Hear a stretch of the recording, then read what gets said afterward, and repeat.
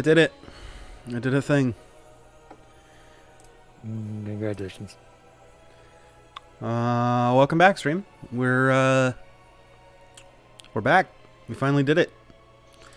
The long-promised mutual misunderstanding with a guest. That's him. He's way over there. That's Brian. And then right in the middle is Drew. And then I'm Jay. Hi. I still haven't figured out like an actual intro for this, so where do you go from here? So D&D. So last time we talked, we were talking about D&D, and then... Are you about to recap us? Like one recaps a D&D game? Yes, yeah. Only here's the recap. Last time we talked about D&D. Now we're going to talk about D&D. We're ready. And go! Yeah, there's a lot less involved in it, I guess. No, I did want to kind of, well, since you dropped that super secret knowledge bomb last time, that you were interested in running a game, I was thinking like, oh, I know somebody who also has been playing D&D for a literal eternity. And then he bailed, so I was like, I'll get Brian. So. I feel so loved. I'm sorry. I'm sorry. Lauren was just really busy. Yes, No, we're all really, sorry that's that Lauren was really busy. that's fine. Jokes Anywho, aside, I have jokes aside, there was two people I was thinking about, you and Lauren. I sent you both a message at the exact same time. He said he was busy, and you were like, "Fuck it." So I was like, "All right, cool." If you both said yes, I would have had both of you on, but you know, still can. it could if he wasn't busy. Okay, next time. Next time. Though I did ask him like 4 weeks ago, so maybe he would I was be gonna not say, busy right has he now. been busy the whole time? I don't know. Hey, Lauren, if you're watching this and you want to hop in, just hop in. Yeah, anyway. Doesn't have access. Well, hop in the general chat and I'll drag you. It's, you know, easy Or you as could that, message I him guess. and see if he's available. Yeah, I mean, I could do that. Let's do that right now. I mean, it's not like, you know, this show has like a rhythm or a flow or anything. Fuck it. Let's do it. So, kind of the focus that I wanted to talk about, though, with this kind of conversation is, I mean, we can not limit it to specifically DM stuff, but I was kind of curious, and one of the reasons why I wanted to have a guest on, because Drew doesn't have very much DM experience, if any. Yeah. So I was like, okay, well, obviously I don't want it to just be like me just explaining to Drew how to DM, because obviously there's millions of DMs out there. Everybody's got their own style. It's a very subjective way to kind of go with things. So I figured like more than one person being like, oh, this is how I would do it, and oh, this is how I would do it, and then he can kind of see like the two different thought patterns and, you know, whatever. It might be kind of cool. Not that this is an Educate Drew conversation. This is more just like a let's talk about shit. Yeah. This kind of seems like an Educate Drew kind of thing. It kind of seems like you guys are misunderstanding each other. It's mutual. It sounds like that, yeah. Failure to communicate. Yeah. Well, the joke was that the podcast is called Mutual Misunderstanding, and that's what he was pointing out. Oh, okay. Yeah. Good. Puns are better when you explain them, obviously. It's just like dissecting a frog.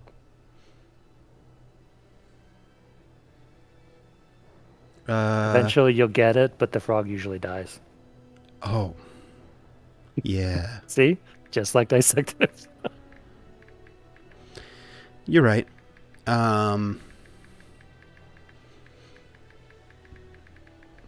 Yeah. So where do you guys want to start? I kind of had a few like prep questions, like just little things to kind of whet the appetite, as it were. But well, like, I've got one to start off with because you kind of Sure. spawned it yourself. Okay, go for it. Who should give the recap? Ooh, that's good. See, I never would have thought about that. I'll go first. I prefer the players doing the recap. Now, Matt Mercer is a golden god of all DMs everywhere. He might not be the best, in my opinion, Brandon Lee Mulligan, but Brennan's amazing. But anyway, Your story. Matt Mercer is fucking fantastic, and he always does the recaps and does a fantastic job. I feel like sometimes DMs that do the recaps end up hinting at things, like if they feel like, oh man, this went under the radar and I really need to remind the players about it. And I feel like that is good if you want your players to be like really invested in that part of the narrative. I don't write like that, and that's fine. Every DM has their own style. But the part that I really like, and the reason why I want the players to recap, is because when a player recaps, it tells me what they're more interested in. So when they say things like, oh yeah, well, you know, we went here and we killed a monster. Oh, and then we found this magic item and we took it to the shop, and they start getting excited. Then you're like, okay, so they're excited about that. You can start prepping for a little bit more of that kind of stuff in the future and stuff like that. That would be, you know, a little bit more kind of tailored to that specific group. So would you say that Strawberry is interested in the facts? In what fact? The fact, just facts. Oh, facts. This is the factual information of what has occurred. I'm still trying to get a read on you. And obviously I know that you're not the most excited about combat, let's put it that way. Like from a player's perspective, I know that. But as far as like what storyline hooks get you, like, you know, I try and keep an eye out for that. But also, the second part of that is you can also monitor as a DM what the players have forgotten about. So I'll give you an example from both the Rain games. One that if you're not watching it you wouldn't know of, and one that obviously you guys are in that group so you would know of it. So with the Monday game, a long-ass fucking time ago, in a town called Kickapoo. Yeah. There lived a humble mercenary group called the, I think they're Dressy? Or are they Norma? You're Dressy. They're Norma. Anyways. They're Norma. So, their very first... Norma. Yeah. They're Norma. You're Dressy. Okay, got it.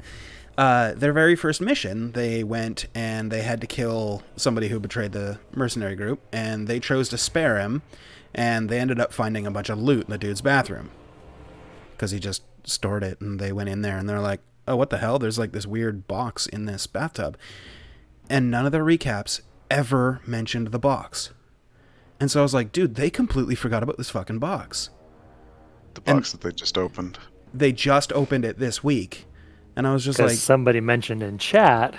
Yeah, somebody mentioned in chat, like, didn't you guys get like a magic box you should maybe want to open, like figure out what that is or whatever? But like, honestly, it could have gone the whole fucking campaign without ever realizing what the box is or how to open it, or even if there is anything in it. Like, can you imagine if the deck of many things was in that, and then you guys go the whole campaign looking for the deck of many things, and you're like, turns out it was in the box they found in episode 1 and just never bothered to look in. So that kind of tells me like, oh, they overlooked it, or they forgot about it, or whatever. And then, on the other hand, with... They hate boxes. Or they hate boxes. Similar to how Tuesday group hates boxes. They stand on them and hide in the shadows and think they're really stealthy, and they're like, I got this, and then they fall off the box. No, but like with Tuesday, none of your guys' recaps, except for the mission immediately after it happened, I think it's been 4 sessions now, nobody has mentioned the deal from Bjorn in any of the recaps. And, admittedly, Drew, when you're doing the recap of Strawberry, you don't even know about it. So, I get that. But that is a lingering story thread, and I'm just like, did they forget about that? Well, I guess we'll find out. We've talked. I know you have plans. I don't know what they are, but I know you've got plans. I'm excited to see the chaos as it unfolds when you finally are like, here's what I'm going to do. But it is interesting that none of the other 2 people that are also afflicted by this particular deal. Yeah. Yeah, because 3/5 of the party made an agreement and are magically bound to it. So we'll see what happens. Eventually. I mean, I'm sure, obviously, now having said this, probably at least one more player out of that group, aside from you two, will probably end up watching this if she's not watching it right now. And we'll probably then be like, oh, that is important. We should probably think about that, or whatever. You know, maybe not. But for that reason, that's one of the reasons why I really, really like to hear the players' recaps. It's so I can pick up on what they're interested in and what they're not interested in. Like if they're just like, oh yeah, we did this, and it's like, okay, so they weren't really feeling that, but then they get excited about this other thing. Be like, okay, I can add more of that in, and then also it tells me what they've either overlooked or forgotten about. And you know, long ass time ago, in a town called Kickapoo, in a previous campaign, the group did something on like session 10 or whatever, and it was in a recap one time, and then nobody ever asked about it ever later on, and then like session like 80 or something, that NPC came back and everyone's like, oh my god, and I was like, yeah. I mean, that's the shit that you're aiming for as a DM, is to get that like, oh my god, that's awesome kind of reaction, which is hard to do in today's day and age. We can get that later, but I don't know. What do you feel about recaps there, Brian or Drew? You want to go first? Want me to go first? Go for it. So, as a player,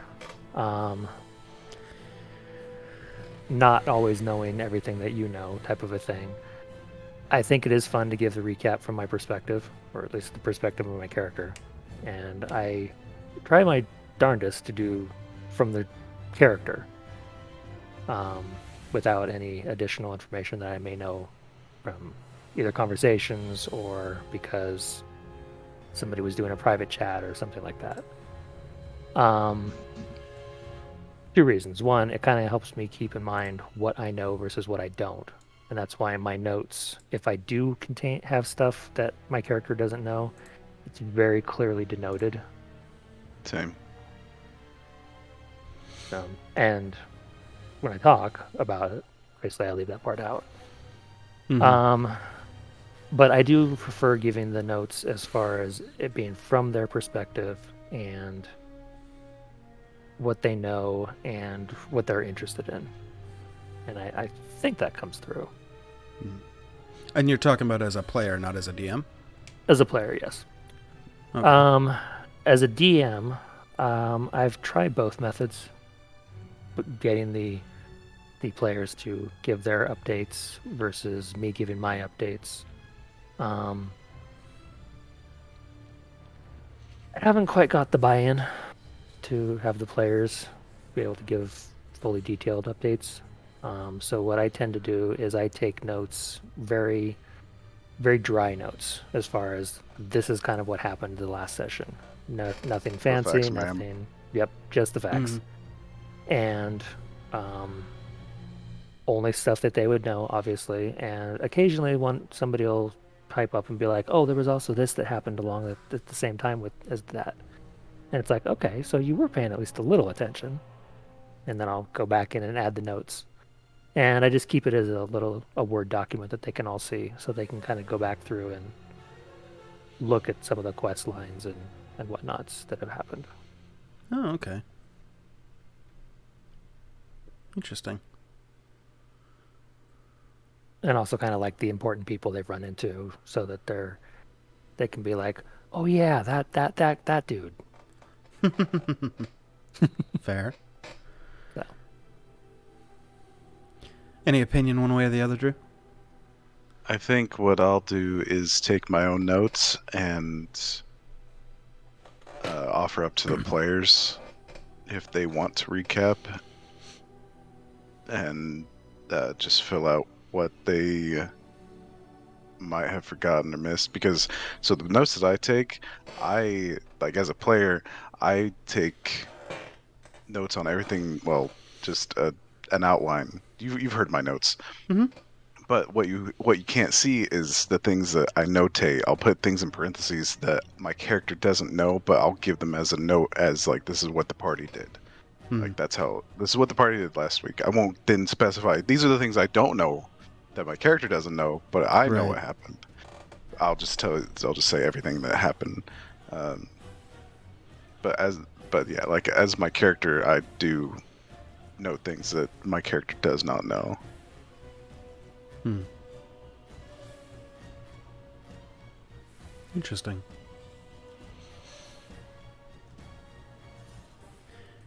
Do you? Of course, not Oh, go ahead. everyone. Not everyone. I mean, it's like you said. Not everyone takes full notes, and not everything gets noted down all Yeah. the time. I think part of that also comes down to like knowing your players.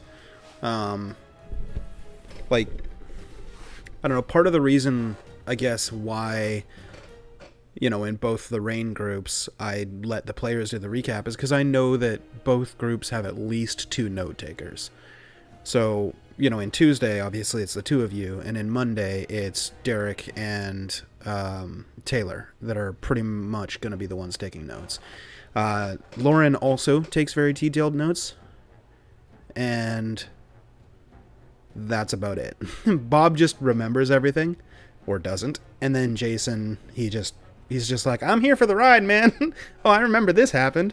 He does retain everything as well. Like, obviously, every player in both of the games are all very smart people, and they're very capable of remembering everything, or at least 90% of what happens. But there are, like I said, between the 2 groups, probably 5 players that do take like really detailed notes, and obviously it would be. I'd be curious to see what would happen if you had a player recap rotation, but like a random rotation, or at least pseudo-random, so that it couldn't be like in the Monday game, for example, it'll be Derek this week, and then next week it'll be Taylor, and the next week it'll be Jason, and the next week it'll be Lauren, the next week it'll be Bob, and then it just recycles. Because once you do that and it gets into a rhythm, Bob knows, like, okay, I don't have to pay attention until 3 weeks from now, and then I got to remember what we did that session so I can write notes for it, and et cetera, et cetera.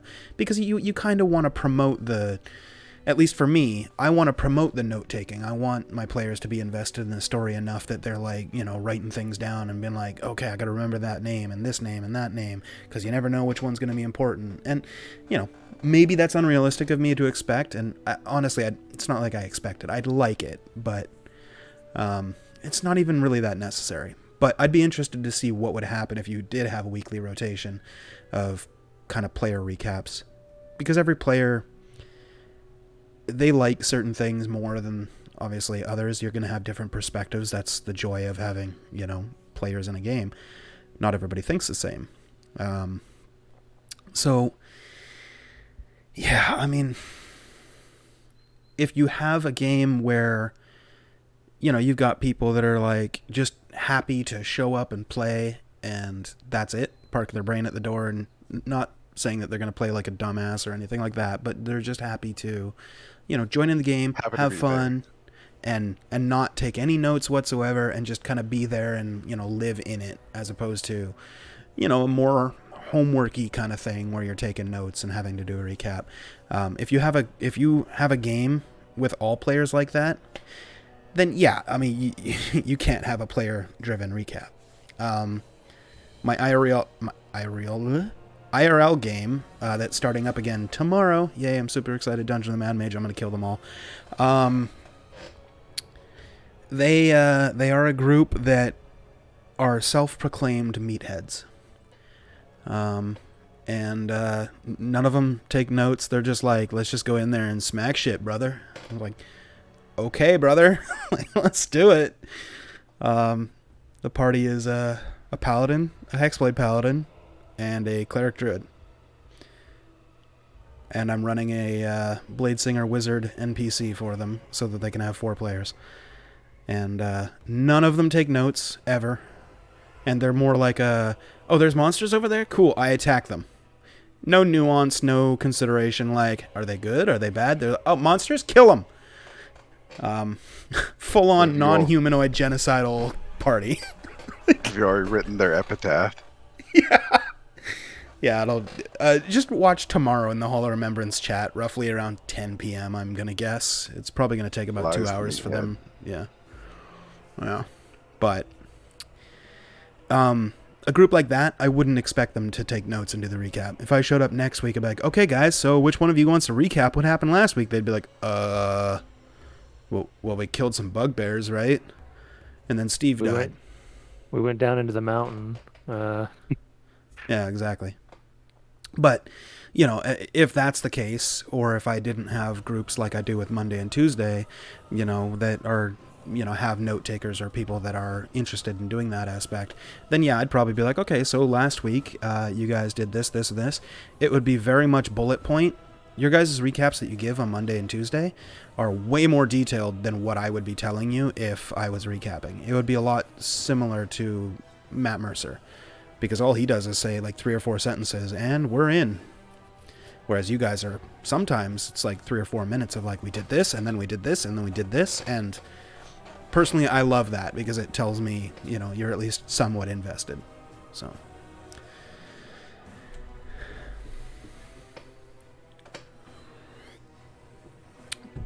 Yeah, we go into not only what we're experiencing in game, but also what the party is doing.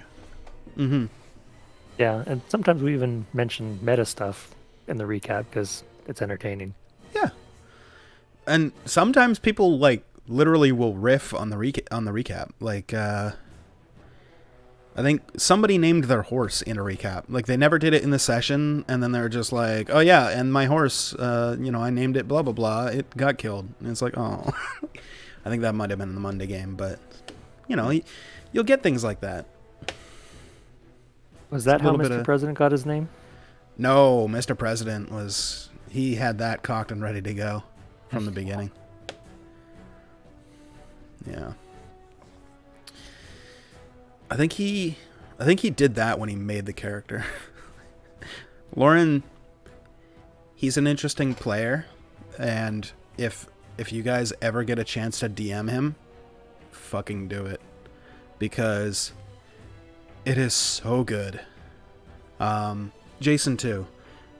Just because they're so experienced with D&D and they've done everything, they've played everything, that they're just like, what should I play? And you give them like an off the cuff, like random, like, oh, this would be funny. Like in the Rhyme game, I think it was. Yeah, in Rhyme, the game that unfortunately we had to stop, but yeah. Jason's like, I don't know what to play. What should I play, guys? And I'm like, dude, I got you. You should be a Goblin Conquest Paladin. Or a Glory Paladin. Glory, yeah. Yeah. So all his character was basically like, glory! And then would like charge into combat and like for glory. And that was like, he's just like, all right, cool. That sounds funny. Let's go. And I think Lauren saw that and was like, oh, I'm doing that. I was going to say, and then the next game, he also did a Goblin Paladin. Because I think it came up, and it was like, man, I'm so sad that I never got to see your Glory Paladin go to Flourition or whatever. Fruition. And Lauren's like, I got you. And I'm like, I bet. So. Now that we've got a fellow DM here with Brian, let me ask you this. The most controversial question in D&D. Prepare yourself.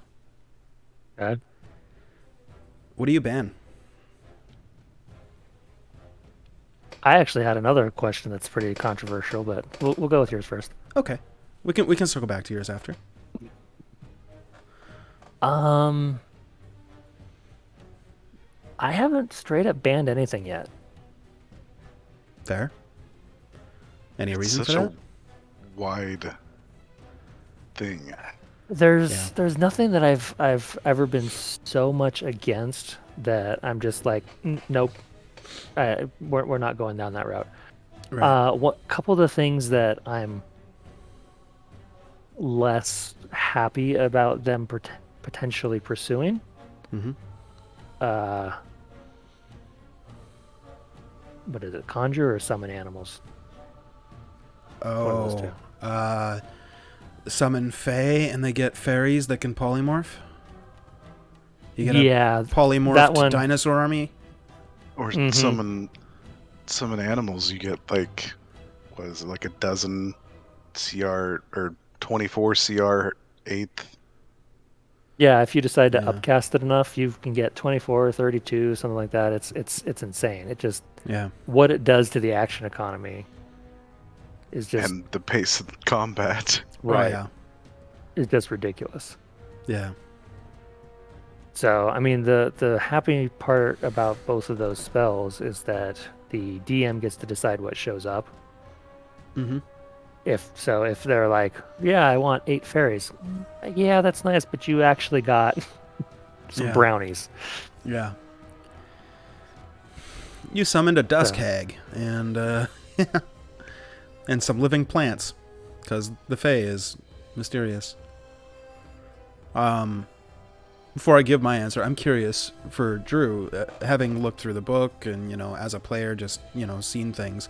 As you're building a character or even preparing to DM, if you do want to go that route, is there anything that you've seen in the books that you've thought like, ooh, I'm gonna have to chat with the players beforehand and let them know up front, like, don't do this, or these options are banned, or anything like that in that regard, like at all, whether it's broken multi-classes, feats that you see overpowered, etc.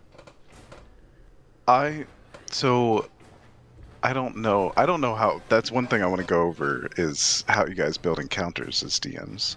Mm-hmm. I don't know how you guys. I don't know how you've decided to do it. I know that I won't go off the CR system. It's completely useless. it's Well, not completely it useless, gives you an but idea of yeah. how Yeah. challenging it might be, but Yeah. It can be I, very wrong, though. Both high so and low. I'll go ahead and ruin the illusion now. Whenever I start DMing my own stuff, like my first here soon TM, I'll be DMing something that's largely already prepared, a module. And I probably won't mess much with the combat, the encounters they've got set up in that.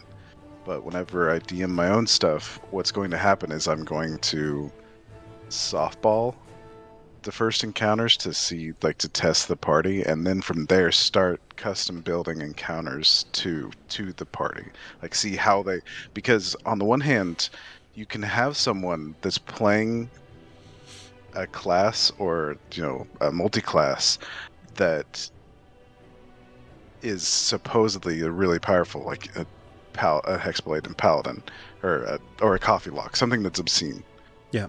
but that player either doesn't play it to its maximum potential, or basically, or you just have two barbarians.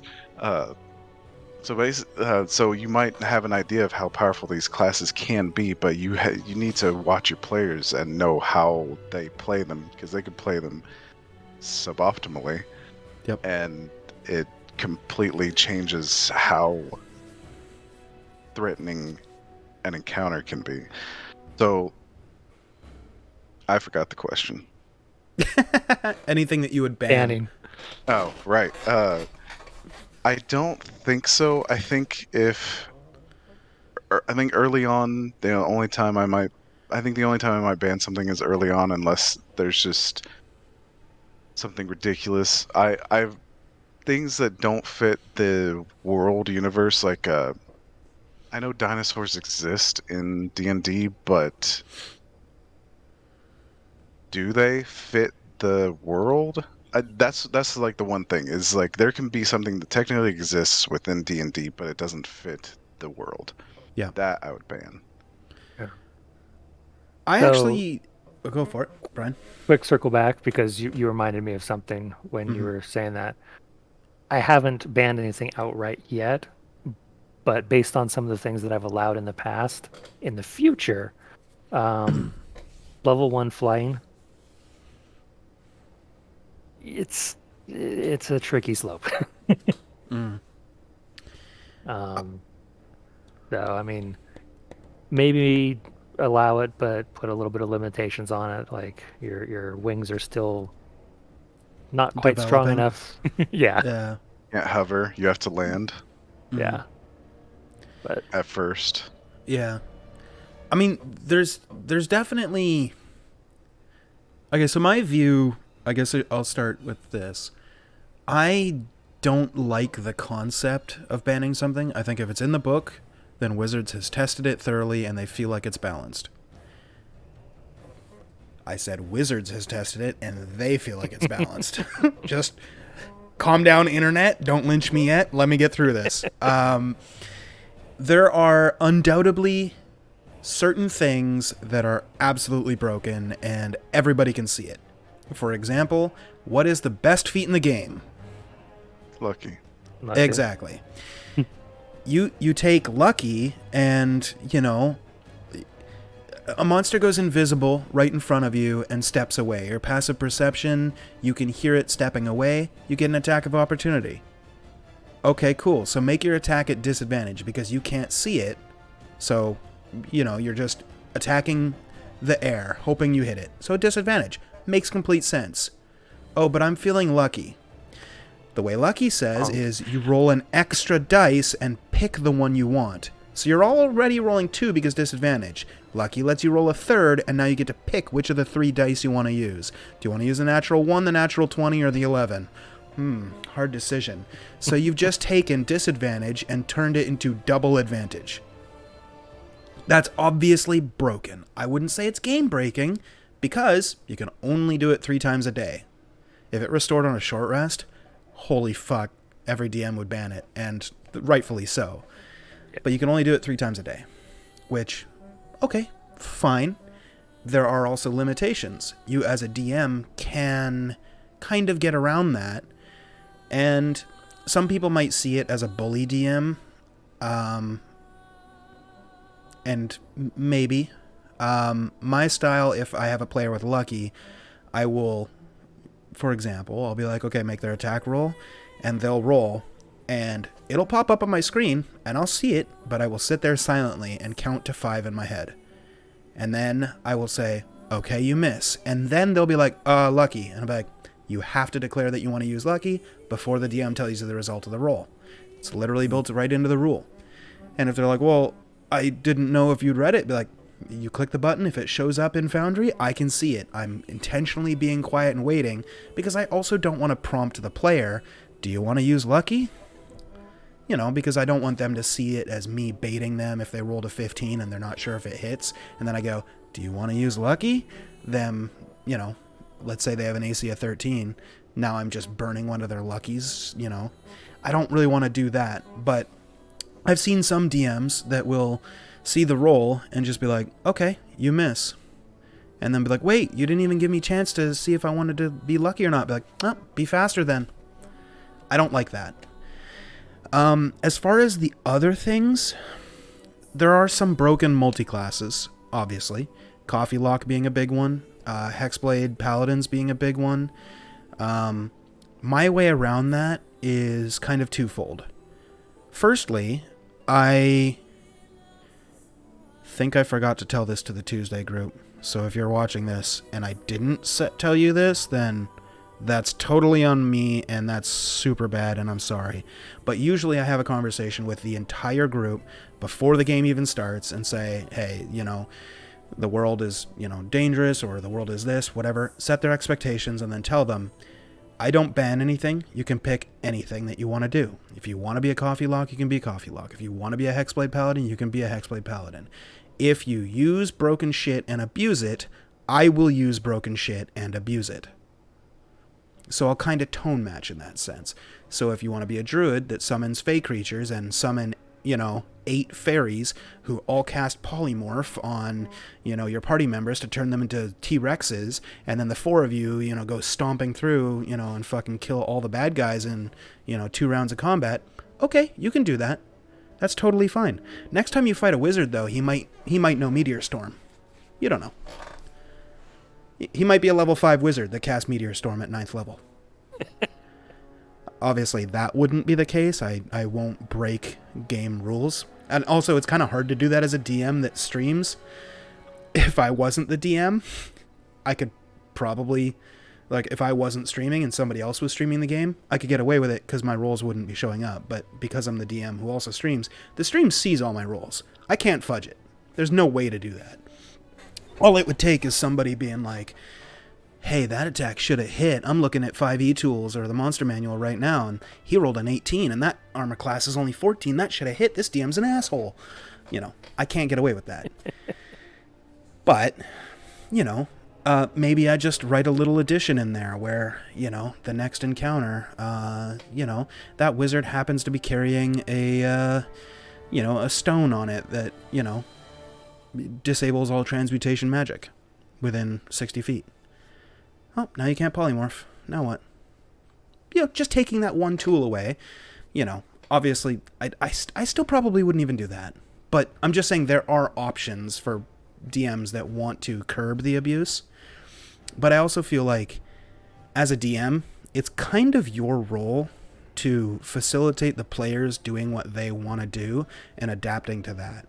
It's not your story, it's just your world. It's the player's story. So you set the world, the players play in it, and you basically act as not just God, but also just a narrator. There's so many topics that we've come across with just talking about banning. Right. You just pointing out that I think there's actually there's largely two campaign styles, one being a story focused, one being a sandbox focused. Right. I think you can have both too, though. That was my goal with Rain. Is it's a story focused sandbox. And hopefully that's coming across. If it hasn't yet, then maybe that's a failing as me, or maybe I haven't just rushed the story along yet. But yeah. I think that despite us playing 35 hours so far, just Tuesday group, by the way, both groups combined 70 hours. Despite playing so many hours, I think the story's going too fast. Events are happening, we hear about them, we acknowledge them, and we ignore them. We're still digging into our own stuff. Mm-hmm. A lot of the I don't know how much. I don't want to tell you a lot, but let me put it this way: a lot of the big story beats move very, very slowly. The stuff that does move quickly is the stuff that you're, if you guys do ignore it, okay, that's fine. It moves past and it's out of the peripheral and whatever.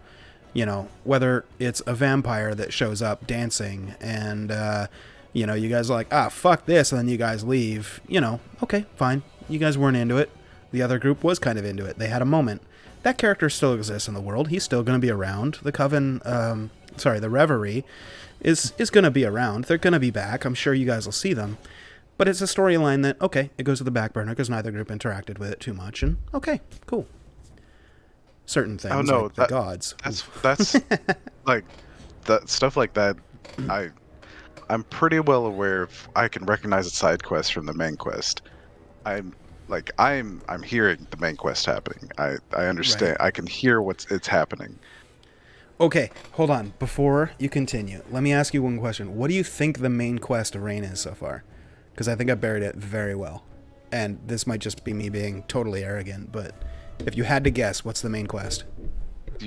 You've told me. Do you want? And it splashes with there's a reason Valeria had such a difficult time with her backstory.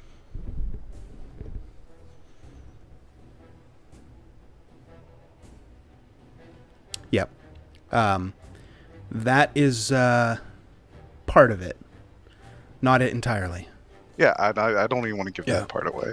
Yeah. Yeah. No, but you see, I would say that's about 20% though. That's not, you don't have the full scope. Whatever I choose to tell you in private or whatever, and okay, fine. That's just to give context for the conversations that we're having. The way I wrote I've also this been listening go ahead. To what, I can tell whenever you're sinking the big hooks, because you don't push it, you just this is information that's out in the world now, and then you go on. Okay, so that's the big hook you're sinking into us. Got it. That's the slow burn. There's a couple of those, yeah. Yeah. I think part of it Your is players are not as oblivious as you think. We just are. Oh, We just got our own thing going on at the moment. it's not that I think that you're oblivious. There's certain things that I need to happen at a certain time for the world to make sense, because if certain things just happened, you guys are like, that came out of nowhere. You know?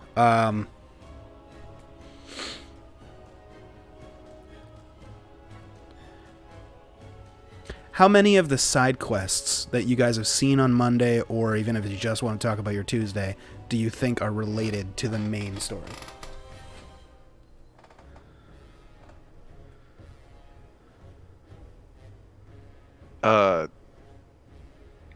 Not directly. Well, one directly, one indirectly. Okay. Brian, what do you think? There's a part of me that wants to say that they're all related. Ooh, that's giving me a lot of credit. You think I'm smarter than I am. That's interesting. Even the cult up in the past the frost wall that killed themselves? Even that's connected? Especially them.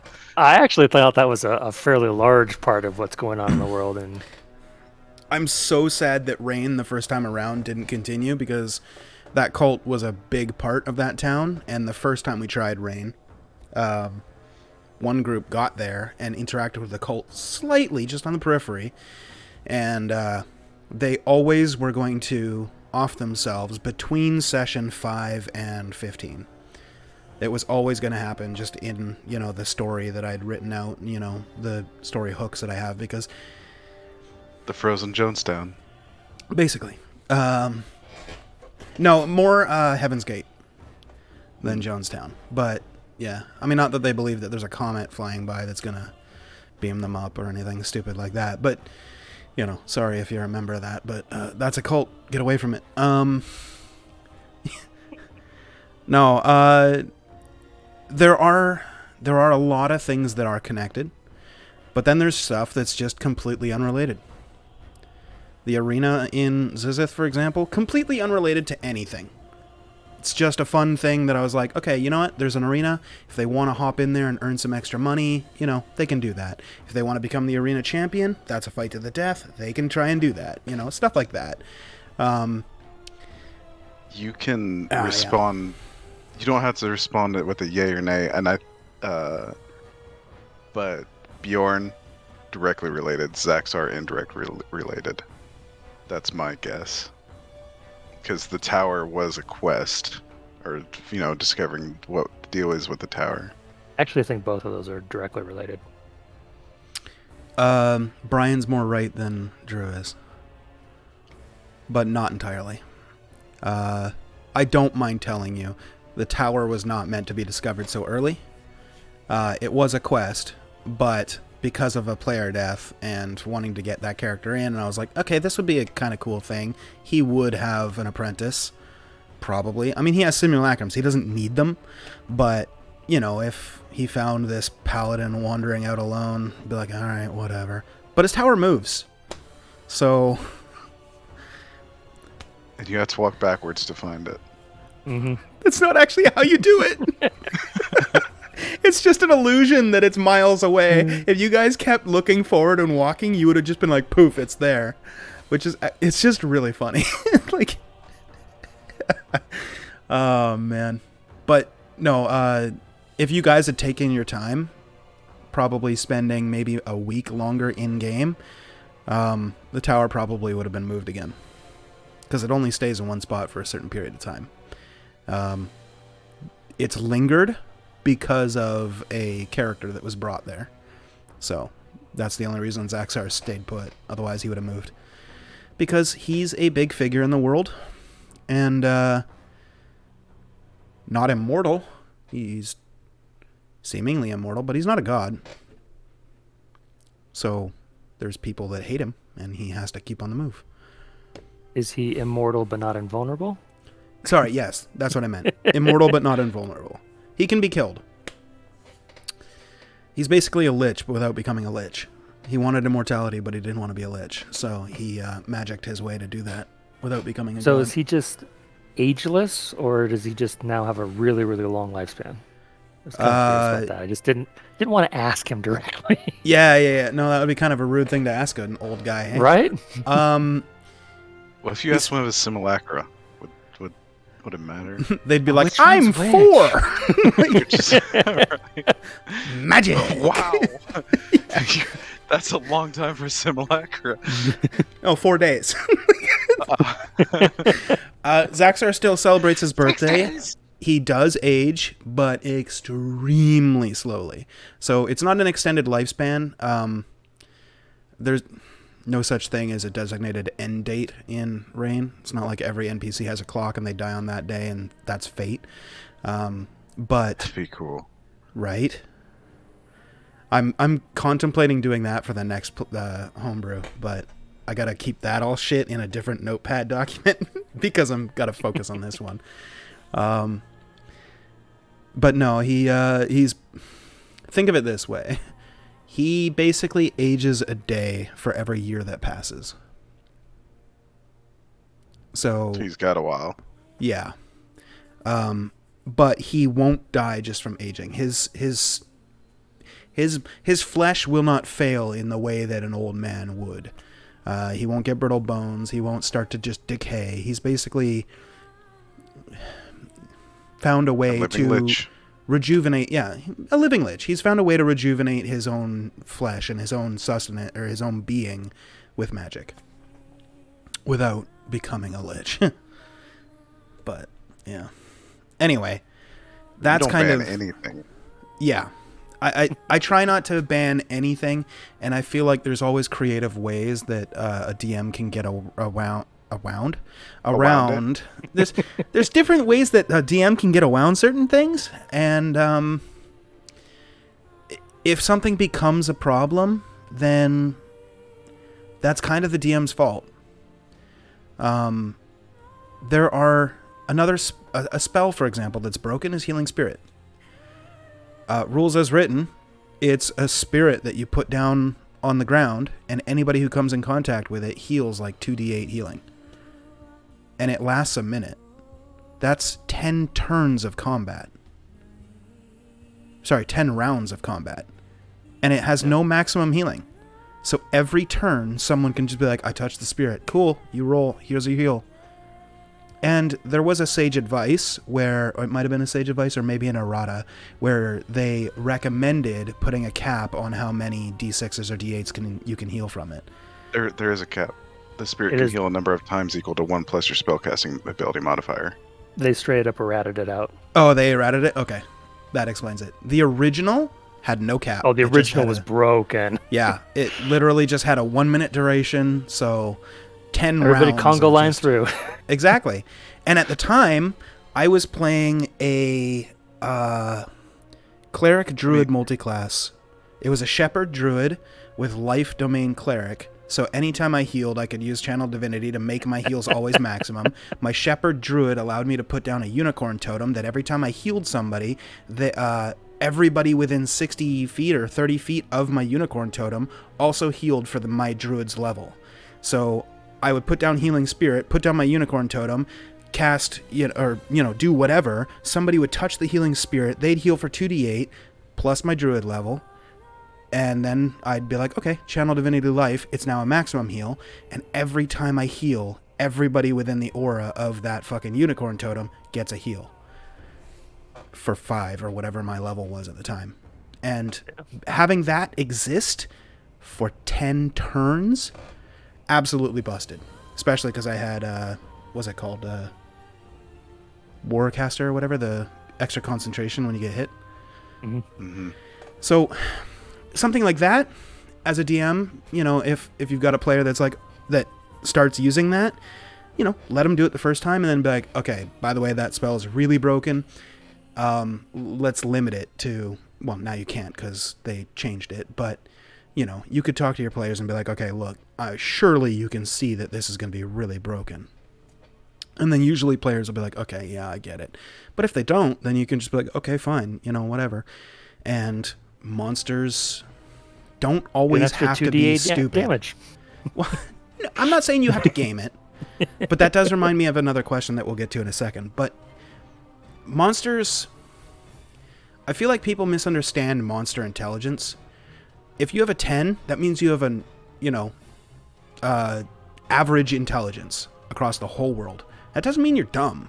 That's average intelligence. An 8 would be slightly below average. So if you're a goblin with 6 intelligence, you can still identify who the healer is in the party. And you can probably figure out that we should take that guy out. So if you've got a healer who's sitting there, unicorn totem and healing spirit and blah blah blah, max healing, blah blah blah blah, I'm a resto druid in a WoW raid, And not even that, like just that that your knife can penetrate cloth easier than leather or steel. So then the goblins go, "Rah, rah, rah, rah, rah, rah, rah." Okay, cool. Now 8 of them surround you. They all get attacks with advantage, and if they're kobolds, they get pack tactics or wolves or whatever. Like you don't have to be, like 5 intelligence or higher to be able to spot the weak link or the easiest target or the healer. That's just basic strategy, and I feel like most monsters would understand basic strategy. So, I mean, there are certain ways around that. Every attack means a concentration save. But that it kind of, you touched on something a couple of minutes ago there, Drew, that I wanted to kind of hit on. And I completely forgot it while I was doing this preamble. So, it's gone. It left. All right. I forgot That was good. that. Yeah. Fuck, what were we talking about? Banning. No. More And recently overpowered than that. heals. Fuck. Unicorn totems. No. Broken stuff. Character balance. Balancing combats. Oh, right. Monster intelligence. Drew mentioned earlier about CR and how, it's not a great metric. I would agree. And to answer his question that he asked around the same time about how I build encounters. So, CR is a decent approximation. I don't think it's a great hard and fast rule, obviously. Like, it's got its flaws. The one thing to keep in mind is that when you're using CR, it is not supposed to be like a one encounter and done. That's kind of how I use it in the homebrew until you guys are in dungeons. But in adventuring day, it is expected that you get 3 to 5 encounters. Roughly. Not 1. And that's kind of how you guys have been operating in Reign so far because, you're in the overworld. I'm not going to just throw monsters at you. You guys would never get to fucking town. We'd still be in, session 3, part 8, if that was the case. And that's just not fun, and I don't like to do that. I if I'm going to have encounters and combat heavy, I want it to actually mean something. So part of that with the CR is the way that it's designed is thinking about an adventuring day. So you have to keep in mind, I think, when you've got, let's say, an encounter that's deadly. It might not necessarily be deadly. Perfect example is the Rakshasa. It's CR 11 or whatever, and you guys are, what, 4 party members, 5 party members? How many fucking people are in there on Tuesday? 5. 5. Or the Aboleth and the Intellect of Hours. Oh, yeah, Mind Flayer. not the Aboleth, Mind Flayer. Yeah, so... Mind Flayer, yeah. Yeah, the Mind Flayer with the Intellect of Hours. That was a deadly encounter. The Rakshasa, deadly encounter. Rakshasa is a better example because nobody took damage, and you guys got it down to 2 hit points before it went invisible. And it was a deadly encounter. Like, a CR 10, I believe, was deadly, and this thing's CR 11. CR 9, I think, was a medium or maybe a hard encounter. So, in that sense, because you guys have all your spell slots, all your key, it's assumed that in an adventuring day, this is part of 3 or 5 encounters throughout the day. If it's your 1 encounter for the day, yeah, it's not going to be deadly. And the tricky part that I found, and I swear I'm going to get to answering that question, the tricky part that I found with actually designing the encounters is because of my style of not wanting to force you guys to adhere to an adventuring day of 3 to 5 encounters, unless you're in a dungeon. And I'm stressing that because there are dungeons in the world and you guys can get into them, and I don't expect you guys to be like, okay, we did one encounter, long rest time. Be like, no, it's been 7 minutes since your long rest. You can't long rest now. Anyway, we'll cross that bridge when we get to it. Here's a reason I have Tiny Hut. Yeah, right. Strawberry's Tiny Hut, or Leo Mind, whatever. We'll call it Strawberry. Let's see who's allowed in the hut. There you go. Al stays out. You take your shoes off out there. Last time you stunk up my hut. No. You run into this interesting issue where you make an encounter and it says deadly, and the players just basically kill the monster. I mean, you guys, literally, if anybody did 2 more damage, that monster's dead. He doesn't go invisible. He doesn't come back and get into a fight with 2 of your party members later on. He does not cross-go. He does not collect $200. Exactly. And if it was a deadly encounter against 5 of you, it should have been like uber deadly against 2 of you. Because you guys had already used spell slots and sorcery points and all that stuff. And I was like, okay, well, this is going to be a little bit harder. There's only 2 of them. And sure enough, a little bit of grappling and some rope and bad rolls. And the Rakshasa was basically useless. So, in that sense, yeah, CR is a total fucking lie. But how I design encounters is specifically looking at a 1 encounter day, per se, if I want to do it that way. I use the encounter calculator, and I type in like 5 players at 7th level, and then 1 monster at 12 CR, calculate. Okay, it's deadly. Okay, let's see. What about 1? 12. Calculate. Medium. Okay, so there's no hard option, so let's see, what if we do 2 CR 8 monsters, and then calculate from there. I use the calculator because I'm not actually going to do the math myself. It's just a lot fucking harder, and why do that when you have a calculator? So I kind of use that as a tool, but I found the less enemies you have on it, the easier the encounter is versus the calculator. Where it says deadly is real fucking bad. If you have 8 monsters that are all CR4, each one of them is weak as fuck, but that encounter is going to be super hard for the party. Versus 1 monster, you guys just dumpster it. That's the action economy really matters. That's what I was going to bring up, is whenever I go to build my own encounters, and that's one thing about 5e, it seems like previous editions, 5e, you just expect the party to win. There's just just that thought process, and aside from your Saturday group, it seems that way. And from everything I've seen, you might lose someone, you might lose 2 people, but the party just expects to win. They don't really expect that something will overwhelm them. However, now all the listening that I've done so much listening to experienced DMs, and the thing that comes across consistently with good encounters is like what Brian just said, action economy. If you match the action, your party has 5 actions, 5 bonus actions. So you want to bring up an encounter that has 10, 10 actions. Just equating to your party whatever their action economy is. That's actually the best way of determining if it'll actually be a challenging encounter. How does that compare to CR? Do you know? If you build CR an encounter in it. And right. One thing that was brought up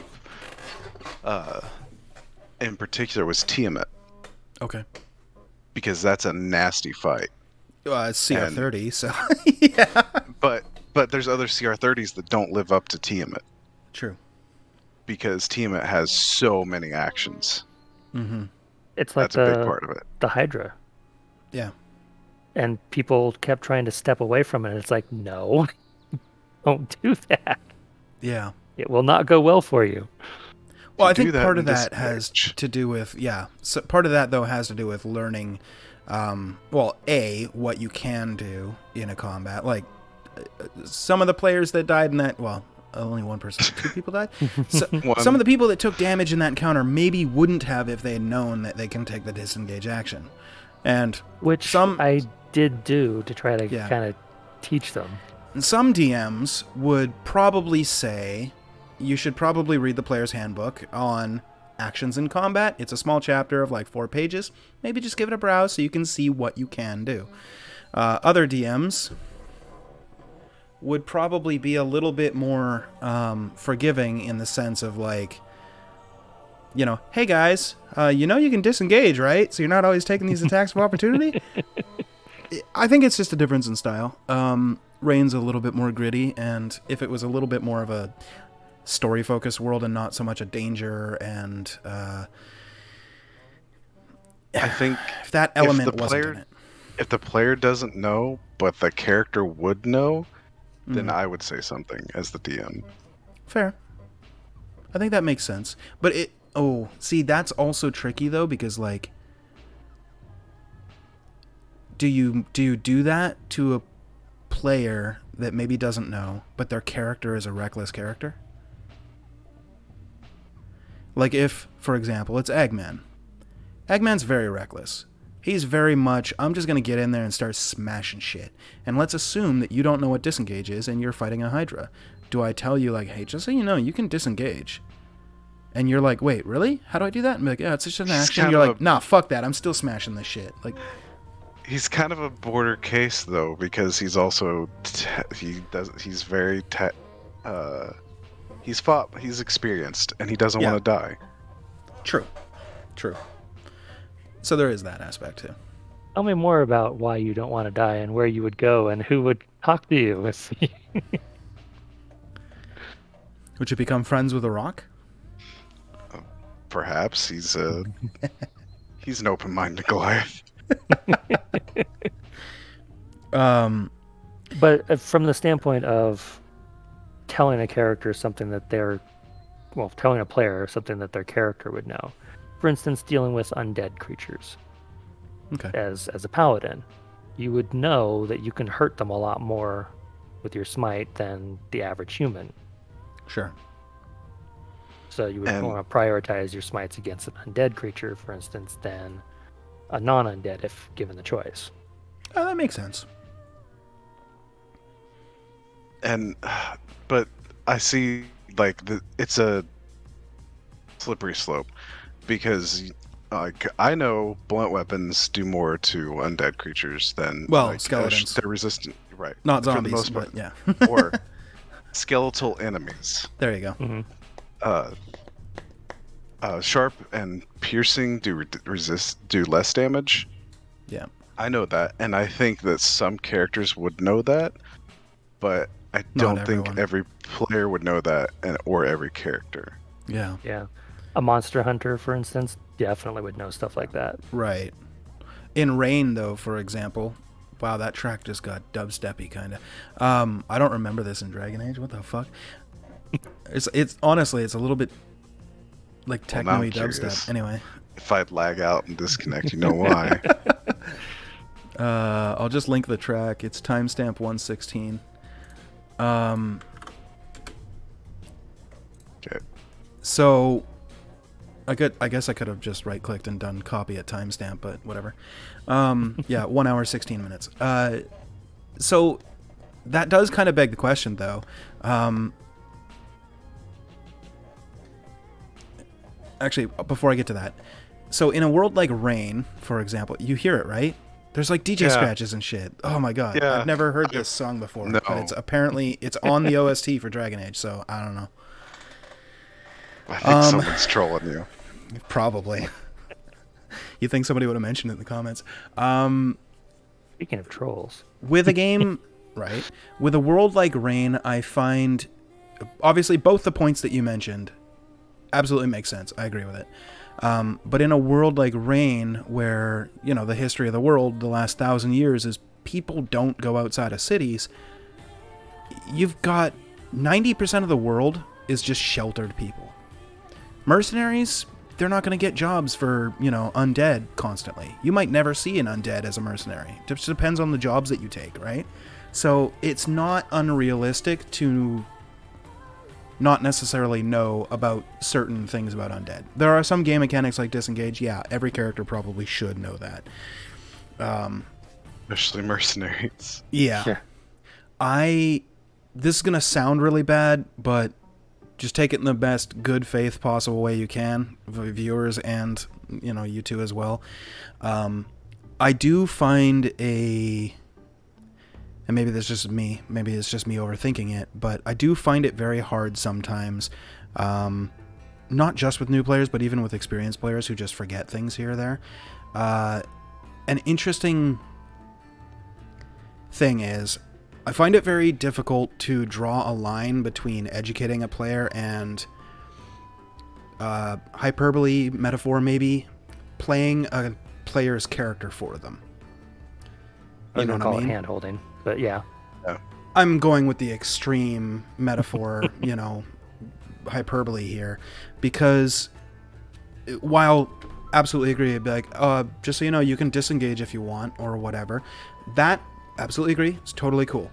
But if I was to be like, you're fighting skeletons, have you considered maybe using a blunt weapon for extra damage? And you're also a paladin, consider using smite, because they might be resistant to vulnerable to radiant, and avoid necrotic, because they might be resistant to... I mean, at a certain point, you're just giving too much information, and at a certain point, if too much prompting, you're taking the agency away from the player. So it's not necessarily about me wanting to be like, I don't want to be bugged to have to constantly tell these players everything.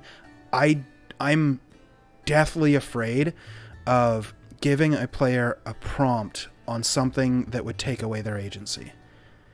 Like, even if I was to just say, if you want to, you can disengage, and that would mean you don't take an attack of opportunity, because then they might feel like they have to do it, because they might get killed otherwise, and therefore that's me recommending they do it, and now they don't do what they were originally going to do because they need to do that instead, because I wouldn't be suggesting it to them if I didn't want them to do it. I know it's That was mental a very circular way of gymnastics. getting to it, but yeah. Right, but I see what you're saying. But I'm very scared of that, in the same way that I'm very conscious of other more popular and pop culture D&D games and my writing in relation to them, and that's a topic we can get to in a minute, but that's why my style is very, put it politically, less hand-holdy, even to the players that have never played before ever, and why my approach is generally just like, yeah, I'll answer this question by telling you the page number in the player's handbook that you can read it on, because if you give a hungry man a meal, he's sated for the day. You teach a hungry man how to, grow a field, Okay. he's fed for life. You know what I mean? The difference here is this is a game. This is a hobby, not survival. No, I think I've pretty well established that Rain is survival. Yes, you have established that. Yeah. I don't know, it's just one of those things that I find that line very hard to walk along. And that's why I err on the side of just letting the player do whatever they want, for better, for worse. Err on the side of letting the player kill himself. If that's what it takes, yes. Oftentimes, some of the best moments come out of failure. Oh yeah, that's one of them. RimWorld is the best, I don't know, parallel I can draw to D&D. It's a story generator, and the best stories, the worst occurrences make the best stories.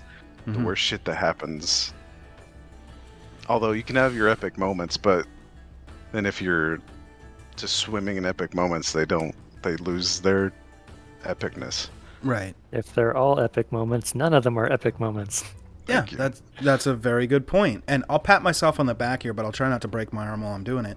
The Rakshasa, obviously it's a dangerous enemy, and if you know anything about the Rakshasa, this is a kind of meta conversation. So if you're in the Tuesday game and you're watching this and you don't want to know a meta information, headphones off for about 30 seconds. Starting now. Rakshasas are basically immortal. Unless they die in the 9 hells, they will come back. So it's gonna come back. It's just a thing because it wasn't killed in hell. So it'll be back. Now, that being said, if he hadn't have gone invisible, then it just dies, and you don't have that admittedly stupid splitting the party, going off, telling the guards what. That was all really funny, though, and they almost captured the Rakshasa. They did capture the Rakshasa, and due to a slight oversight of literally throwing an unconscious body across the room, if it wasn't for that, they had a captive. They could have maybe attempted to train it to be their own cat. Probably never would have worked. But you know what I mean? Like, they could have tied it up and interrogated it to try and find out why it was doing the things it was doing and who hired you or whatever, shine a light. I guess it would be a candle, put it right up in front of its face instead of the, swinging light in the room. And could have had a cool interrogation scene. And that all came from, admittedly, not admittedly, it wasn't me, but me telling the players they did something stupid. They split the party. And dumb move, but it almost was so fucking good. Almost. And honestly, I wish that she hadn't said I throw him across the room, because I was like, fuck, man, as soon as she said throw, I have to, you gotta roll the fall damage. You have no idea how much I wished I was a wizard in that moment and had been able to instantly say featherfall. Yeah. Which right? also would have brought up the question where you would be like, well, does he allow it? Because he has to allow the spell to affect him. If he's unconscious, he can't allow it, or he can't disallow it. Which is what was going to bring my comment. Well, unconscious means consent, right? Oh, Jesus. And then instantly ducking. Well, actually, we'll figure that out with a certain character that showed up this week. I don't want to spoil, but there's a tentative date set, so we'll figure out if unconscious means consent next week. I still think it was hilarious that she opened up the calendar app. I mean, that's what it looked like on the stream. Really? Yeah, her face got all brightened up. Yeah, because Ashley literally opened up her phone. Yeah, okay. Yeah.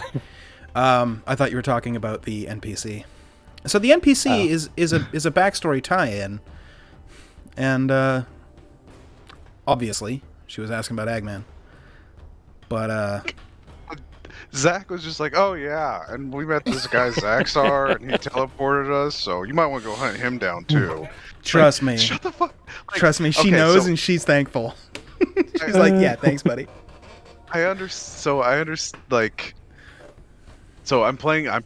playing Strawberry. I was thinking, Strawberry doesn't know Eggman. He's never met him. He doesn't know Eggman from a hole in the ground. He doesn't give a shit about that. But then whenever Xanax starts offering up Zaxar, I'm like, shut the fuck up, dude. Dude, my brother's with him. What the fuck?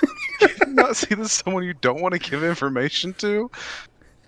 I mean, what gave it away? The horns, the bondage wear, or the 2 guards that were nervously flanking her the entire time she was in the city?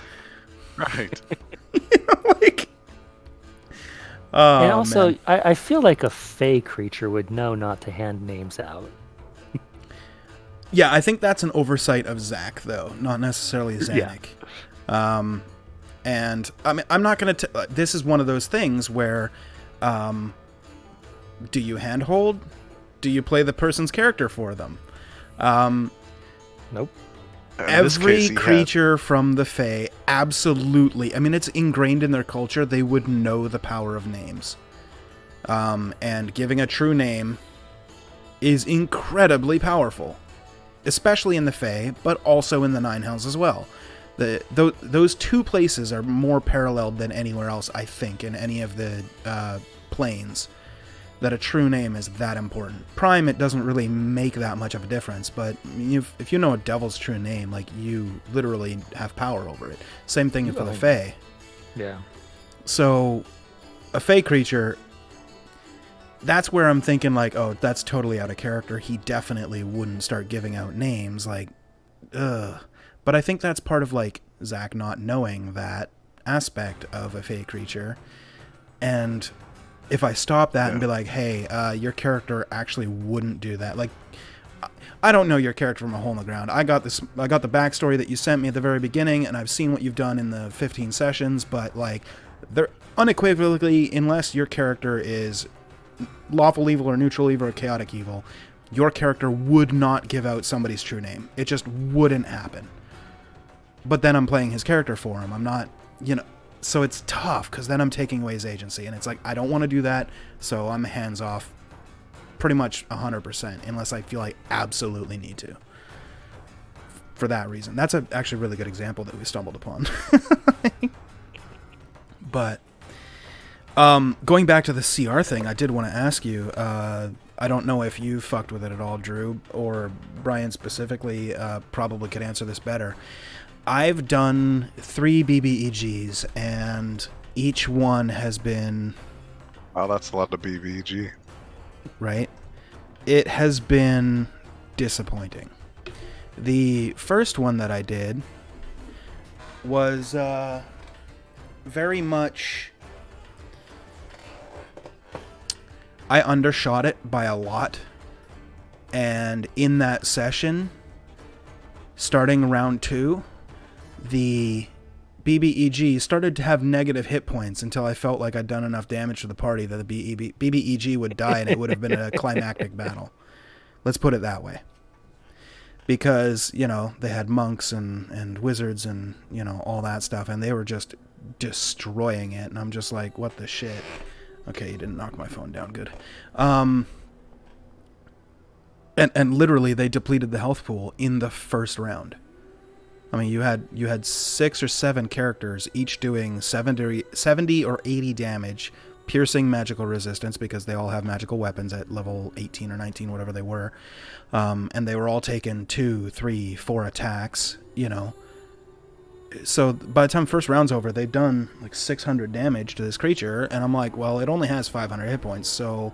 yeah, it's still alive. It's looking pretty good, and its wounds are healing up randomly right now. And I'll be completely honest, it's one of the only times I've ever fudged an encounter, ever. Which brings me to the next question. How often would you, or do you, fudge dice as a DM? But that is my first question. Okay, answer that after the BBEG, because BBEG, it's an interesting thing to be, because you want your big bad evil guy, that's the acronym for those that don't know, you want your big bad to be powerful enough on its own that it's scary and doesn't have to rely on minions. Otherwise, it just becomes another puppeteer encounter, and those, well, yeah, they're fun and here or there or whatever, but you want your big bad to legitimately be a big bad. Tiamat being a perfect example. She doesn't need a bunch of dragons around her. Exactly. You don't have to always have a solo big bad, but you want them to at least have the capability of being terror-inducing on this, just because they're big bad. Being able to stand up for themselves. Exactly. And like I said, that first time, I literally started fudging hit points round 2. And the combat went to like round 6 because they just kept fucking hammering it. And at a certain point, one of them sent me a PM and was like, does this fucking monster have like 2,500 hit points or something? And I sent them my notepad document, because I was using Roll20 at the time, but you couldn't alter their hit points. So you couldn't do like the minus 30 like I do on Foundry. Their hit points are there. I right click, I hit minus 30, their hit points move. On Roll20 at the time, I couldn't do that, so I literally just had a notepad document that said, all their stats, 20 AC, blah, blah, blah, blah, blah, 650 hit points, and I would just type like minus 50, minus 50, minus 50, or whatever, and then its hit points hit 0, and then, people kept doing damage, and I'm like, okay, it's at minus 12, now it's at minus 68, now it's at minus 114. How much did it end up having? It was at minus like 1,750 when it died. Nice. So Yeah. getting close to 2,500 total. And that was including it healing at the end of every round, or using a legendary action to, cast fucking holy word heal or some shit. Just my point being, like, I literally had to burn legendary actions on shit that it probably shouldn't have even had, and I had to inflate its hit points so much just to make it a meaningful encounter. Because I didn't want them to come in and one round the big bad. Because that feels like such shit. You're building up to this moment. This villain has been a thorn in your side from session 1. Obviously not present the whole time, but every 30 or 40 sessions you hear about this big bad, or you foil one of its other plans and he's like, I'm gonna get you fuckers, and you're like, oh shit, like, whatever. And then you get to the final big bad fight and it's one round and you're done. It's like, fuck, man. I don't know, and this is just a tangent real quick. I don't know how you guys feel about Wrath of the Lich King. It's kind of a topic of interest since, it's coming out. Wrath of the Classic is coming out in the next few months. The one thing I liked that it seems to be very controversial is Arthas the Lich King showing up, like as you're, you'll do a dungeon or you're out doing story quests, and Arthas will show up, do a bit of a monologue, and then peace out. Mm-hmm. He's a presence that's there. I loved that. I Me loved too. just seeing... I thought that was awesome. Right.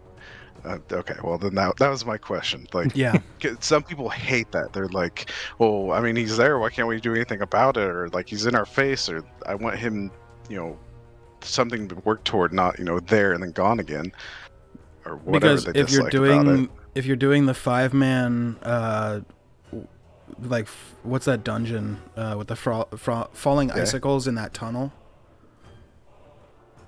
and you know fight exactly a which dragon one at you're the very talking end. about, but I don't remember which one it is. I want to say River of Souls, but that's not it. Like, it's definitely not it.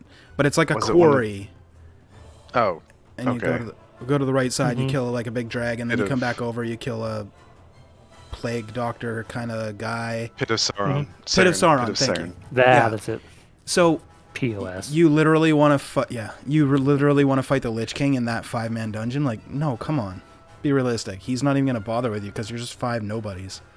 Yeah. So, and that's one thing I really didn't like in the beginning of Wrath, because I started playing WoW because I played Warcraft 3 and loved it. Like, I wanted to experience, what, the stories that I'd played through in Warcraft 3 and like the first person, or third person, but like be there as a person experiencing these stories in real life. And then we come to, I think it was Jol Narub. Which one?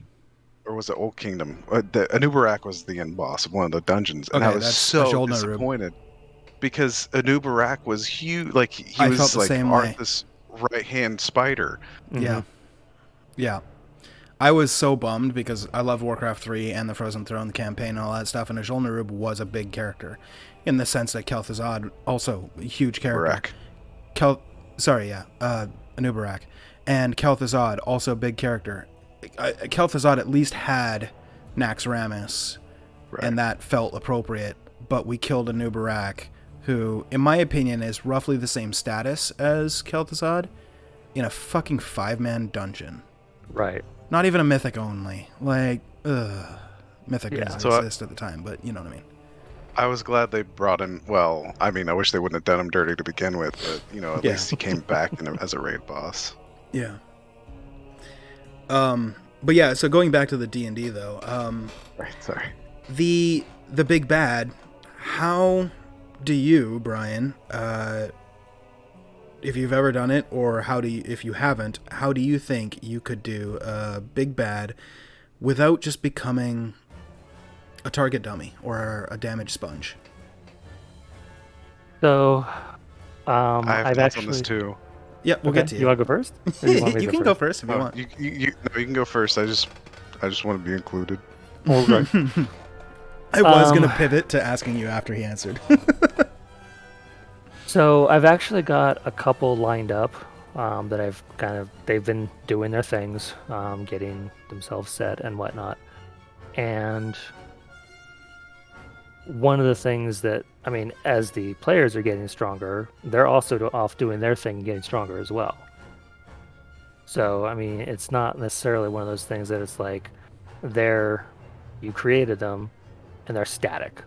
They don't learn anything, they don't gain any more abilities, they don't gain in strength. They do, because they're out doing their stuff as well. I did a similar thing to that with last campaign with Gardak. He was Taylor's patron. Taylor was Bjorn. He was Bjorn's patron, and his mission for Bjorn was, hey, I want you to open up a couple of portals in the night every couple of days and let my minions through. So Bjorn is the reason why Mind Flayers invaded Prime. And then the Mind Flayers brought in the Elder Brain, who managed to conjure a big enough portal to bring the Gardak through, and then he brought the rest of the Aboleths. So Bjorn, in a sense, was the big bad of this second campaign. But it was actually Gardak all along. But every time the players met him, he was like, oh, hey, what's up, guys? He had split personalities. If you met him on the wrong day, he'd be like, I demand you fucking get in my belly right now, you fuckers. And he would have attacked him and killed him and whatever. But when they first met him, I rolled and he got this super friendly, like 8-year-old child personality. And I was like, oh, this is going to be great. And slowly he developed over the time to be the big bad. And his demands on Bjorn got worse and worse and worse, to the point where Bjorn was eventually found out by his party and became kind of the big bad. But yeah, similar to what you were saying. Please continue. So yeah, they gain in power is one of the things that I've kind of done to keep them relevant. Another one that I did was a high-level wizard that was slippery as just because, among other things, they get level 1 spells and level 2 spells that they can just cast as many times as they want. So Shield was pretty much always up, and Misty Step was pretty much always being used to GTFO whenever they got surrounded. So, I mean, he lasted a long time, not necessarily because he had a ton of hit points. He really didn't. But he was just so hard to pin down. Right.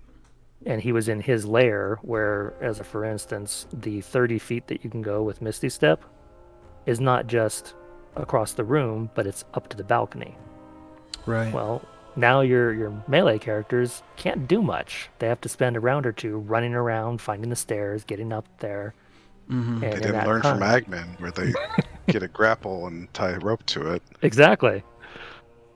And see that's he was strategizing, and if you don't come up with a counter strategy, you basically start playing his game. Right. And one of the other things about dealing with a high-level wizard, they have the ability to watch you. They can learn your tactics. Scrying is a thing. And what I legit played it fair. I said he will scry at this time of the day, and if they happen to be talking about something interesting, cool. Learning stuff. If they were just making breakfast, oh well. Okay. Those are two of the different things I've done. You've got the ability to kind of fudge things if it ever gets to the point where they get caught flat-footed, but I always feel a little let down if you have to fudge rolls. Yeah. We'll get to the fudging conversation in a second, because I want to hear what Drew has to say about big bads. So, unless Brian, you got more. Sorry. And the last thing I had was there's a particular big bad that has a patron that will bring them back if they die. Sounds familiar. Sounds very familiar. Yes. I did actually come up with it before Rebjorn. Right. But it's basically this is not the end type of thing. Right. Okay. I think the big bad has failed if you've gotten to that point, though. Like if they've already been defeated and they have to be brought back to be propped up as a big bad again, then sure they Well, can get stronger. I think They- then your big bad is actually a face for the real big bad, the patron, Correct. right? So it's like a false big bad, which in my opinion, it's potentially, as long as it doesn't get campy and overdone, potentially even cooler, because you go the whole campaign thinking, oh my god, this is a big bad, and then you kill him and you're like, yes, and then he just gets resurrected and you're like, okay, who did that and why? This guy's not actually the big bad? What the fuck? You know? Yeah. So I've given a lot of thoughts to this, and I almost. So there's an idea. There's a lot of ideas that I'm putting into a homebrew campaign. Like everything, the whole me wanting to start DMing is just to get experience so I can run this very near and dear to my heart, to me, awesome. But so one of the ideas, and since it's so early, I don't know. I don't even know if I'll be giving it away. But there are two big bad ideas I have, and both of them kind of are similar, and they both involve multiple big bads. So there's no Vecna, there's no Bjorn and his patron. It's a group, and it's either one of the ideas I have is former adventurers that have either become jaded or they've come across something that changed their view on things. So your big bad is a group of is another, like, is PCs that have, like, they've done their own campaign and they're level 18, 19, 20. They're super powerful. So that's what you're going up against yourself. You're not, it doesn't have to be like, oh, well, your party is a ranger, cleric, and so on, so their party is ranger, cleric, so on. No, but like an adventuring party as the big bad. Whatever they've gone through, they've changed from adventuring, or they could have been nasty mercenaries from the beginning, and they got their experience from picking off other adventuring parties or decimating towns. And then the other one was, if there is a big bad, support him with his own cult or society. Because, like, a lot of what I find, like, the downside of having a big bad is the same thing that Jay mentioned with his first big bad, is one character is extremely difficult to make powerful enough that they won't wipe the party instantly, or powerful enough to, keep up with the party without making him so powerful they'll wipe everyone, or like pick one person off, one or two people out of a 5-man party, and that's 40% of their, like 20 to 40% of their power. Yeah. And so then they just wipe the floor with the rest of them. But it's much more manageable whenever you've got multiple enemies as opposed to one.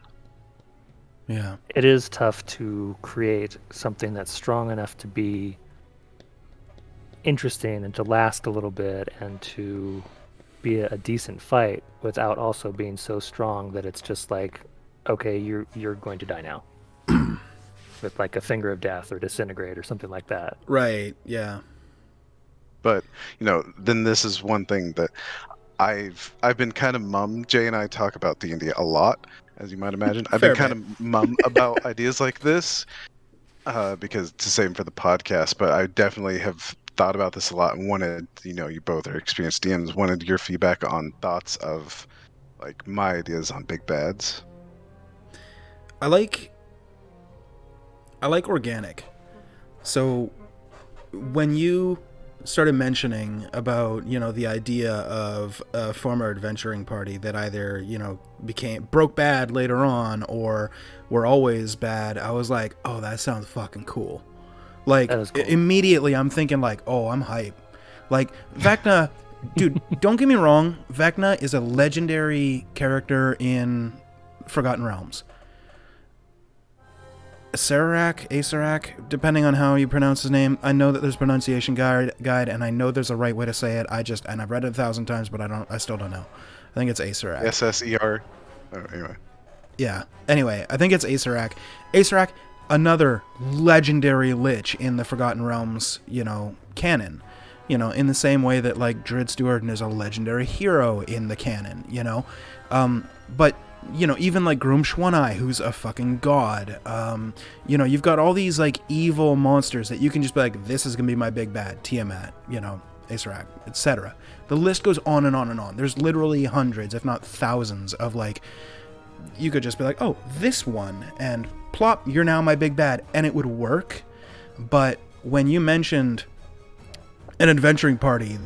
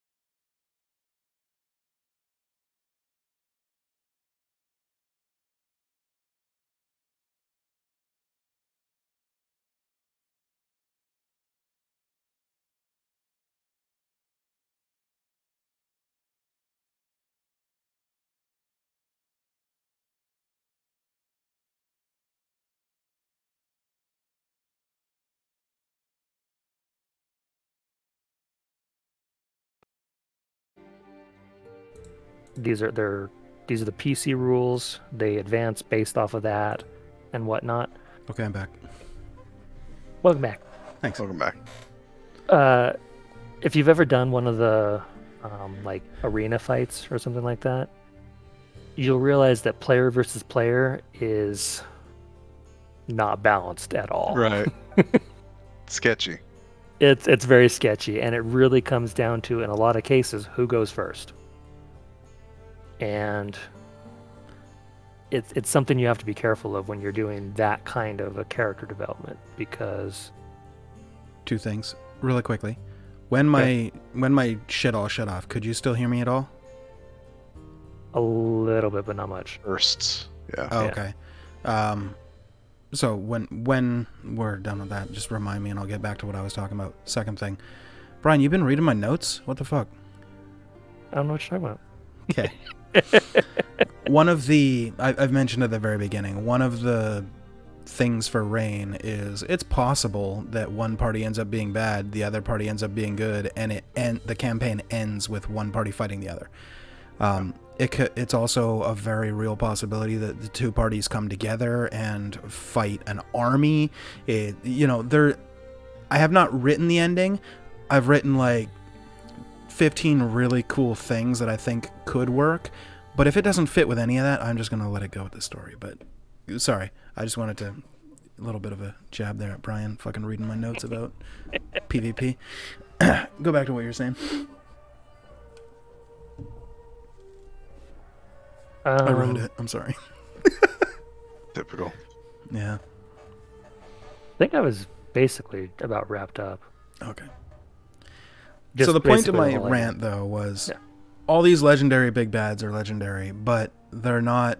If you just transplant it into your world, it doesn't feel organic. It doesn't feel like it's been there the whole time. Even if you don't know it's been there the whole time, at least it feels like it could have been, right? Like Vecna Right. just showing up at the end. No diss against Critical Role. Vecna being the big bad of the first campaign made sense from the last 15 sessions. Like, There was definitely, I know he was leading to it, and I know that he was putting little breadcrumbs out there. They were not. It was not a big enough set of breadcrumbs to have gotten there without the suddenly like, here's your big bad. If you're a massive turbo nerd and you know the lore in and out super in depthly, you could have looked at the Briar Thorns and been like, oh, they're talking to Vecna, and you would have been right. But that, from what I've been able to glean on 2 listens through the whole campaign, is unless you're able to put that connection, there's no other ones that are really like as big as that. You know, and one. Yeah, that was the biggest one. And even that one, I mean, it's a homebrew, so you're like, this could go anywhere. You know, especially because his world is very largely based off Forgotten Realms, but it's Exandria. It's not actually the Forgotten Realms. So is Vecna even a thing in this? Like, so it's very hard to do that. But with Drew's idea of a party broken bad or has always been bad, as long as your world makes sense and it's been organic in there, you don't even have to have that party showing up from time to time for it to be like, this could have happened. You know, you might even be like, oh yeah, so, you know, some other adventuring party, you know, slayed a dragon. It's like, oh, that's really cool. And it turns out, you know, 120 sessions later, like, that's the group that killed the dragon so that they could quench their sword in its heart, you know, creating some magical sword. And now they're using it to conquer the entire fucking world. Like, that's the reason they did it. Whereas way back then, you're thinking, oh, wow, they're badasses. I want to be like them. And it turns out, like, no, they're actually just fucking evil. And you get that reveal at the end. As long as it's super organic, it's fucking cool. And I got super hyped when Drew mentioned it because that would be fucking cool. Not necessarily the dragon bit. You do you, but... You know what I mean? Organic evil is good. Yeah, I have ideas, and that's part of the reason, like, even if I do end up going that route with that being the big bad, there's a whole, like, ocean of ideas that, you know, bring it to that and make it still interesting, even if you know that's where it's going. Which begs the question to both of you, how big a deal do you think subverting expectations is? Myself, I think it's huge. Obviously, I don't think you have to obfuscate everything. I definitely like having surprises buried. Mm-hmm. With breadcrumbs or without? Both. Okay. As a for instance, somewhat soon, they're going to run into an angel that's basically in disguise and looking for people to help her do some stuff. They're going to have no idea when they run into her. And she's going to basically challenge them to a duel. But there's no breadcrumbs. There's no warning this is coming. What? Who? I think it's unrelated. Yeah. Oh. Unrelated to us. That's kind of hype. And was originally an adventurer herself, died, and was given the chance to basically become an angel and come back to the Prime before basically the gates go up and the whole not allowed to really interact across the border type of thing. Just as an agent to kind of watch out and keep things on the level. Right. What about you, Drew? What was the question? How big a deal is subverting expectation? Yeah. I don't. It can be good. I wouldn't do it just for subversion's sake, because then you get Star Wars Episode 8. Mm-hmm. Nice reference. Okay. Yeah, I'm with you 100%. I think that sometimes you can, like, put the expectation out there and let it live up, and it's still fucking awesome. Like, this is what you're getting into, and then the players are like, is it really? Yeah, it is. and it won't be a letdown at all. And like, uh, like hunting down a vampire. I know you subverted that expectation in this campaign with the vampires. Well, hold on. Most vampires in Rain are very bad. There is one vampire that existed last campaign that's still alive, because vampire, who refuses to kill or drink blood of somebody that's not willing. And that's the vampire that you guys ran into. That was purely a dice roll, but that's subverting, kind of, but more of just like this is a character from a previous campaign that I was like, okay, yeah, he's going to be in there, and it's a nod to the previous campaign, and he had a little bit of a part, which might grow, it might not, depends on actions, but continue. But yes, I think that some subversion just to keep things interesting, and I think that's actually the best course, is to do both. Like sometimes a golden duck is a golden duck, sometimes it's a cursed duck. And the expectation is that it would be cursed. The subversion would be like, no, you've got a golden duck. Yeah, you can have positive subversion as well as negative subversion. Well, Right. of course, yeah. And that kind of leads me into the question I was going to ask anyways, but now it's just an even better segue. I wouldn't necessarily, I don't know if you'd call it subversion or just...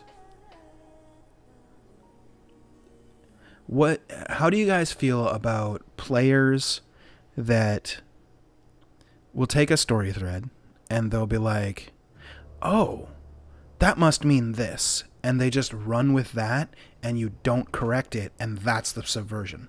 Like, I wrote something, the players assumed something else, and then that is they were all like, oh, well, remember this thing is blah, blah, blah, and they were wrong, but that became a thing for like 30 sessions, and then at the end, it's a big reveal when it was this all along, and it's like, I never actually said that. That was all you guys.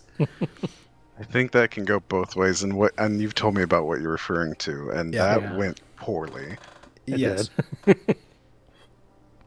But I think that's on the player in this case. I mean, it's kind of got that organic thing going for it. You, even in real life, there's times where you get something wrong. You think something that's just not true. What do you mean? I don't What know. is?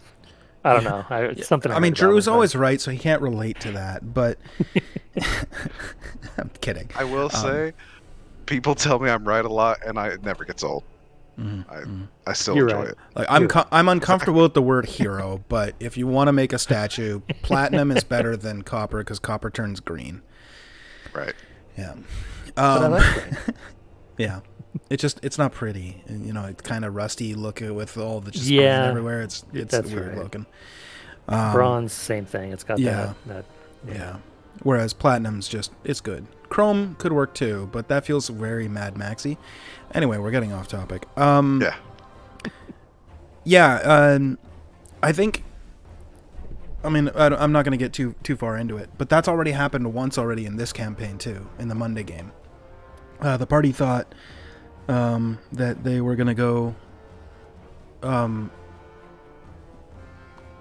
a ghost hunting mission. They were like, cool, we're the Ghostbusters now. Where's the Stay Puft Marshmallow Man? And what it was is actually well, they probably aren't watching this, so, well, maybe one of them is, but if they do, whatever. Studious observers will note that I used the same words for a box they opened this Monday and a mission that they had in session 2 or 3. Same wording for a reason. And they assumed, oh, we're Ghostbusters now. All right, sick. Let's go do this. And then they get there and they're like, hey, is there any ghosts here? Okay, we're going to pay off this guard and he's going to watch this house all night and let us know if there's any ghost activity. And I was just like, no, there isn't. The guard's like, yeah, I was here all night. You're good. And they're like, oh, okay. Because the neighbors heard the sound of the puzzle box. And they were like, that's a weird, ominous, strange, slow, eerie tune. What the hell? And so they reported it to the guards, and the guards couldn't figure out what it was, so they sent it to a merc. Well, very first session, they found the puzzle box, so the music stopped. That slow, eerie, ominous, evil-sounding music stopped, but the mission was still active because still nobody had figured out what it was. Even though it stopped, they were like, well, we still want to know. And they're like, we're going to go and do those ghosts. Then they get there, and they're like, man, there's no ghosts? What the fuck? It's like, Bustin' time. yeah. Bustin' makes me feel good. But yeah, and that... I think there's... I think it's important to let the players make the mistakes in that regard. Because oftentimes that's just funny. I mean, one time it blew up, and then this time it was actually very funny. Because they were so gung-ho on it's gotta be ghosts, that they started going through the house that they burned down. And they already burned it down, so they start going through the ruins of this house, which was burned down. I don't know if you've ever been in a burned down house before, but the wood's not very stable. So then the wood starts coming down, and they gotta like rush to get out and everything. And I think it was a really cool moment, and I think it played really well. But it all stems from ghost busting when that was never a thing, and it worked. No ghosts to bust. Exactly. Yeah. I had two more quick questions, and then we can go back to what we were talking about before. The first one is, in regards to a BBEG, what do you guys think is more effective? Appearing intermittently, or appearing as a foil a little bit more than intermittently? So let's say, you know, not necessarily like every 5 sessions something's going to show up, but like occasionally the big Like bad will clockwork. show up and be like, you're, you know, and foil their plans or whatever, and to build that animosity or manufacture some drama, if you want to call it that, or whatever. So it's either that or the appearing intermittently, or they just stumble upon their plans, so he's kind of visible but always in the periphery, or the big Wizard of Oz reveal. Which do you think is better or more interesting or fun? I think Or, just to throw another option in there, There's another option. there is there's another more. option. Yeah, there's There's a lot more options, really, but Right. they're kind of offshoots in some cases. They hear about him because they interact with some of his minions, and there's like, oh well, my boss is gonna Ultimate get you if rule. you, yeah. Okay. So sorry, go ahead. Yeah, no, well, that was the question. So which Oh. of the options do you think is best? More I want to fun, go et cetera? first Yeah, go for it. because I'll forget. Yeah. This is also ideas that I've had. So one idea in particular that you won't see in this like ultimate campaign that's 10 years down the line or however long. The one idea you won't see, but one that I've had and I want to do in a campaign, probably a short one because of this idea, is to have the BBEG always fucking with your party. Like it is a menace that the party wants to get rid of. Like they can't. They'll pick off members. Like it's always scrying. It's always like trying to like push their buttons. It's just a fucking nightmare, and the party wants to deal with it. That So makes a great It's BBEG the because Turbo they Nerd all- from the South Park World of Warcraft episode. So they're like, And they- and they finally get him. They're like, now what do we do? Now we can play the game. Right. Yeah, okay. What do you mean? What do we But- do now? Now we play. Yeah. Like it will make the entire party hate them. Like they really like sometimes you can have a neutral or an evil even character, but they get along with the party for whatever reason. And so whatever cause generally that the party is going up against the big bad evil, it's generally because they're doing something evil. And not all the party members will care about that. Like whatever cause they're actually taking down, they're just with their party and helping. They don't have a personal stake in it. Mm. That's so with like a BBEG that's always making life miserable for the entire party. It's like the Avengers. You pissed everyone off, you're gonna get everyone. Okay. I like that. It's definitely not something that you would want to do in a long running campaign. Yeah. Or it wouldn't be a BBEG, it'd be a lieutenant or something that's gonna die soon. You don't want Yeah. that running on long. Unless the BBEG is a false BBEG. But then you run into the territory of subverting too much to the point where it just becomes campy. Yeah. Yeah. Kind of like the do you want to have a Strahd? Right. I like Strahd as a principle, but not in practice. Right. Like he's very cool. He's a good villain, but The way they have him played Yeah. is a little weird sometimes. But to answer your question, which I think they all like I mentioned, I think one of my favorite encounters, one of my favorite villains is the Lich King, and well, I mean I enjoyed the story a lot. It spoke to me, but in Wrath, having him pop up and be there, and knowing that you're so far beneath him that he's able to just get in front of you, like do something to ruin your day, and then go about his business. yeah. It Like kind of him. it makes you feel like an ant, and that pisses you off and drives you. Yeah. Mm-hmm. Okay, I can get behind that. What do you think, Brian?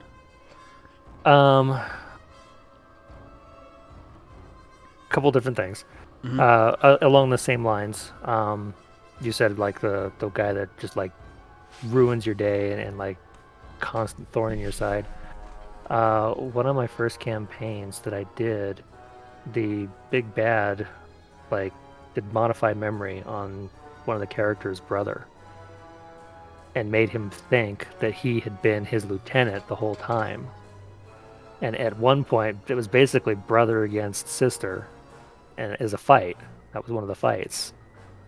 And it was he was a long range ranger.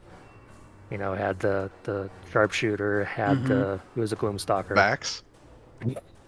Pretty much. Yeah, but like 300 feet away. Or Vex, not Vex. Vex, yeah. All right. But yeah, Vex is so he Ranger. was I'm so Vex, far that's Vex. away, yeah, that could not recognize her in the shadows type of a thing, but could still pelt the living crap out of her. Right. So it's just this figure shooting at you from the dark. Then you get there, and it's like emotional damage. Uh-huh. Yeah. Yeah, that was a fun one. I love you, Roger. So so I definitely do like the idea of a big bad that knows you and maybe not forms a personal connection per se, but like Right. knows how to really get under your skin. Okay. Oh, I'd love a personal connection to the big bad. Yeah. Right. I think I'm not giving anything away for this version of Rain because I already discounted this. I mean you might see an inkling of this, but this is not it, so I feel comfortable saying it. I actually really like the false big bad into big Wizard of Oz reveal of the true big bad. That's what I did, obviously, last campaign. They had no idea who the big bad was at all. And then Bjorn, in episode 80, somebody finally was like, dude, what are you doing every night on watch? And they're like, oh, somebody actually stayed up with him, and he had to do the portal that night because he didn't do it the night before or whatever, and Gardak was starting to take his powers away. So like he went through a combat not being able to summon his weapon, not being able to use any magic, because he was like trying to ride that line between like not wanting to betray his friends, but also he has to do what his patron tells him to do. And Or he loses his power. Or he loses his power, right. And so he had to do it, and one of his party members was like, what's with the portal? Why is that squid guy coming through? Why are they here?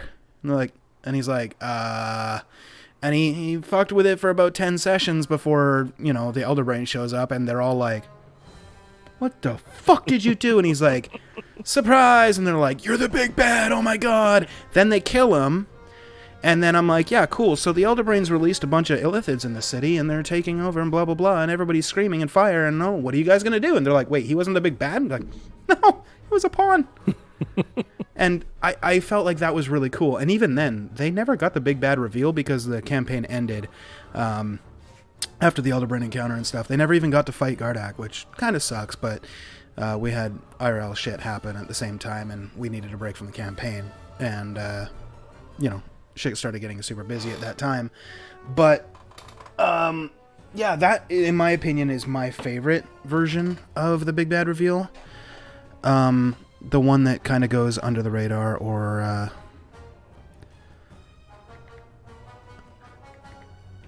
that's a part of it, but, I mean, like 1%. I just realized. Yeah. I got I you. used the wrong. Yep. No, I got you. You're further away than you were before. Let's put it that way. With that, yeah. Sorry, stream. That was for us. Yeah, so if I was to ever do that again, I would make sure that there are breadcrumbs, even if they happen to be the most vague and unknowable breadcrumbs, all the way through the campaign that lead to the actual big bad, if I'm going to use a false big bad. Because I do actually really like that. The false big bad would be the one that's in your face, foiling your plans constantly, and then you kill him, and the campaign doesn't end. And you're like, wait, what the fuck? And then the reason why, or part of the reason why, is because CR, and this is, you're never gonna get away from this, but when the party is sitting around and they're talking about what they're gonna do next or whatever, and Vecna standing in the doorway is like, oh, hello, and everybody like turns around and they're like freaking the fuck out at the table. I love that reveal of the big bad just being there and not scared and just being like, I'm big bad, you're not. You thought you killed everybody. You killed the Chroma Conclave and the fucking Briarwoods, and you guys are hot shit, but I'm still gonna stand right in front of you 10 feet away and taunt you. There's just something that's intimidating about that. But before we move on from Big Bad, I have one last question about Big Bads, and it's a one-word answer only. Your only two options are interesting or dumb. Dumb. Interesting. You have to wait for the question. That wasn't the question. The Big Bad. We talked about it before being a single entity or a group or an adventuring party or yada yada yada. What if the Big Bad was only an idea?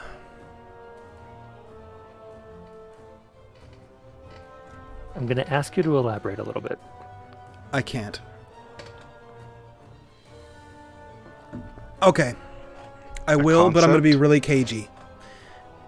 The Big Bad being a concept, not an actual being that you fight, not being an actual thing, but maybe more of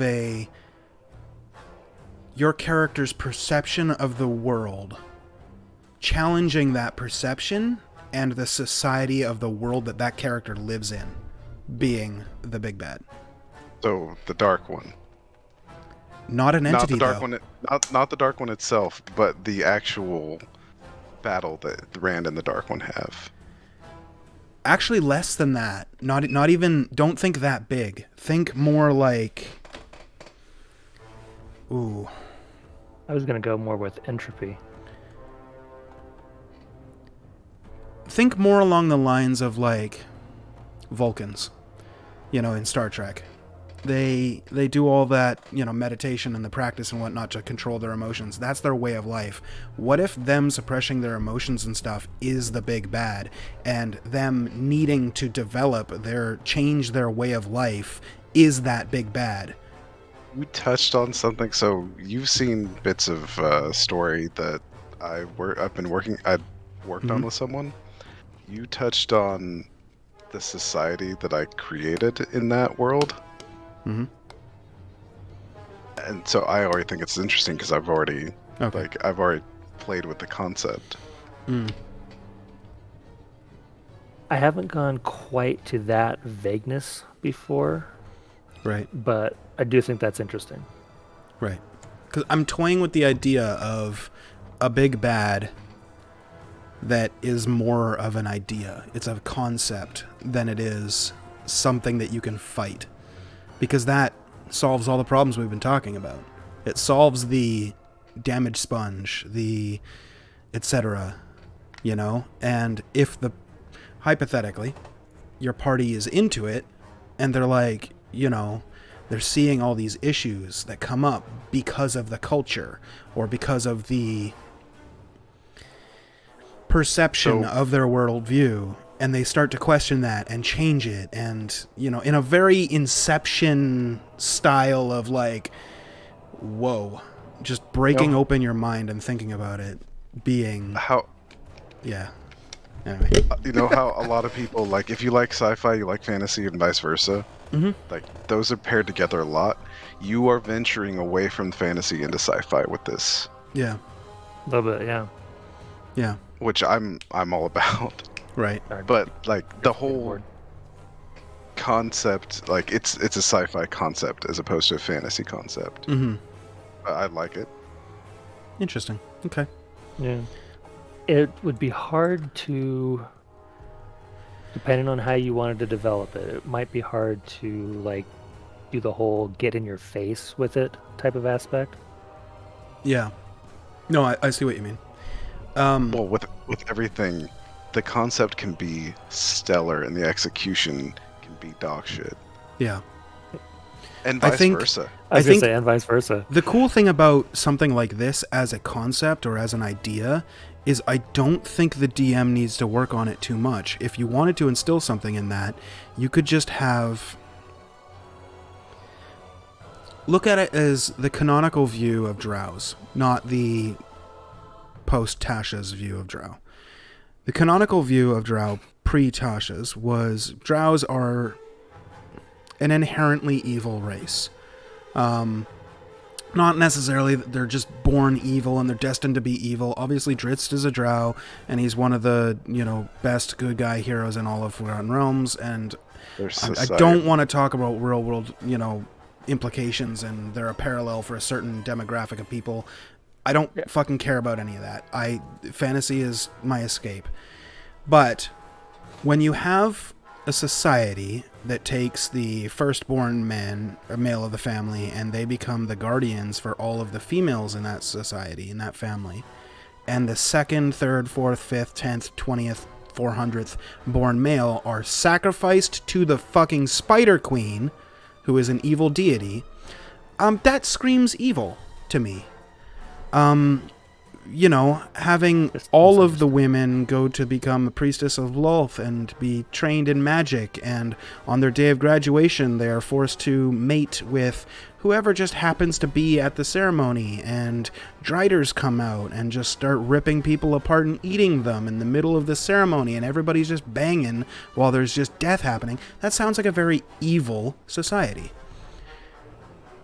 I think you can build a story, a world, a concept around the idea that your characters living in, let's say, the Drow society, and you guys recognize that, like, you know, not everybody does this, and it kind of seems fucked up, and having not necessarily the Spider Queen or, you know, any particular one person being the big bad, but the whole societal construct being the big bad, and trying to find a way to, whether it's from a grassroots campaign or whatever. Are you turning into a social justice warrior right now?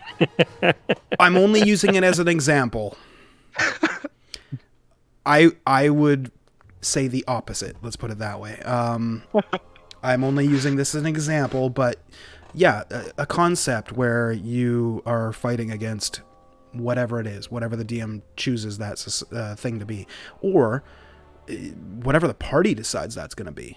If you don't make a big bad relevant, and you just watch your players and see how they react to certain scenes that you put out in front of them, and they all cringe at one thing, make that thing happen more and more. Make that thing be more culturally accepted within your world, and they might start thinking like, dude, this is fucked. We need to change this. Let's run for office, you know, or whatever, you know. Let's take over the world and, you know, hang people that do this, and, you know, etc. Maybe they start a cult, you know. Maybe they, yeah. That's also like super existential territory that you're dipping your toes into. Like, yeah, I love it. Sorry. And like, and the real problem would be selling that to the entire group, Right. because you put an idea like that to 5 people, you're going to come up with 5 different versions of evil and 5 different versions of what should be. I think you can still do it, though, just by watching the organic reaction of the party. There's certain things that everybody just agrees is terrible, like murder, I was going to rape, say child they'd molestation, all etc. potentially agree that certain things are evil, but the whole having different solutions and different ways that they want to fix it, that's Yeah. the campaign right there. And I think you can also... I don't necessarily think your entire party needs to be on board with going into a purely philosophical tangent and having that be the thing. I think you can do it, like, hypothetically, let's say you got 5 players and 3 of them are on board and the other 2 are just like, whatever. They're just along for the ride. They're still going to go with what the party says. You know, they're not going to be like, what? No, murder should be good. Fuck you guys. You know what I mean? Like, certain And they things. might agree with one of the people versus the other. Now you kind of have division within the team, Yeah. and you might have sub-teams start to spawn. Yeah, and you can make that part of it, too. Of the whole overarching story. Where you've got some people trying to undermine other people in the party as they're trying to change this thing about the society. Or whatever. I think my final stance on it, which is, you just presented this idea 10 minutes ago, and I've already got a final stance on it. Of course. Dungeons and Dragons is not the place for that. Yeah. If you want to, I think that there is a TTRPG that could house that sort of thing, but Masquerade. D&D or any of the Cthulhu stuff. Mm. No. But and I mean, you can do it. I don't think it'd go well. Right. Unless, like, it's something that you would have to either present to the party before they started, or I don't know. Like, It's I also don't know if you possible could organically grow it.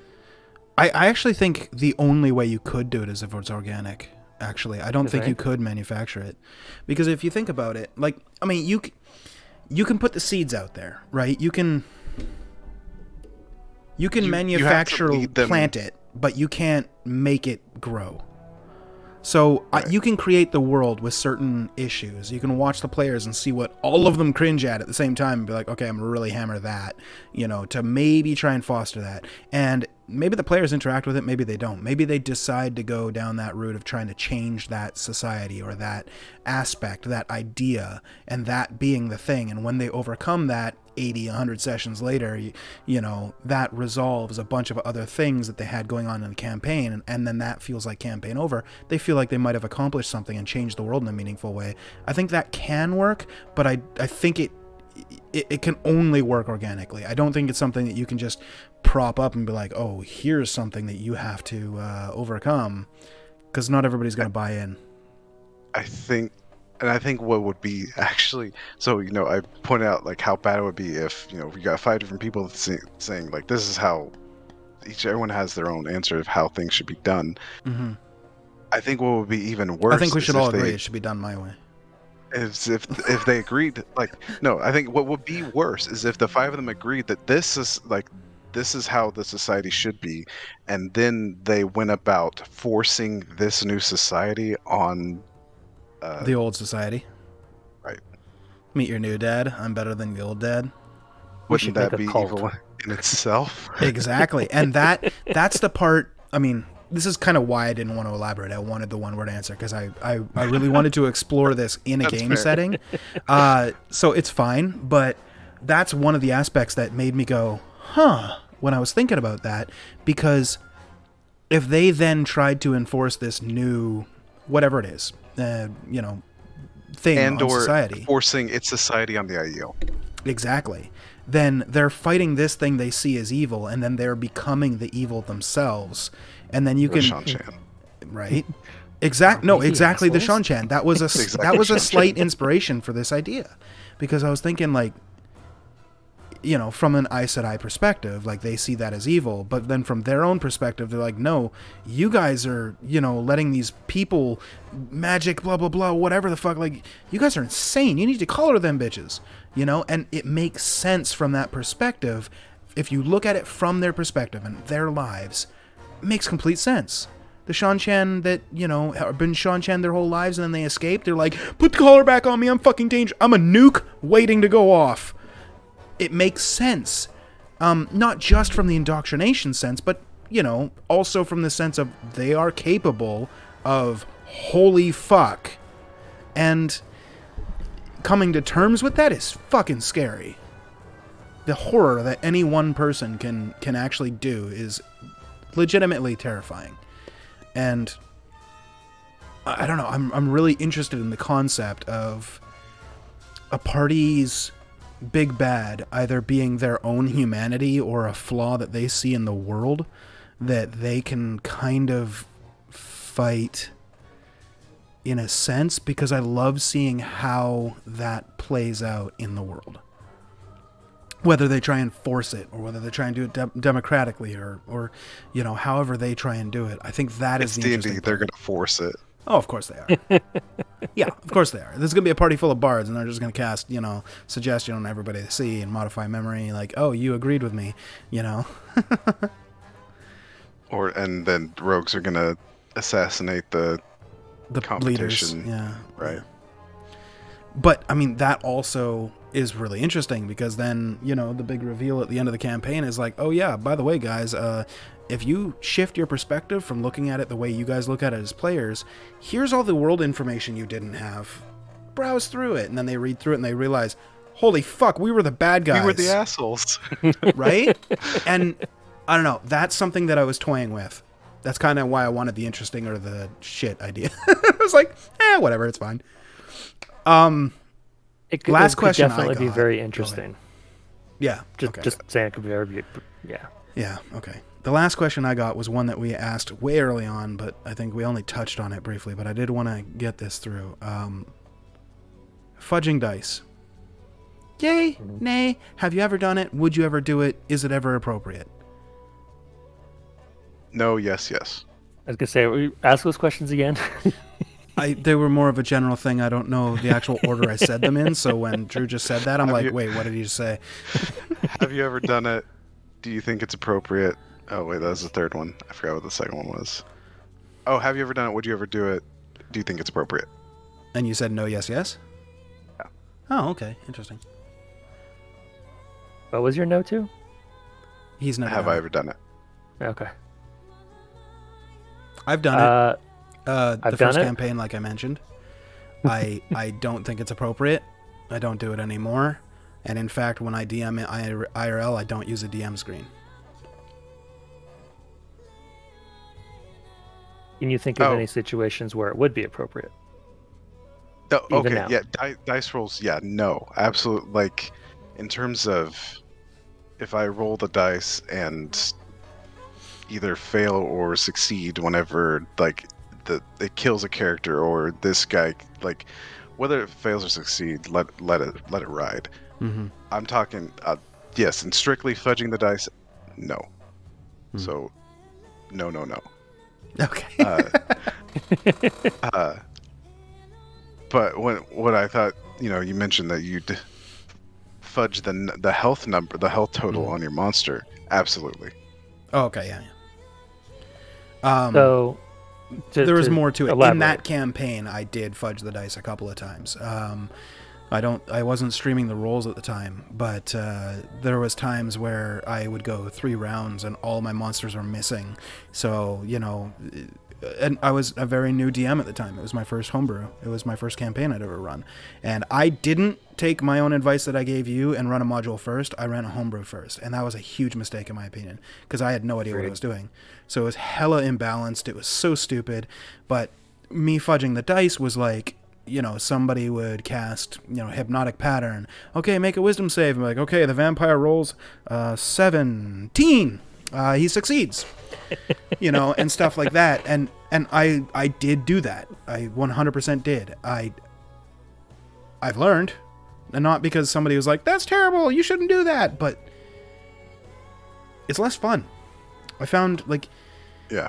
it sucks when, as a DM, you've got a monster, you want it to be a big event, you know, maybe a meaningful moment, you know, and your Rakshasa gets rocked in one round, or in one round of combat, and it's over, and you're like, well, fuck, that sucked. But out of that came a pretty cool event, which also kind of ended anticlimactically. But, you know, like, you just got to let the dice do what the dice are going to do. And sometimes it's going to go your way.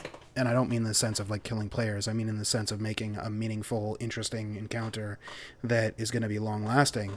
I don't think you guys will remember the Rakshasa in 3 months, or 6 months, or a year. I wish I could forget it already. I Right. mean, I don't see how we cannot if it's going to keep coming back. Yeah, I mean, it will. But I mean this specific encounter, if the Rakshasa didn't come back, honestly, 6 months from now, I think every player is never going to... They're just going to be like, wait, there was a Rakshasa? Well, okay, whatever. There was a dude with the backwards hands. Was that it? Yeah, that was it. Oh, okay, you know? And, yeah, but in the sense of, like...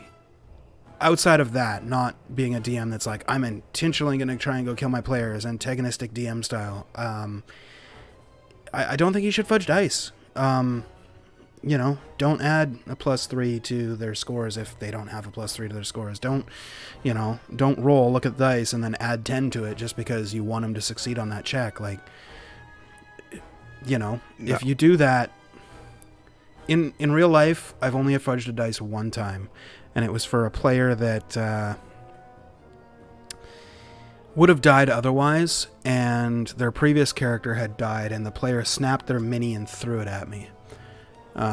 So their next character, they went into the first combat, and they would have been killed in one hit in their very first round of combat with a new character. And I didn't want to relive getting a mini snapped in half and then thrown at me. So I was just like, yeah, he misses.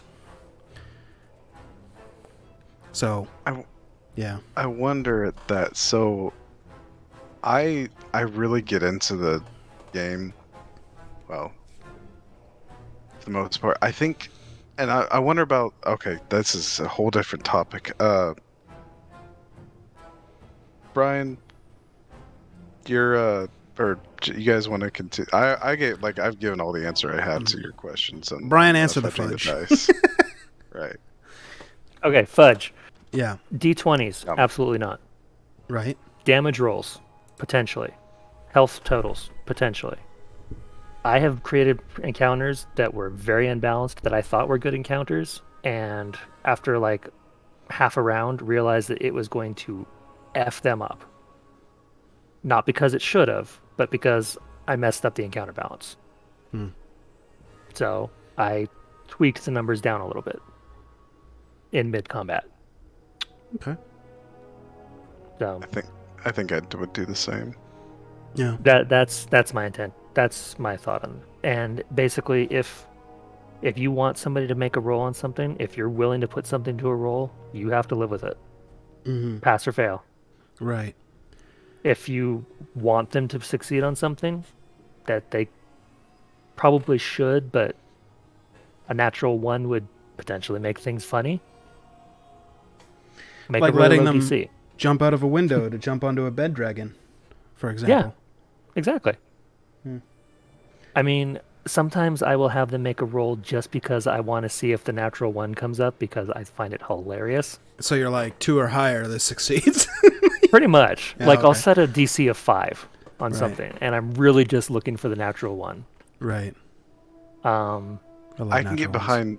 behind that, but at the same, there's some things that like if you have the time, if you're not being chased and you're trying to scrabble up a wall, maybe sometimes just to see the natural one, but for the most part, just let it happen. Like they're not yeah, chased. I'm not they're just gonna make you roll to climb a flight of stairs. Climb a slippery rope? Sure. Scale a wall. Like it's scale a wall. depends Yeah. on the wall. yeah. Depends on the wall. Depends on extenuating circumstances. Yeah. If you've got an hour to do it, there's nothing pressing. Sure, you scale the wall, no problem. It's got lots of cracks and whatnot. Yeah. Right. But it's in a storm, you're being chased, it's a nice slippery wall. Oh yeah, there's a roll coming. I take the opposite stance of that. Like if you're gonna try and climb a wall, and this was actually relevant because the setup, the trap to the Rakshasa, one of the party members tried to climb up onto the roof, and you guys weren't on a time limit. You guys were literally setting up, and they're like, "Oh yeah, I'm gonna climb it," and it's like, "Okay, yeah, make a roll." The DC was like 14 or 15 because it was just sheer up, and it was like 2 stories. So there's a lot you had to climb up, and I figured, 15 or whatever it was. I'd have to look at my notes, but whatever the DC was, she didn't make it, and she hit the ground and just chose to just lay there, and I'm like, all right, whatever. It was a funny moment, and it became even funnier when she wild shaped and shunted Strawberry into the wall. And all that. Hilarious.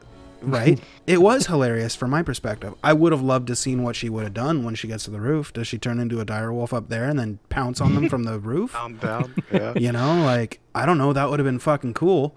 But on the other hand, I definitely agree. There's definitely some times where you're just like, okay, whatever. Yeah, this character can climb up a wall. Let's see if it's a 1, but otherwise it's going to succeed. There's other times, I think, where... Not necessarily for any implication or anything like that, but there's definitely some times where, the expectation not being that they're always going to succeed, I guess. So, in that sense, you could argue that, well, we've got a couple hours. Why don't you just say, I climb up it? And it's like, because if you roll an 8, the idea should be you roll the dice, you see an 8, you go, fuck, I probably failed that. And if I'm always saying oh yeah, you succeed, you climb up, then the expectation then becomes, okay, make a save against this. I rolled an 8. What? I didn't succeed? It's like, especially because hard world, I mentioned that, yada, yada, yada. Not that it's going to be artificially hard, but you know what I mean. I think one of the things that I will probably do is take into consideration proficiencies. If someone's proficient in athletics, I'm not going to make them roll to do something like that. Doesn't that kind of eliminate the necessity of proficiency then? No, because proficiency just means like, you're proficient in it, so you're better at it than somebody else. Right. In that particular case, if she was proficient with acrobatics or athletics, I wouldn't make her roll to get up a wall. With times she's not in a hurry, she this is something that she's experienced and proficient at. Yeah, she's climbed other walls before. She's gotcha. I think, and it plays more to the reason for this is flavor. It plays more to the character. Yeah, if someone's not proficient with those things, then they would have to this is something that they're new at. They haven't done before. They haven't done 1,000 times, so they're gonna make some mistakes. Or they might make mistakes, or they might get lucky. I can see what you mean there, but let me ask you this. If you made a character sheet for a gymnast, Olympic gymnast, gold medal winning gymnast, you would say she's proficient in athletics and acrobatics, right? Yeah. Would you expect that somebody that's a gold medal Olympian with a, floor routine could climb a rock wall at the rock climbing competitions because they're proficient in athletics and acrobatics with the 3-minute time limit? I'll do you one more. Would you assume that person is going to flawlessly execute a 10 out of 10 score every single time? No. But that's why I wouldn't do away with the rules if they're proficient. The difference here. No, I wouldn't. I'm not saying I'd do away with them. Right. I'm saying in that particular case where she's got time, and if she is proficient, the case that you're bringing up, there's a time limit, so she's rolling. Right. All right. That's all. Okay. Fair enough. Yeah. Okay. So if she's an Olympic gymnast and she decides she's going to climb this wall, you'd say, yeah, she succeeds. Depends assuming on the you wall. have time. I just mean rock climbing wall. I don't know if you've ever seen rock climbing competitions. There was one. Some of those. There was one in Seoul. Insane. There was one in Seoul a couple of weeks back. I was watching. I was never seen one before, and I found myself watching all 4 days of it, and I was 12 hours a day just watching it. And I'm amazed at what they're doing. If they're proficient, Sure. It'll be a time thing. It won't be a, like, if they're proficient, they have, however tall the wall is. Mm-hmm. If they have the time, and I'm not gonna come up with numbers right now, but Right. sure, I would come up with 20-story numbers. building. 20-story building. If they're proficient, an hour. If they have an hour to climb, no, wait, 20-story, fucking 3 hours. So if it's a 2-story building, 2-story with an hour, sure, they Yeah. can climb it. No roll if they're proficient. well, what about if the rocks aren't like jutting out or whatever, and it's a slick wall, like just straight up and down, no like handholds or anything like that? With climbing equipment, no roll. Without climbing equipment, roll. What about if it's raining? Wouldn't it be easier just to say you get a certain number and then you can add your proficiency to that number, and then you roll a 20-sided dice and you compare that to the difficulty class of this wall? It could be, but I'm just making a case for proficiency in rolls. I'm sorry. I'm being a cock for no reason. no, you even heard me agree with you. Like, Mm-hmm. especially if there's a time limit, Yeah. always rolling. Or I think if you're being chased or what have you. Yeah. I think the sliding scale of the way difficulty works, it's like your general 10 is a fairly easy task. Right. 15 is a medium. 20 is... You're Difficult. going to have to get lucky to get this. Mm-hmm. But type of someone thing. that's an Olympic gymnast at rock climbing, would you ever expect them to get a 1? No, but it happens. It even happens in competitions. Yeah. I mean, the Soul, the one that I was watching a couple weeks ago, there was the guy that was ranked number 1 and, every fucking event, just couldn't get over this one little thing. Mind you, the camera perspectives that they had were absolutely god-awful, but basically they had to start on an incline that was like that, and they're hanging here, and they got to get over it, and then over to the side, and it was fucking gnarly, and I'm looking at it, and I'm like, okay, what the We've got fuck? Anyway. so far afield. Of, Yeah. Moving on. Anyway. I did have one more question. Yeah. So somebody the rock says that they climbing? wanted... No. Okay, good. Sure. No, Oh, somebody crap. proposes something that they want to do that is so outlandish that you're just like, sure, give me a roll. And they roll a natural 20. Fucking do it. Honor that. If you put it to a roll on the table, you have to live up to that as a DM. If there's I a think- dice on the line, you fucking honor that shit, in my I opinion. think there's some gray area to that. Like, it wouldn't. No gray area. No, Kidding. no. You go ahead. Go ahead. No, I'm gray being a area cock. isn't like something. It's completely okay. It's crazy. Yes, like this is just some crazy shit they're coming up with. Sure, but something stupid powerful like I don't know. I've come across examples. Just none are coming to my mind. Like where a bard is like trying to convince a king to give him his title, like give him his crown, and he rolls a natural 20. He's not gonna fucking give him the crown. Right. Oh, well, that kind of brings me back to a question I was going to bring up earlier. There's a perfect tie-in, and we will loop back. Sorry. But before I forget again, natural 1s and natural 20s, automatic success and automatic failures, yes or no? Yes. Depends on context. No context. Make your own context. I say no. Skill Are checks. we talking ability checks, skill checks, attack rolls? Skill checks and attack rolls, guaranteed hit. That's rules as written.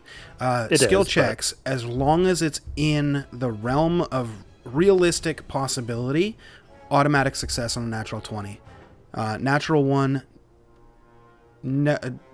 automatic failure with a rolling severity. That's how I like rolling things, with a D100 on a natural 1. And if you roll 100, I like then that you too. you tripped and you broke your I- leg and yep. snapped it in 46 places, and good luck. You know what Eternal I mean. bleeding. Yeah, emotional damage.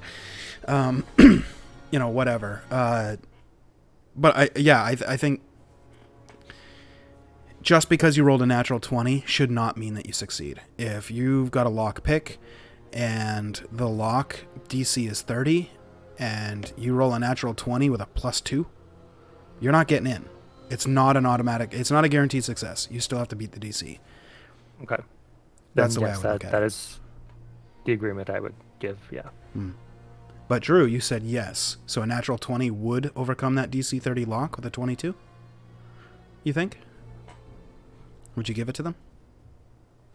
I see his mind changing. The wheels are turning.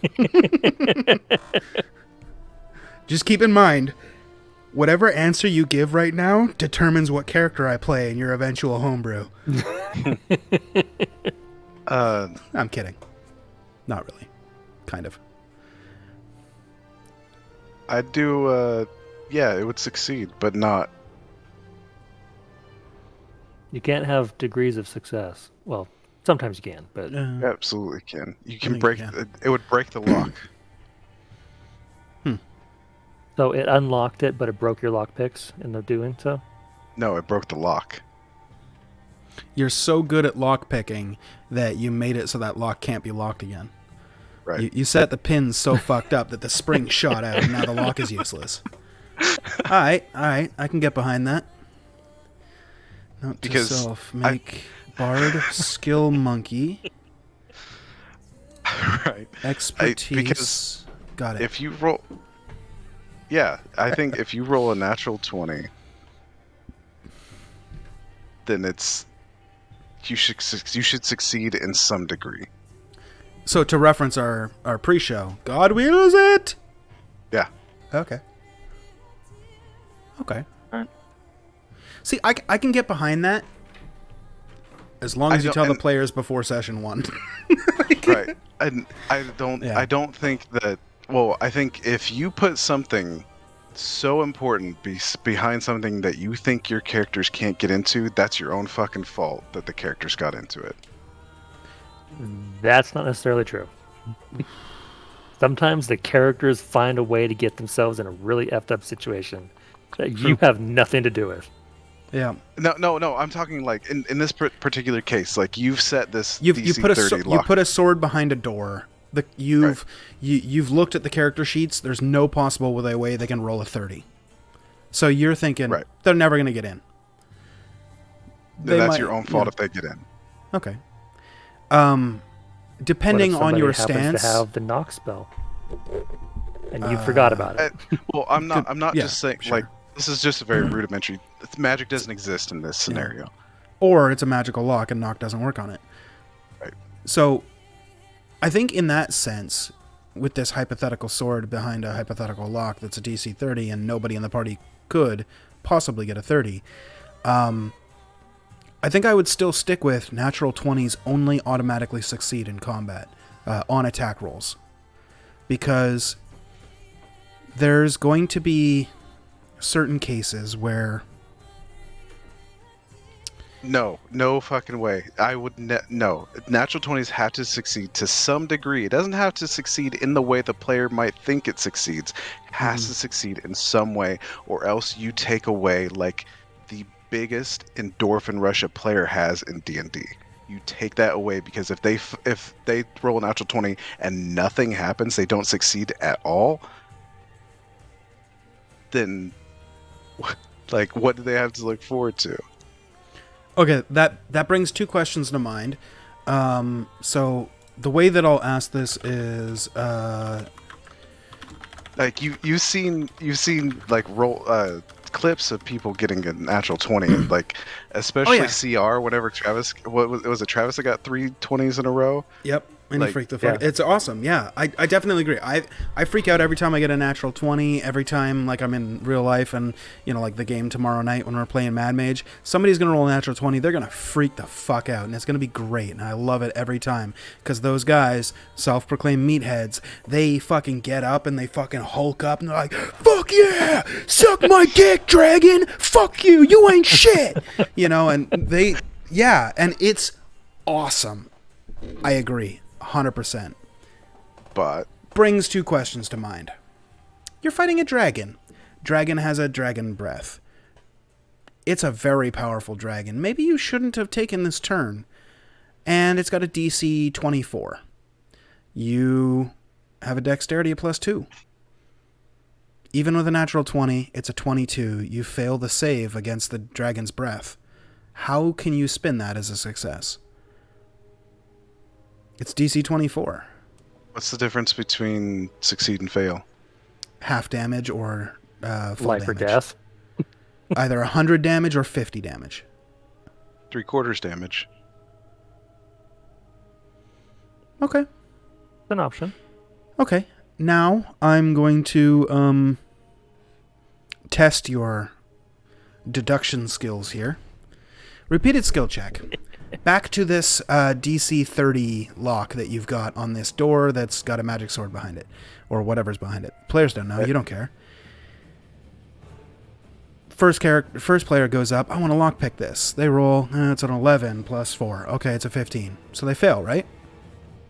The next player goes, well, let me try. Let's say they get an 18 plus 2. It's a dirty 20. They fail. Next player's like, give me those. Tries. 18 plus 7. It gets a 4 plus 7. Another failure. Then finally you get to your fifth player who has no skill with lockpicks whatsoever. They're playing a cleric and they haven't lockpicked a single thing all campaign. Rolls a natural 20. Dexterity. They open it? Absolutely. And no. Oh my so God. They break the lock. Like this just fits everything. Like this fits completely. Like they fucking the other ones loosened it for them. No, but they break the lock. They've destroyed one tumbler at a time from the other attempts. So because this clumsy fucking cleric comes in and just starts jamming the lockpick in the hole, it breaks the lock.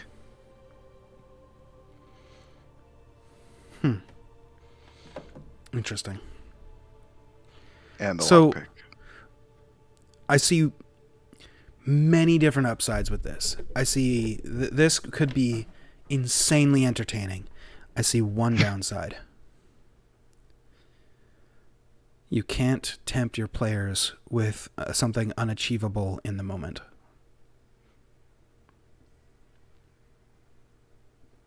What do you mean? Well, let's say this hypothetical sword is in a hypothetical room behind a hypothetical 30 DC lock, which is in a hypothetical tomb of an ancient king, and they are there, and it's the super intricate lock, whatever, and they want to get in there, and they just can't because they don't have a high enough DC, and you have put some lore drops here or there that, the king left something super magical in there, super powerful, and it's a lore drop, and you intend for them to come back later when they've got more skill to bust down the door or whatever. That's just it. Like, no way. Like, my intention doesn't matter if the players can do something that I didn't think of, or an act of God happens, let it fly. See, I would agree if they can beat the DC of that thing, whatever it is. For example, if they're incapable of getting a 30, even with a natural 20, then they would still fail it because, they're incapable of it. And then that makes the player them up go... to fail. Not necessarily. I mean, you can look at it that way if you want to look at it the pessimistic way. But if you want to look at it the, I guess, optimistic way or whatever, the way that I'm thinking of it is room to improve. No, it's for them to go, holy fuck, dude, a natural 20 didn't even open it. And then, the pessimistic player in that party would look at that statement and be like, your natural 20 was only a 22. Like, dude, come on. I rolled a 24 and it didn't work. Like, let's just come back later. And then they come back later and then they open it up. And while they're excited in the moment, like, natural 20, yeah! And as a DM, you can let that linger a little bit. Be like, okay, so you take the key and king! Your lock break fails. And you're like, whoa! And it's that, like, you reel them in just to be like, joke's on you, you failed. And then they think about that. And maybe they come back later and they're like, all right, we're going to fucking get this. They bust in there and holy shit, the ancient king's ghost is there. Is like, welcome, you've made it into my tomb. Take my sword and rule the underground kingdom, or whatever. And super cool if they remember to go back. And it's just one of those things that you can have as, a temptation, the door that they can't open. I fucking want to know what's behind that, something like that. But you can't have that if a DC 30 lock can be broken with a natural 20 equaling 22, Or Yeah, knock spell. a level 1 character knock just spell. kind of stumbled in there and, Yeah. hey, I rolled really good, so I got into this thing that we weren't supposed to get into until we were level 12. Yeah. That, in my opinion, is the only downside. Everything else sounds like an upside. I don't 'Cause it's like cool. the idea of, well, I just don't like the whole concept of putting, because that's essentially you putting something that's for level arbitrary numbers for level 10 characters in a level 1 character dungeon. It happens all the time, though. I mean, even in Like in video games. computer games, yeah. Like Demon Souls, the first level of Demon Souls, you go up on top of the Ballast or whatever, and you go and kill the Red Eyes Knight. You can literally fight Old King What's-His-Face in that Coliseum as long as you have the key. You shouldn't. He will fuck you up in one hit, and the Red Eyes Knight too. But unless you're like super good at the game, you won't know. But, just because it's a thing that happens doesn't mean it's good design. No, I agree. It can be poor design. I just think you can do it well. I think if there's lore reasons to have something like that, sure, but it's not something I would intentionally. Like, my level 6 dungeon's going to have level 6 content. It's not going to have level 15 content. Right. I don't think there's anything inherently wrong with having a level 15 content in a level 6 dungeon, if it's like aspirational content. Because I see what you mean.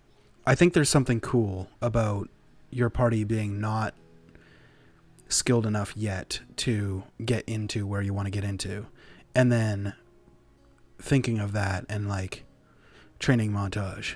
And then eventually going back and being like, we got in, and then overcoming that, as opposed to, okay, everybody, what we're actually just going to do now is we're all going to sit here and take turns opening this lock until one of us rolls a natural 20. Because I think that's where that eventually goes. Yeah. Which raises the question. Which is why I have the sliding scale of DCs, with the whole rope tying thing, Yeah, I wanted to come back to that at one point too. We can. I think this will be the longest. There's also, it could really go on. I think there's also counters to even a natural 20. Like, say, you could warn the players in not by being a DM and saying, if you try that 3 times, it'll lock forever. You don't say it out loud, but there'll be you can drop hints as to why you wouldn't just sit there and pick a lock all day. You could even in slightly DM speak, slightly inner voice speak, be like, you feel as you're picking the pins that you're damaging the mechanism and it's going to get harder every time you do this. Yeah. That's the non-meta or non-mechanical way of just letting your player know that they're, fucking it up. In the same way, like if you stab something that's resistant to piercing, how I would say like, oh, you realize this or you see this monster doesn't take as much damage as you'd expect. That's generally my phrasing for you to know, oh, he's resistant. Resistance. Yeah. Or this seems like it did more damage than you would have expected. Like, oh, cool, they're vulnerable. They didn't seem affected by this at all. Yeah. Oh, they're immune. Okay. So in that sense, yeah, you could do that. And that or even probably it actually liked it and looks like it healed a little bit from that damage. Right. That's my favorite. Sadist. Yeah. Or just, casting certain spells on certain enemies. But there is the aspect though of I guess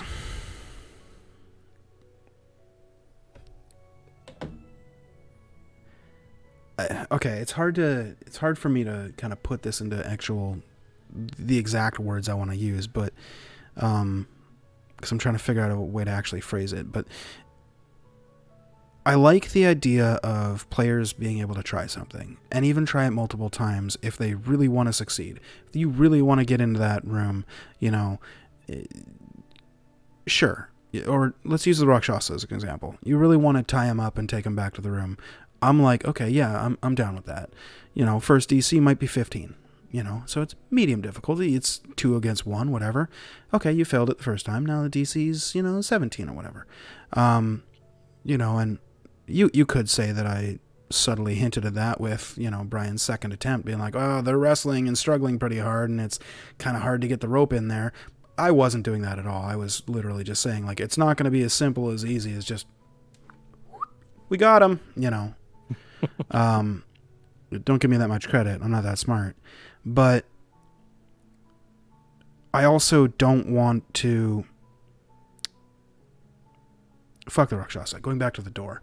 I don't want to destroy that lock after 3 failures and make it never so you can go in there. You know what I mean? Because if the players don't pick up on that hint, that's gone forever. They come back at level 20 and they go, oh, fuck, the locking mechanism's fucked. We can't get in. What's funny is, though, to me, getting in that way is forever lost. I also don't think that only one lock to a door should ever prevent you from completely getting into a room. Oh, it doesn't. There's all kinds of ways around a room. In most cases, yes. If it's the king's tomb, I would see only one way in. It's a fucking king's tomb. There should be only one entrance, in my opinion.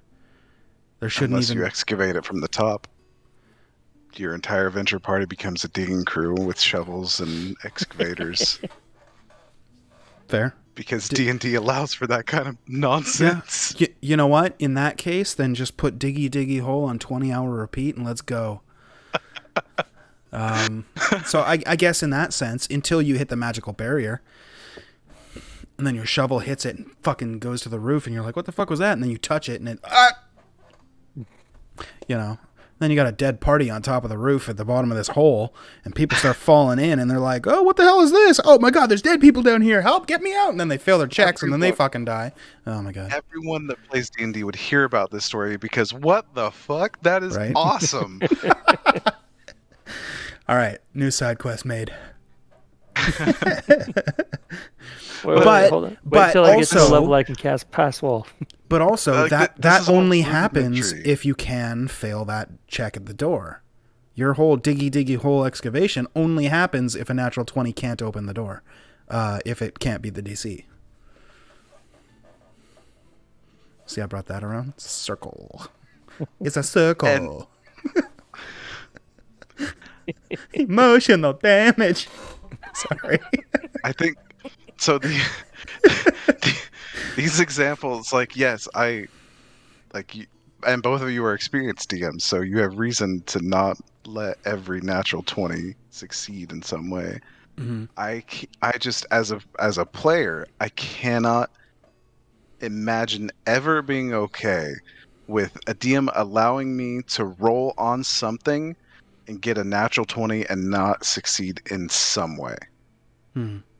Would you be okay if the DM says you can do that, or you can attempt that, or you can try, and I do it, and they say, certainly try. Yeah, and they say, well, they didn't work.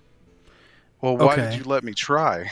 Would you be okay then with a DM saying, no, you can't do that? Because in my opinion, you can't have both, and that to me is the worst one. Agreed. I hate the idea of nope, you just can't. Like setting up for the Rakshasa, and Ashley says, ooh, I want to climb the roof, and I say, yeah, you can't. That feels a lot worse than... For example. Sure, but I'm not going to use the door example, because we think we've beaten that to death. I want a good example of this. So of the door? No. I want a good example of something that you, like, in your mind, if someone a D&D player asks you to do something, and like your response might be like, you might actually consider saying, no, you won't be able to do that. Okay. See my picture in chat. I wouldn't, but what chat? Which chat? And how the mimic says pet if you roll a nat 20. Oh, that one. Well, no, okay, so Here's that's okay. I actually have an answer. No, wait. That's presetting the success condition, and I wouldn't do that. Right. Like that is Well, presetting I a wouldn't use condition. that term, but let's say the person's like, I want that mimic as a pet, and you're like, well, not Roll saying animal handling and see 20. if it likes you. Natural 20. Right. It's your pet now. You Yeah. know. Is that Ugh. See, a road you want to go down? as a DM, the way that I would handle that is make an animal handling check. Let's see what happens. Temporary. It'd be temporary. If they nat 20, it'd be a temporary pet. Nat 20 plus 4. DC is, 28. Be like, okay, you go to pet it and it bites your hand. And roll initiative, because it's just not possible if you can't roll high enough. If I'm setting a DC like that, I probably wouldn't set a DC that high for something so stupid like that. I would just probably let that go. But there's certain things that I probably wouldn't. But to answer your question about this circumstance where I would say you can't do that. Firstly, I would never say you can't do that. Strictly speaking, because I had an experience with a DM who said that to me and it made an impact. So I will never tell a player, you can't do that. I will, however, tell a player, you can certainly try, and then they roll a natural 20 and say, sorry, it fails. Because just because I, determine that that's going to be impossible, or I set the DC somewhere that happens to be out of reach, doesn't mean that you still can't try. And I know that sucks when the natural 20 fails, but I know what it feels like when the DM says you can't do that. Here's the example, though. But you would have. So you just lied to them because because you already know you can't do that. Well, no, because here's the thing. There are other ways to improve your chances. There's one aspect of this that we haven't talked about at all. Inspiration, guidance, bless, enhanceability. There are many things. Bardic inspiration. There are many things that you can do to increase your rolls to certain things. So that natural 20 with a +2, if you have bardic inspiration, you add another d6. If you have bless, you add a d4. You have guidance, you add a d4. You had enhanceability, you have advantage, which wouldn't help in the natural 20 case, but you know what I mean. You can literally buff these sorts of things, have them all on you at one time. Natural 20, add up all the rolls, it's a 30, you get in. So what you're saying here, you'd need all the stars to align. Well, no, in this case, it'd be you just need to take every skill check with whoever has the best. So any party would take this information that you've just given the party, and they would go from skill check to skill check. All right, who's got the highest skill? You've got the highest skill. All right, I'm going to inspire you. He's going to bless you. All right, let's keep rolling until we get to 20. They don't do that already? I was going to say that's kind of why you have proficiencies, is so that the person who's good at something is the one that does it. I've just been marathoning season 3 or campaign 3, and the one thing I've realized over the last specifically 10 sessions, Matt got frustrated probably 3 sessions ago because literally every single skill check, 2 people would yell out guidance. It would be Ashley and Sam would be like, I'll guide you, and they're getting a D4 on top of everything. And Matt said at a certain point, because they were trying to do something all within 1 minute, and Matt was like, how many actions do you have in a minute? You're casting guidance like 14 times in a minute? Like, come on. And Ashley's like, okay, I don't. But that only happened for 1 session. The next session, they're back to, guidance on every skill check. And that even happens in our game, on Tuesday. Or Monday? In any case. Monday, You guys will guidance each other. You guys will guidance each other all the fucking time. Monday happens a lot. Like, Taylor's playing a cleric, so he casts guidance on himself for every skill check. And that kind of makes sense. Because you're as a cleric, you're thinking, oh, I'm going to do this. Bless me. And then you do it. Like, okay, I get it. But, having your party be like, oh, let me lockpick this door. Be like, I'm with you. Or whatever. For every fucking skill check, he's just standing at the door, patting you on the butt as you go in, like, bless you, bless you, bless you, bless you. Good game. Good game, exactly. It becomes stupid. But to answer your question, the hypothetical scenario where I would say you can't do that, I would never. But if I would, it would be in this situation. You're in a volcano. And there is a short ledge that bridges two parts of the volcano. You got to get from side A to side B. There's a very, very small gap bridge here. Think Balrog, Gandalf, right? Some of the party gets across, athletics check to make sure that you keep your balance, blah, blah, blah. Yeah, DC is going to be 5, let's be honest. I'm only doing it because it's fucking entertaining to see you guys all make rolls and be like, oh shit, yeah, you teeter a little bit, but you make it. So unless you roll a natural 1, you're not going to fall in lava. You'll be fine. One of the party members rolls a natural 1. Well, fuck, I don't want to kill this fucking player. Okay, so you stumble a little bit, you trip, you're about to go over, but then you reach up and grab it with your hand. In the nick of time, you manage to scramble up, and just as you do, the pressure and the twisting of you doing that, the bridge starts to fall away and crumble behind you. You see as 10 feet, 15 feet, 20 feet of this bridge disappear, stranding Eggman on the other side. Eggman, what do you want to do? I'm going to take a running jump and leap. Yeah, you can't do that. It's a 20-foot gap. Regardless, that fucking feels like shit. Like, bro, it's 20 feet. I can fucking do it. Like, no, you can't. Like, your character can't do that. But I'm going to let you try. And even if you roll a natural 20, you'll fall to your death. But at least I let you try. But in that case, I probably wouldn't do it because I don't like killing players. If you rolled... I'd make the DC high. I'd make it 20 or something. 20-foot gap. I know, it'd be tough. You would need to have your party being on the other side, being like, okay, as soon as he makes the jump, we're going to throw the rope to him so that, he can catch it midair. And I'd be like, okay, DC went from 25 to 20 or whatever. Then you make your athletics check as you're, sprinting full tilt, and they got to make strength checks to pull you up. There would be a whole thing to do about it. But that's only because I'm uncomfortable with the fact of saying you can't do it. But if there was a scenario, that is the scenario, or a scenario very similar to that. I think even I think I'll have to have some shit go wrong firsthand before I back down from my a nat 20 will always succeed to some degree. Fair. Not it won't it won't always succeed to the degree that the player thinks it will. Like a bard trying to convince a king out of his crown, it's not going to happen. But he rolled a natural 20.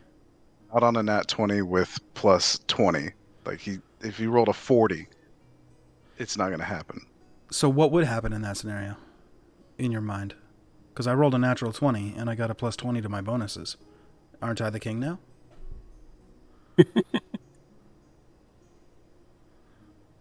No. So what happens?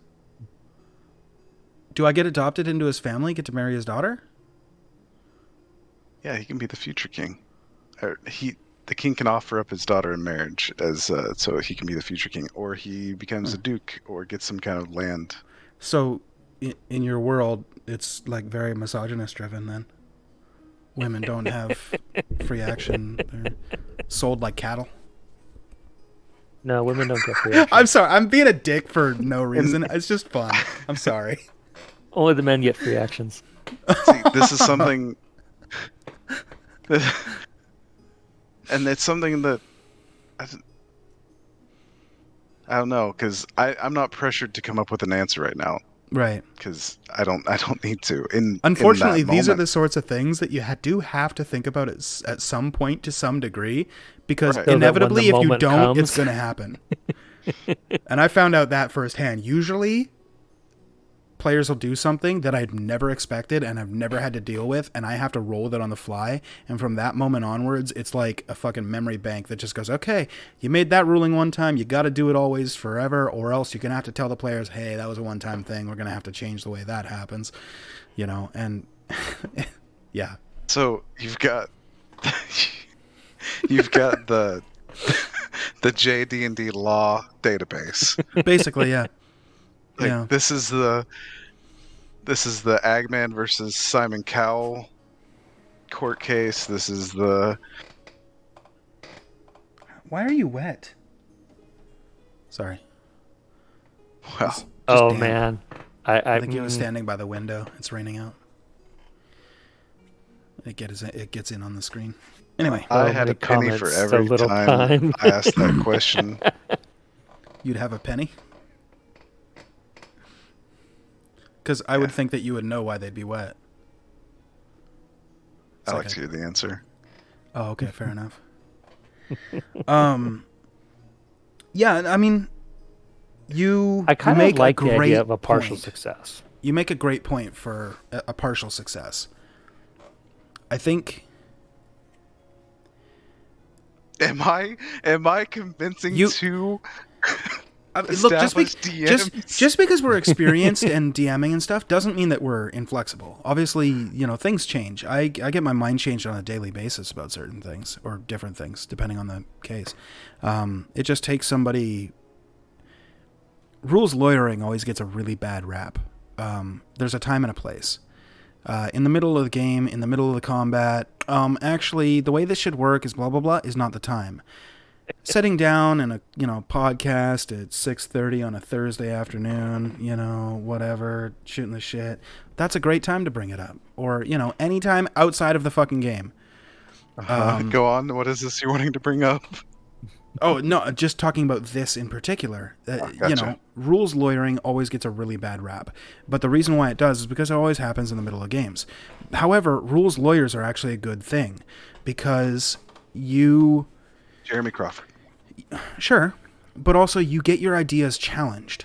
I might run a game a certain way. I might rule things a certain way. And if you never challenge it, then that's just the way it is. And if I've got a rule wrong this whole time, or fuck, dude. Not even wrong. Could that's be bad. better. Yeah.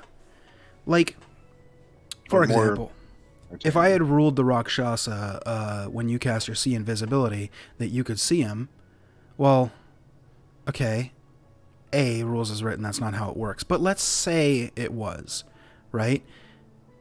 Cool, yeah, you caught him. Blap, he's dead. Okay. But let's say, a couple days later, Brian's like, hey, by the way... Seen him, I couldn't do anything to him. Right. I could just... He's over there. Well, you could have cast Fairy Fire on him. No, I don't have Fairy Fire. Limited magic immunity. It wouldn't have worked anyways. Yeah. Fair. You could have grappled him.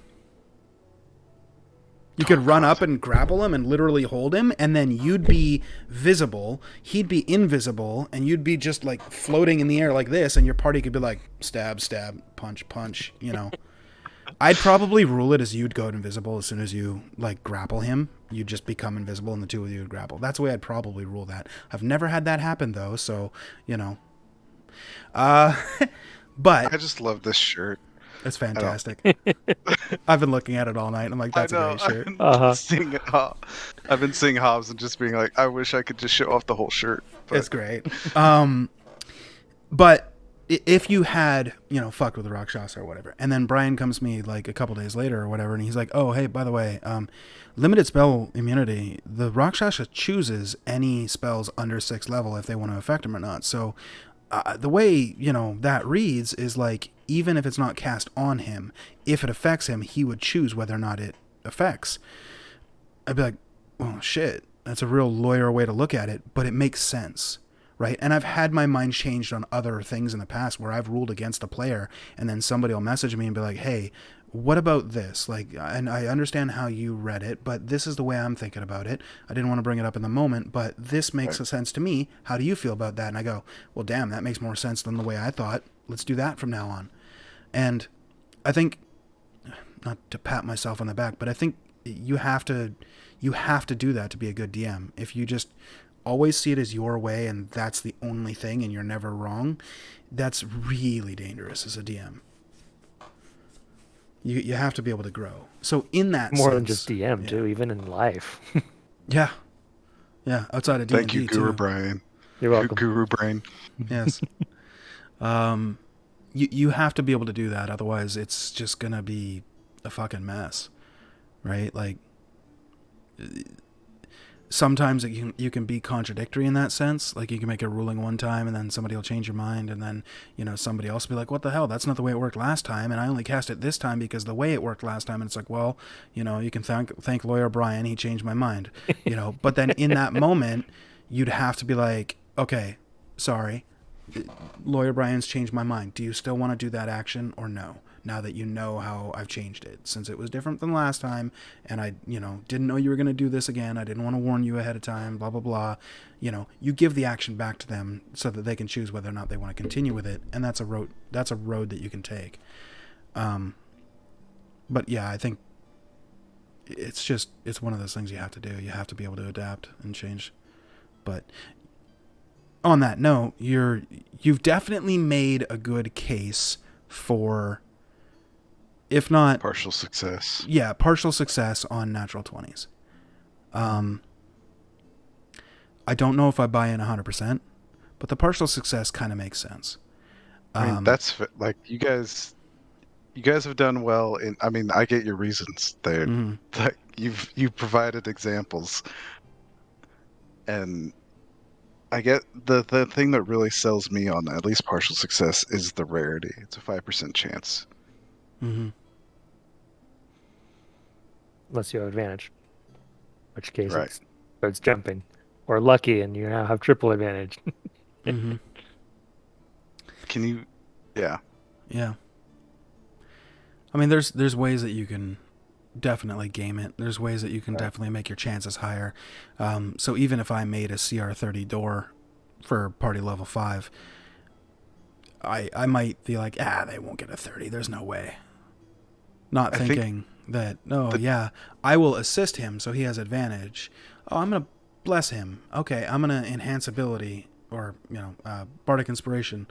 Well, now you roll a natural 20. You're like, yeah, succeed. And it's like, go ahead. The two major downsides to me that I see are some skill checks, because of the nature of the check, they can just sit there and wail at it, roll until they get in that 20. In which case, roll your dice. Exactly. Gently down In the which road. case, but then that they already took away the excitement of in that 20. They've already the players have done that to themselves already. So I don't see that as much of a downside. Like Caveat. for the most. Sometimes it's not going to be about the excitement of the 20. It's going to be about the excitement of succeeding on the check. So even if it takes them 20 rolls to get that, eventually when they do get the success, they're not excited about the 20. They're excited about the success. So as long as they know that they can roll enough times and they're guaranteed to succeed, that's just, I don't know.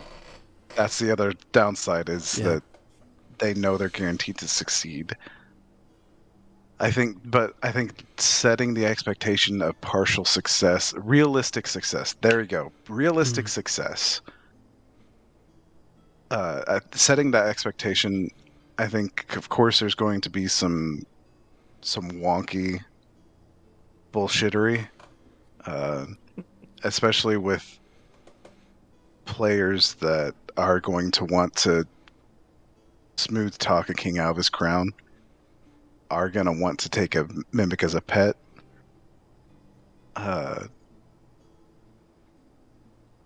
Or then just some players that want to test the bounds of what they can get away with.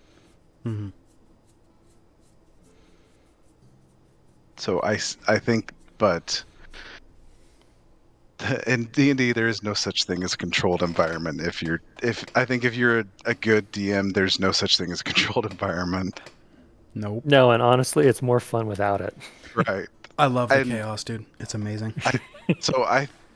I think that, so yeah, until I come across a situation that I'm just completely regretting someone taking away a partial success with a nat 20, until I come across that,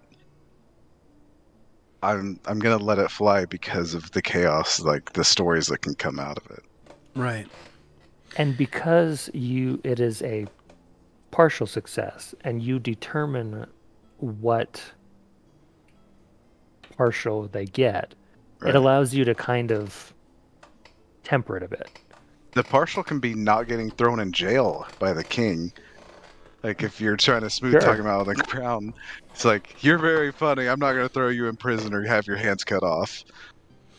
And Yeah. that's the success? Yeah. Well, that's the same thing as saying your natural 20 doesn't succeed. He could just be like, ha ha ha ha, no. You don't have to tell the player they failed on a natural 20. That's the thing. Depending on the circumstance. In your idea of like asking the king to give up his crown, you could just be like, yeah, the king looks at you and just kind of like stares at you for a second, cracks a slight smile, and then goes, ha ha ha ha ha, get out of here. And then, he turns, goes back, and, continues his meeting or whatever. That's still a failure. You didn't tell them they failed. It's a little bit different with a lock. Yeah, well, that's just it. Yeah. Like, all of it is very...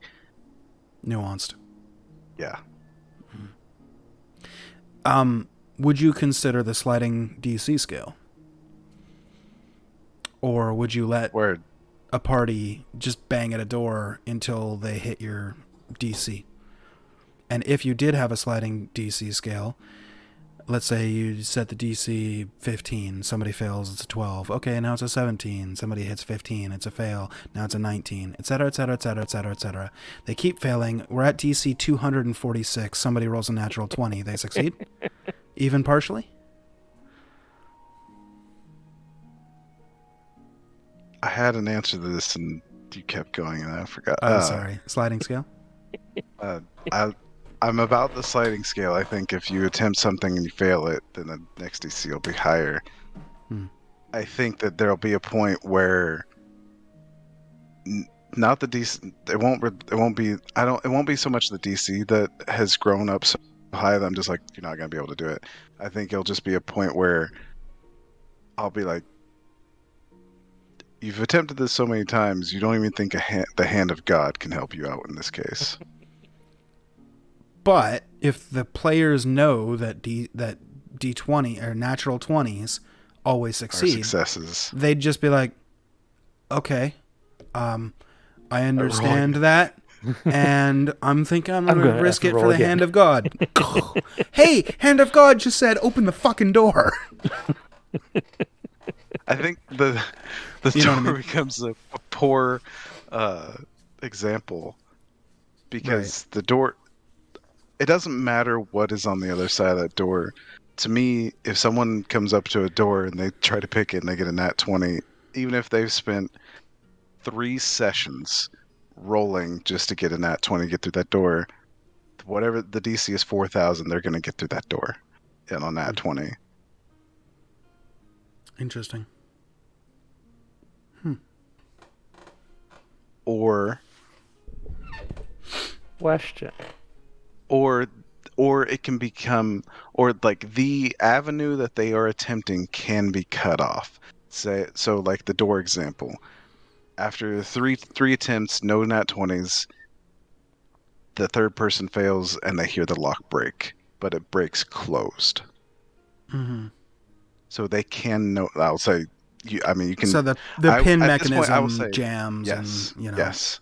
I will at this point say you can attempt to lockpick it, but it's broken closed. Yeah. So even a natural 20 at that point won't open it, or it still will? Right. It won't. Okay. So there is a point for you where a natural 20 does fail, is ultimately what I'm getting at. But yes. We got him, Brian. Woo! I guess, no, well, it comes in... Huh. I have painted myself into a corner and I do not like it. Because I don't want either. No, you can't roll on that. No. Wait, so now you're going back to the no. I mean, I was never on board with the. I don't think every situation is yes. You can try that. How to put this? There are just some things that aren't possible. Well, I mean, realistically, yes. Al can't fly. So if you climb to the top of the inn and you jump off, or let's say you climb up to the window and attempt to get to the roof to pray and you fall, you're gonna hit the ground. So what do you say whenever someone's like, I want to fly off this mountain? Do you have wings or the fly spell? No. Okay, make an athletics check. You actually did, or wait, no, that was Jason that did that one in the Monday game. Somebody tried to jump off the top of the roof. Yep. And he was like, "You flap your arms really, really," and you hit the ground. Yep. That was Jason was DMing and I was playing. Yeah. My character thought that he could fly. The way thing is, I actually could fly. The part that the stream, actually, I think the stream did get to see it because I was flying in a dream, or he said that I had wings. I couldn't remember, but my character thought I can fly because I have wings now, and this is fantastic. So I climbed to the top of the tavern to tell my party, like, hey, check this out. I can fucking fly because I literally just did it. My party was all inside, and he's like, yeah, you got wings. And I jumped off, and he's like, yeah, you glide to the ground, blah, blah, blah. And I'm like, this is awesome. Run in. Hey, guys, come check this out. They all get out front, and I'm like, okay, stay here. Run to the top, jump off. And they're like, what the fuck? And I'm like, no, guys, I literally just did it. Like, it was a whole thing. But no, if you guys are, climbing a mountain and, you're just like, I look to the sunrise and I think that's beautiful. I want to fly off in the sunrise. Like, okay, how would you like to do that? And you're like, well, I'm gonna just go for it. Like, okay, yeah, how? Like, well, I'm gonna run and I'm gonna jump and just start flapping. I'm like, okay, cool. Make an athletics check just to see how far you can jump. With advantage. If you want to make it a case for, I would give them advantage, absolutely, because they're gonna die. But yeah, I'd be like, make an athletics or acrobatics if you want to make a case for that. Totally, that works too. But the reason why it'd be athletic is because I don't see a way where you're standing on the edge of the mountain and thinking, I'm going to go fly, how that becomes acrobatic. Unless you take 5 steps back and you start somersaulting and cartwheeling and that's how you're going to start to fly. It's got to be athletic for jumping because that's what that is. Acrobatics is something like a gymnast, necessarily, less than, dives, leaping. rolls, flips. Exactly. Whereas athletics is more like jumping and, So, yeah, I'd be like, make an athletics check. You know what? Have advantage. You want to ask your party for guidance? Get the bardic inspiration from the bard, Like, acrobatics is a gymnast. Athletics is a sprinter or a lifter or... Sure. Football. Or pretty much anything aside from what you might consider... Strength. James Bondy. Nimble. Yeah, exactly. Like one is your strength, one is dex, and one is strength. It says right Exactly. anyway. Like it bothers me that people get this confused. Yeah, exactly. But that's why, generally, if I have a... Yeah, anyway. Generally, I'll say make an acrobatics check or make an athletics check. And then if the player's like, can I do acrobatics? Be like, okay, how would you do this acrobatically?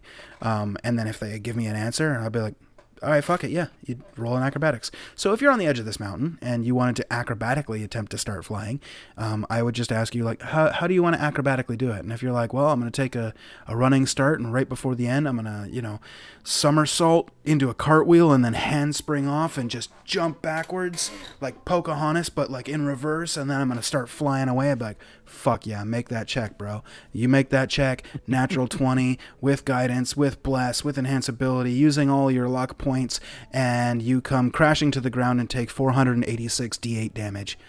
You are dead. Because you don't have wings or the fly spell. And unfortunately, falling happens instantly in D&D. Your terminal velocity after an inch.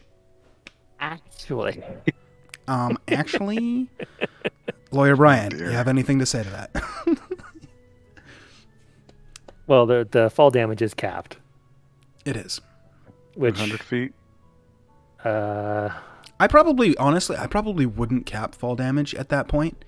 Like, if the player knows they're on a mountain, a really fucking tall mountain, and they've been climbing it for 3 days, and then they say they want to fly, and they don't have the fly spell or any magical item that would grant the ability to fly, and they don't have wings, the way that I'm interpreting that is the player is asking me if they can commit suicide with their character and roll a new one.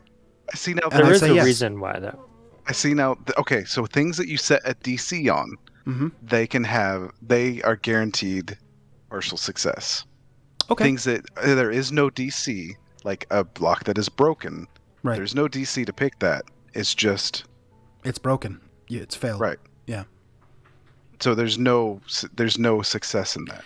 So you jumping off the mountain, I haven't set a DC because there's no way you're going to be able to do it. There's no DC. You cannot succeed. I'll still make you roll because it's for the lulz. But even if you roll natural 20, you're still dead.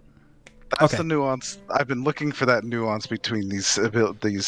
I still believe in a partial success on something with a DC. I'll give you this. You ready for it? Effective immediately, I'm adapting that for Rain. As of right now. That doesn't necessarily mean that if you roll a natural 20, you're going to succeed. There's going to be things that you come across. Right. For example, Eggman trying to jump across that bridge before. Unless your party members speak up about tossing a rope to you as you're jumping midair and stuff, there's no DC. You're just going to fail. But if they do speak up and they're like, you've got this bardic inspiration and all that stuff, and they throw a rope and they're helping you, there's going to be a DC. You can succeed, even if the DC is unachievable for you if you roll a natural 20. At least partially. They might barely keep you from dragging in the lava and your toes get it and, you lose 2 toes and now you've got minus 5 feet movement and you live. Yeah, but you live. Yeah. It's partial failure. Exactly. Partial success. It's partial success because the alternative is your character's dead. So why not both? Effective immediately, I'm going to use that from now on. You either just made the campaign a lot harder or a lot easier. Right. I don't know which side the players are going to say, but if anybody's got an issue with it, they're going to message you. Oh, no. Honestly, it's probably for the good because, again, I won't tell a player you can't do that. So this will probably only be good. So that being said, I like that. With that DC change, like if there's no DC, you broke a lock, there's no DC, it's pure, you're gonna fail. Then I like that a lot because then I can just say, if I'm gonna put that room there, that lock is broken when you guys get there at level 6. So and it's like, you guys roll natural 20. You're moving the pins and you're not getting the tension that you think there should be. The lock must be broken. Whenever you pull your pin out, some of the tumblers come out with it. Yeah. And you know what? You guys might come back like in campaign time, let's say in game, a year later, you've gotten some more experience, you come back and maybe somebody else has found it and tried to fix it, but when they tried to fix it, they actually did fix it, but when they tried to open it after they fixed it, they just failed. So now you guys come in and you pick it. Now you succeed. I still get what I want. You still get what you want. It's all good. I like it. So, rules lawyers are not a bad thing. You just did it, and it was good. And I'm glad that it became 2 kind of different views on the thing, compromising, but I'm glad that we found that's the nuance. Like that there are some the characters can do anything, but there's some things you don't even set a DC. They're just they can unachievable. Try to do it. Yeah. Right. It's unachievable. And the things that are achievable, they're guaranteed some sort of success on a natural 20. Yeah. I just thought about this now, and if you had said this at the very beginning, I would have been on board immediately. You go unconscious in a combat, you roll a natural 20 on your death save, you're back up at 1 hit point. I thought that's how it worked. That is how it works. Okay. And if you had said that, I would have been like, fuck, you're right. Because, if you're in death saves, I mean, let's face it, I've never been knocked out. I've been choked out a couple of times, but I've never been knocked out. So I don't really have a real world reference for it. But I've never seen somebody be knocked out and then roll a natural 20 in real life and pop up with 1 hit point. They always kind of wake up in a daze and they're like, I watch a lot of MMA, and anytime anybody gets knocked out, that's how they are. They don't just like, I'm up, let's do this, and they're good. They're fucking wobbly and they're all over the place, which to me would mean They a are natural back 20. in the fight for sure. Exactly. A natural 20 means, okay, you're stable, you're not dead, you're good, but you're not back in the fight. Whereas in D&D, a natural 20 means you're back up with 1 hit point and you're good to go. So, if you had said that at the very beginning, I'd have been like, all right, you win. But I'm glad you got to the nuance, because that makes a lot of sense. And I honestly really like it. I think that's a really cool compromise. Or not even compromise, but like suggestion. Condition, yeah. I like that a lot. I like how you're the principled one, and yet I was just like, the whole time I'm like, I am not budging on this. If you hit a nat 20, like, it just, you gotta succeed. Principles can be changed as long as it logically makes sense. Yeah, I know. Right? Like, I'm just saying that I found something that I'm just like, I'm in it. Like, this is law. Yeah. So you were taking the role of me, and I was taking the role of you this time. Yeah. That's interesting. I'm usually very like, oh yeah, we can bend on that. And this time, like, no.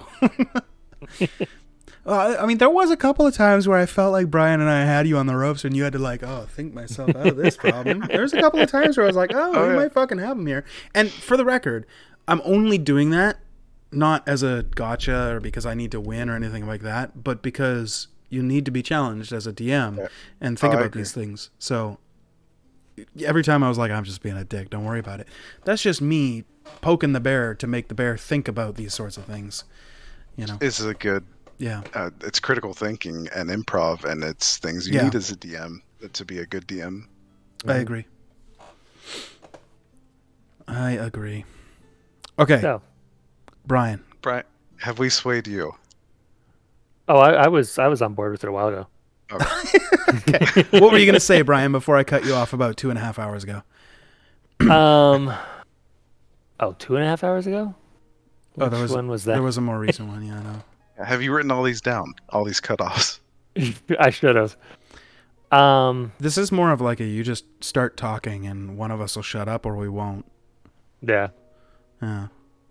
So what was my most recent thing? Which isn't Brian's forte, unfortunately. Just jump in there, man. You're good. Just go. Yeah, I have to. Yeah. I'll just keep going forever. I don't. Okay. So you said that you will not say no to a player. Correct. What if it's not that I won't say no. I won't say you can't do that. Okay. What if they are like, okay, I make my 2 attacks and he's not quite dead yet, so I rear back and kick him in the face for the last couple points of damage? I mean, that mechanically can't happen, so no. Okay, so you are willing to do, you can't do that on mechanical things. Well, yeah. When I'm saying you can't do that, I'm saying like, as long as it's mechanically something you can do, I'm going to allow the player to do it. For example, jumping across a 20-foot gap. You're not going to succeed, but you can try. I'm not going to tell the player, you can't do that. If Meeps is on a horse galloping towards you and you want to reach up and grab the reins as he's fucking speeding by and you swing up like Legolas in fucking Lord of the Rings. Remember that one scene where he grabs the... and then he's like... We all know exactly what I'm talking about. We've all seen Lord of the Rings 7,000 times. Let's not act like we haven't. So, right.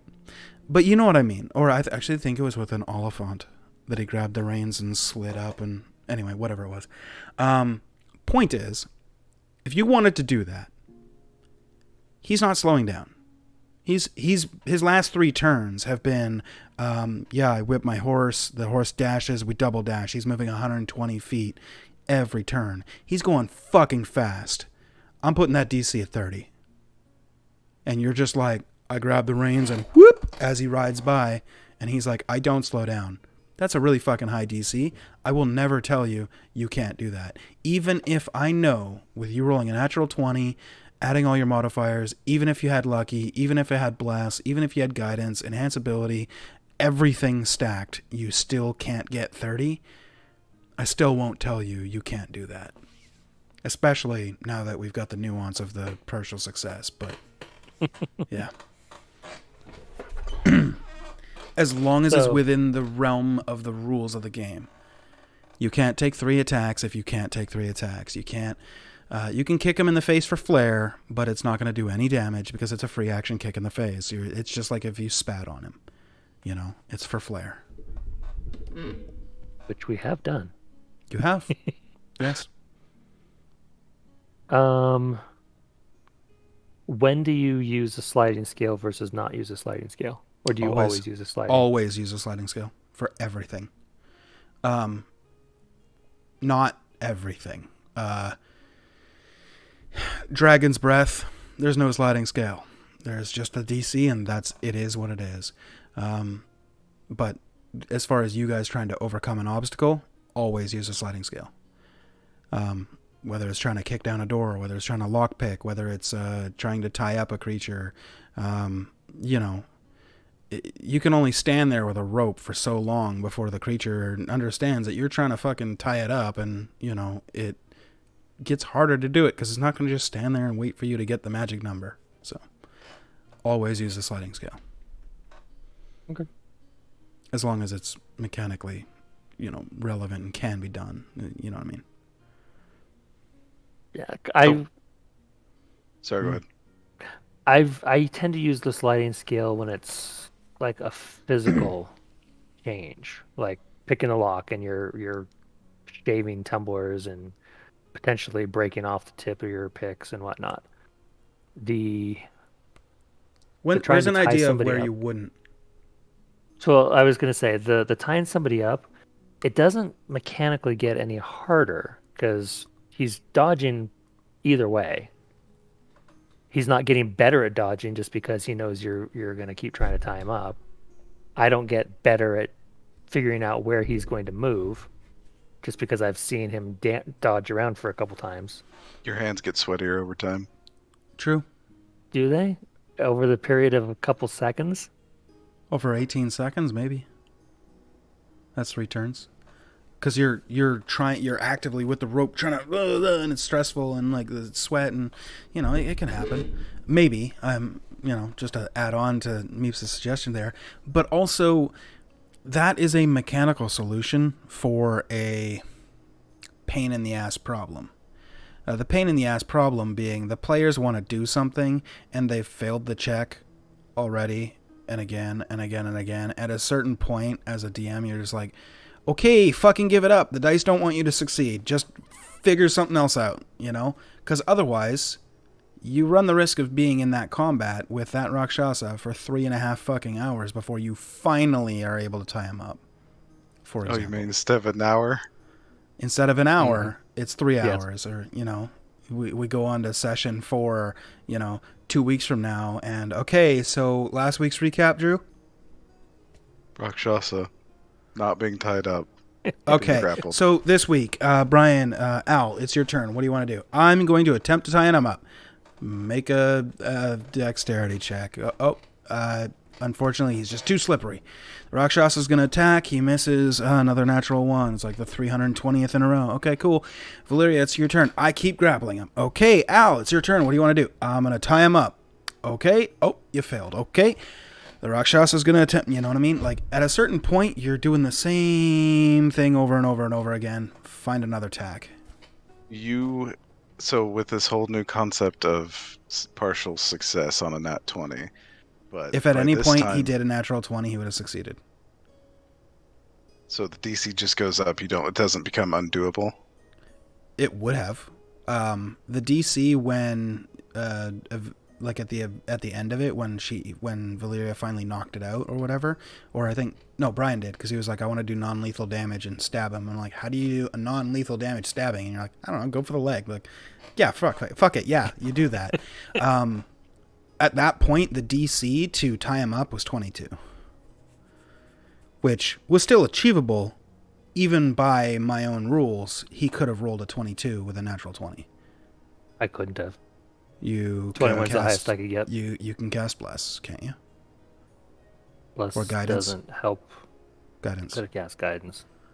My point is, at that point, it was still achievable, even by the an hour ago nuance. Up until the DC would have got to 24. That is the point where I would have said, okay, you're past the point where it's going to be unachievable. It would have taken probably 2 more failures before I said, okay, so Al, Valeria, this isn't working. Figure out something else. And that was my next question: is at what point do you say this isn't working, or you think that When either the DC gets past the point where you guys absolutely cannot succeed, or when you've annoyed me long enough. Being completely honest with you. Being The which real we're DM. getting pretty close to the same value at that point? Yeah. Yeah. So I know that you do sliding scales. Mm-hmm. Like I said, I did not think that was going to be one of them. Right. So at what point would it have made sense maybe to say you feel like this is getting harder each time you try and fail?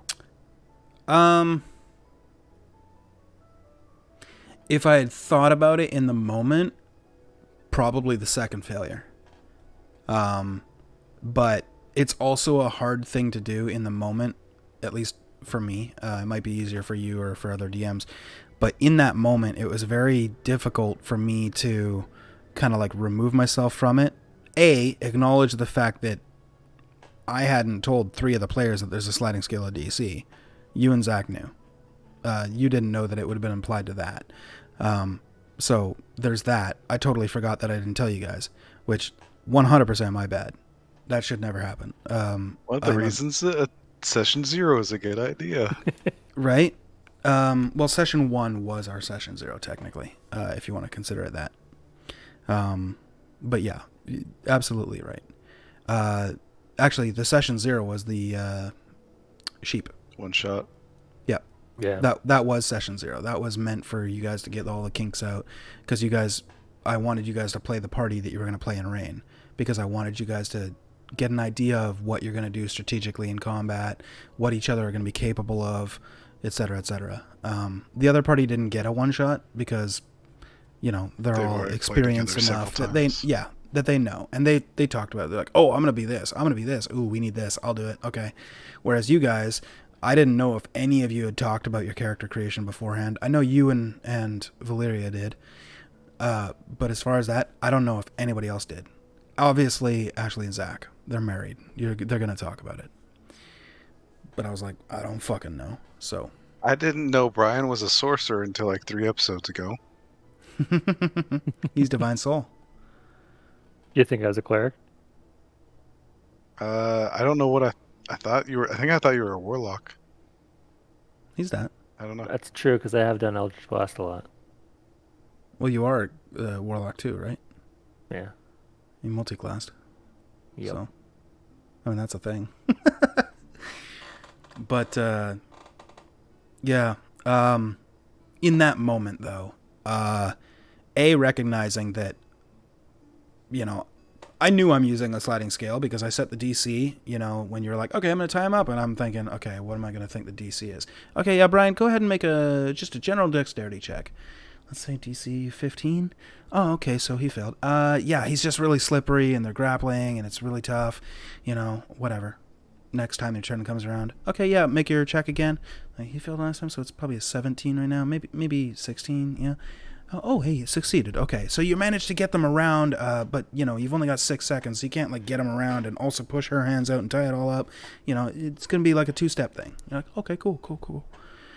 Next turn. Oh, fuck, he failed. Okay, so now that 16 is like an 18. Okay, And at that point, I'm trying to keep the combat moving along because I recognize, there's only 2 people involved in this combat and there's 5 people in this game. 3 people are just sitting there going... So there's that. obviously thinking about what the monster's going to do, trying to anticipate what you guys are going to do so that the monster's reaction is appropriate, and I don't take up a ton of extra time, so I don't get to the monster's turn and go, okay, he does this. That's why your silence fucked me up. Because when he was mouthing something, he was actually saying this is going to go really bad for you. And if that silence dropped, he was going to plane shift you away. And then he was going to fucking kill Valyria. Plane shifting me might not have gone well for him. Maybe not. But if you failed the check, you're gone. And then he's alone with Valyria in the middle of the street at night. He fucking murders her and then goes and hunts Zanuck. It's 'cause the black cloaks. But keeping all of that in mind, and then it dawns on me, I don't think I told them about the sliding scale. Fuck. Yeah. So now I'm trying to think, and also at the same time, trying to find a ruling on Rakshasa versus silence spell. At the same time, I was Googling that. That's why that one turn took like an extra 2 minutes before I was like, the Rakshasa versus silence. Does this work? What's he gonna do? And I'm looking it up, and I found 2 rulings, and they're both contradictory, and I'm like, fuck, err on the side of the players, whatever. Okay, he just is gonna turn to you and whisper, and you read his lips, and it looks like he's saying, this is gonna go bad for you. And then he's gonna make 2 attacks. Click, click, boom. His turn's over. Okay, cool. That was doing that at the same time as all that other shit.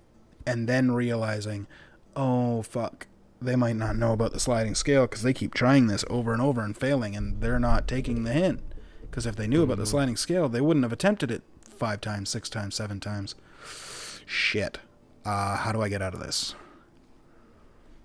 And then, thankfully, you guys knocked him out.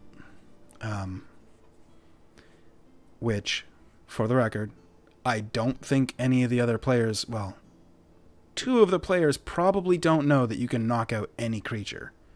They probably just think that if it hits 0 hit points, it's dead. Because typically that's how it works. But if you specify you do non-lethal damage, they go unconscious, not dead.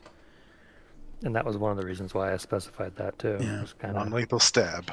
Yep. So I imagine stabbing somebody in the leg hurts a lot. Probably makes them, go out unconscious from shock. Yeah, Right. that's kind of the way that I ruled it.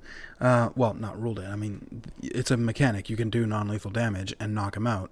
Doing it by a stab wound is a little bit weird, but fuck it, whatever.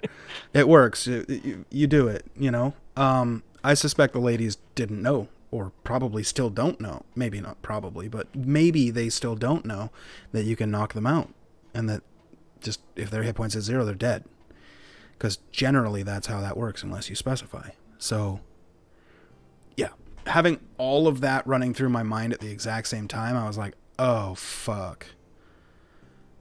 Because I didn't want to, stop combat and tell you guys. That's why, the break took 5 minutes longer. Spoiler alert for the viewers. You get to hear, behind the curtain.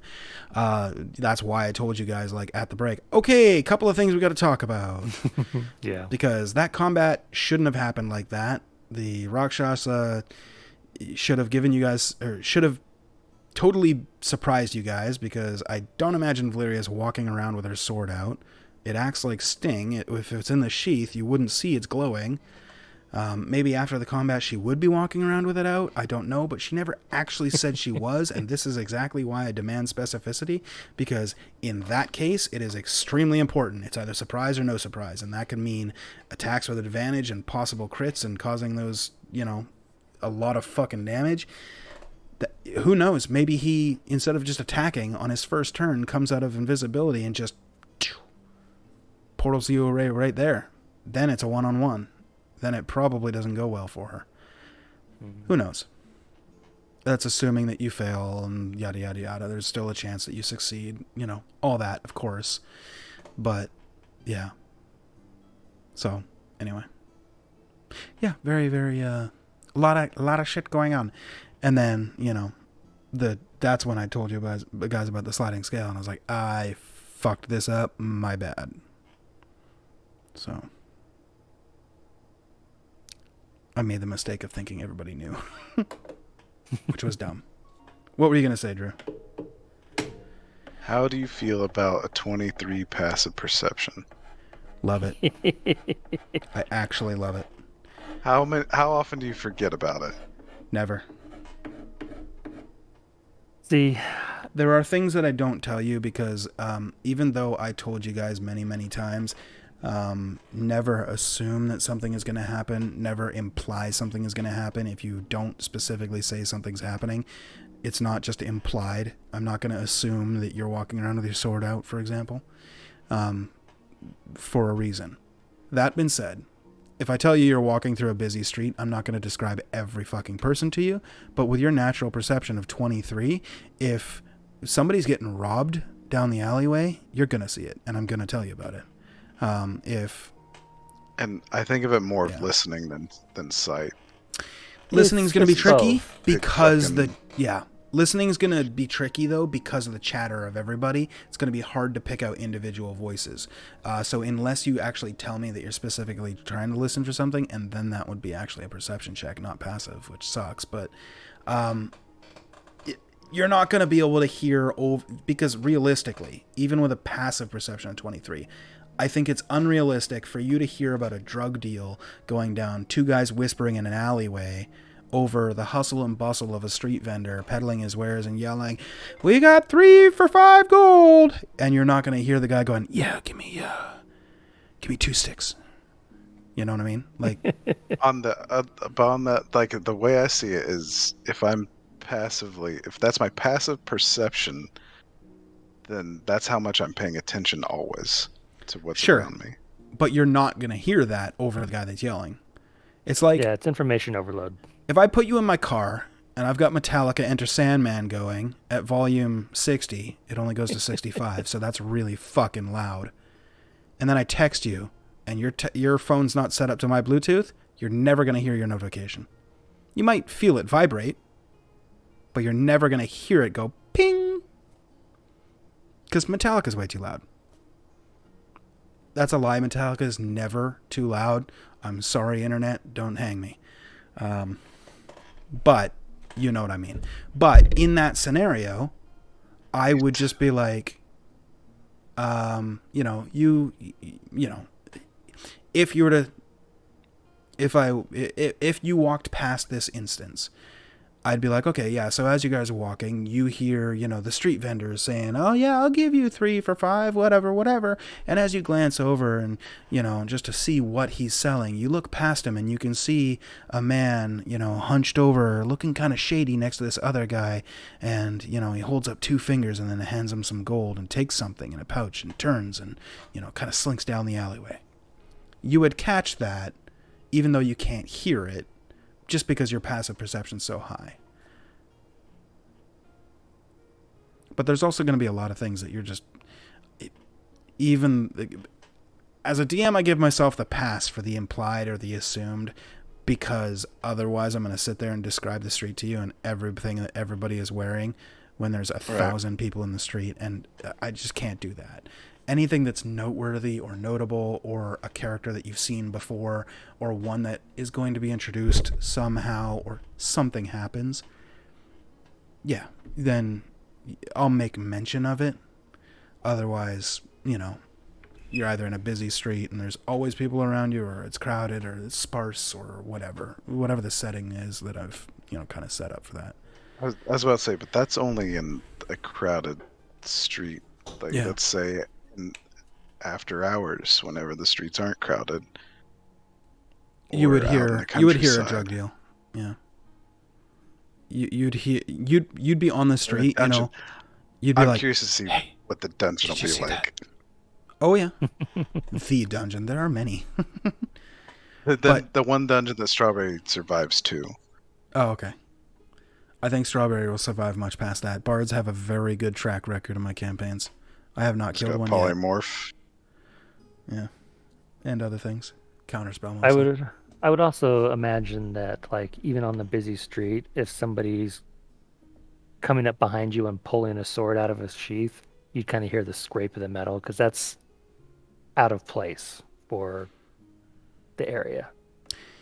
Yeah, you'd probably be able to pick out a sound that shouldn't be, like the scrape of a metal, sword coming out of a scabbard. But And let's you did have me notice the Rakshasa try to gank Sci-Fry. exactly. Mhm. So you saw him pull the blade, even though Zach had his back to him and everybody else didn't have high enough passive perception. You saw him, just because your passive perception was high enough. And also maybe you were talking at sci-fi or whatever. But like, let's say for example, you guys are walking down the street and there's like a parade of, think like Chinese New Year. People are dressed up in these costumes and there's a big parade and it's loud and people beating a drum or whatever. And there's an assassin behind you about to try and stab you or whatever, cut purse you, whatever. And you've got a passive perception 23. It's loud enough, you're not going to hear it. You're not even going to hear the shing, even though it's out of place because there's drums and people yelling, blah, blah, blah. But even with a natural 23, even if he is sneaking up on you, I wouldn't give him I wouldn't give him surprise unless he's invisible. The reason why is because I would rather you notice him because you would notice him unless he rolled higher than a 23 in stealth, for example.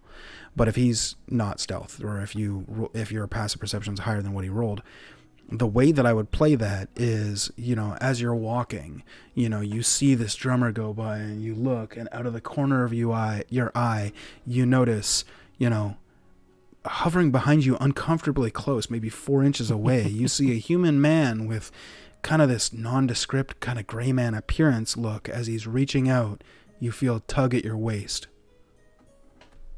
As your coin purse is being tugged at and he's about to cut it. You would notice it, but I would make sure I drew it to you in a way that naturally would happen. Because you wouldn't just be walking and just be like, bing, evil guy. Like I always say, passive perception is not a radar. But yeah.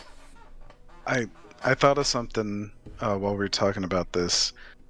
I don't know if you see a contested roll as a DC, but I think that's one case where even if you got nat 20, if whatever you're contesting their number is higher, even if they didn't get a nat 20, they still win. Like if you nat 20 at 22 and they dirty 24, they won. Okay. In a contested roll. I would consider contested rolls not a DC. Right. What if it's a nat 20 versus a nat 20? Then it's whoever's higher? Yeah. Okay, because that happened on Tuesday with the Rakshasa and Valyria. The way that I see that is the contested check, the higher one wins. Right. Period. Regardless of, yeah. Because there is no DC. That just goes to your point. If you don't set a DC, then, though you could say a contested DC, whatever I roll is the DC, and then whatever you roll has to beat my DC. But that's what I was specifying. I think like it doesn't matter who. That is one case for sure because that feels weird though, because then if you're just like, oh, I'm gonna have a wrestling match with Al, and I'm like, okay, yeah, you guys make a athletics check versus athletics check, and you're like, okay, cool, you roll a natural 20, 22, and Al's like, okay, he rolls an 18 plus 6, you're like, well, I win. It's like, what? How does a 22 beat a 26? I won. It's a natural 20. I tripped you and you fell. It's like, no. In that, yeah, that's also player versus player. I have to put this out there because it keeps happening. Player versus player. I'm staying out of it. As the DM, I'm hands up. Like if you're talking to Valyria and you're just like, oh yeah, about 15 years ago, I was traveling through the woods and I found this guy, completely split him down the half, wore him around like a suit for like 6 weeks. I actually got to be a human. I realized people don't care about hair and gun lives. All they care about is humans. It's fucked up. And I decided I'm going to change that by being a Harrigan and being proud of it. And she's like, no shit, really? I'm not going to be like, okay, roll deception, you roll insight. No, that's between you guys. If you want to roll deception and she wants to roll insight, fucking have at her. Otherwise, I'm just going to sit there, eat popcorn, and enjoy the show. Because fuck it. Like, unless there's an NPC involved. If there's an NPC involved, there's going to be some rolls. Well, because, Yeah, if I'm gonna lie, if I'm gonna lie to my party, if they ask me and I lie, I'm not gonna be like, I want to roll this. I'm just gonna fucking lie to them, and if they insight check me, then sure, whatever. I'll do deception against it, whether I'm lying or not. Yeah. But at that point, if that's where it gets tricky. If you are lying to your party, I would say roll a GM roll, deception, because otherwise, you roll. It's not like it just pops up and says 20. It says deception 20. So now they all know that you're lying, and you have to rely on the player not being meta. And for some people, they can do that. Other people can't. And why put them in that position, And in that sense, if that's the occasion, I'll play along, as I have a couple of times, where you'll roll deception, she'll roll insight, and it'll be like a 12 versus your 21. And I'll just be like, he's hard to read.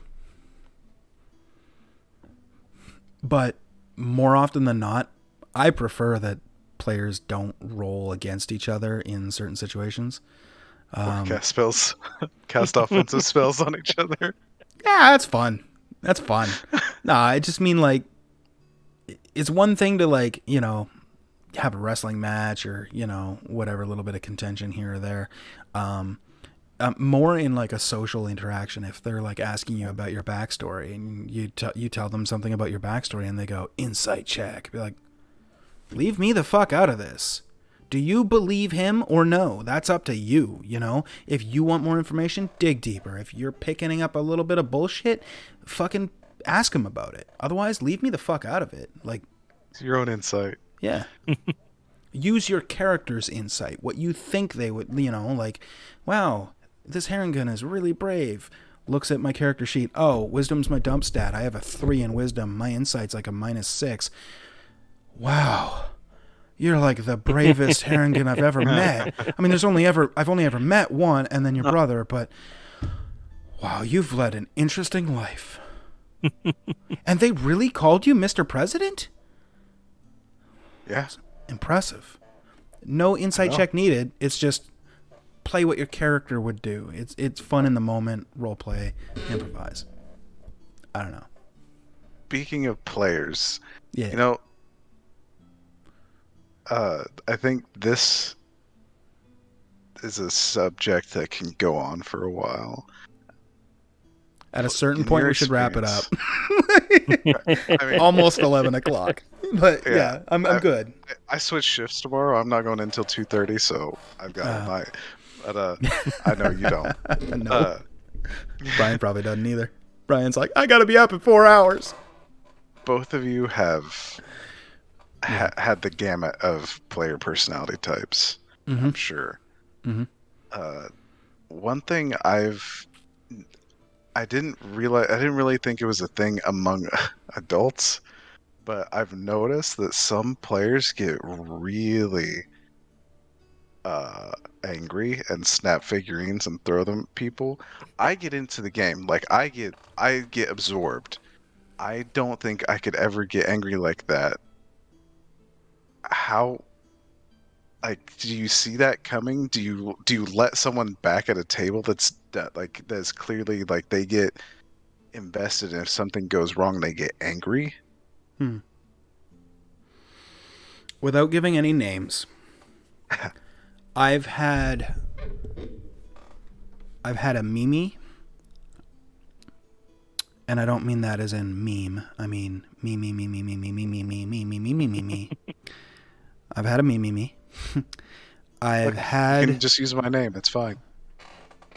It's not you.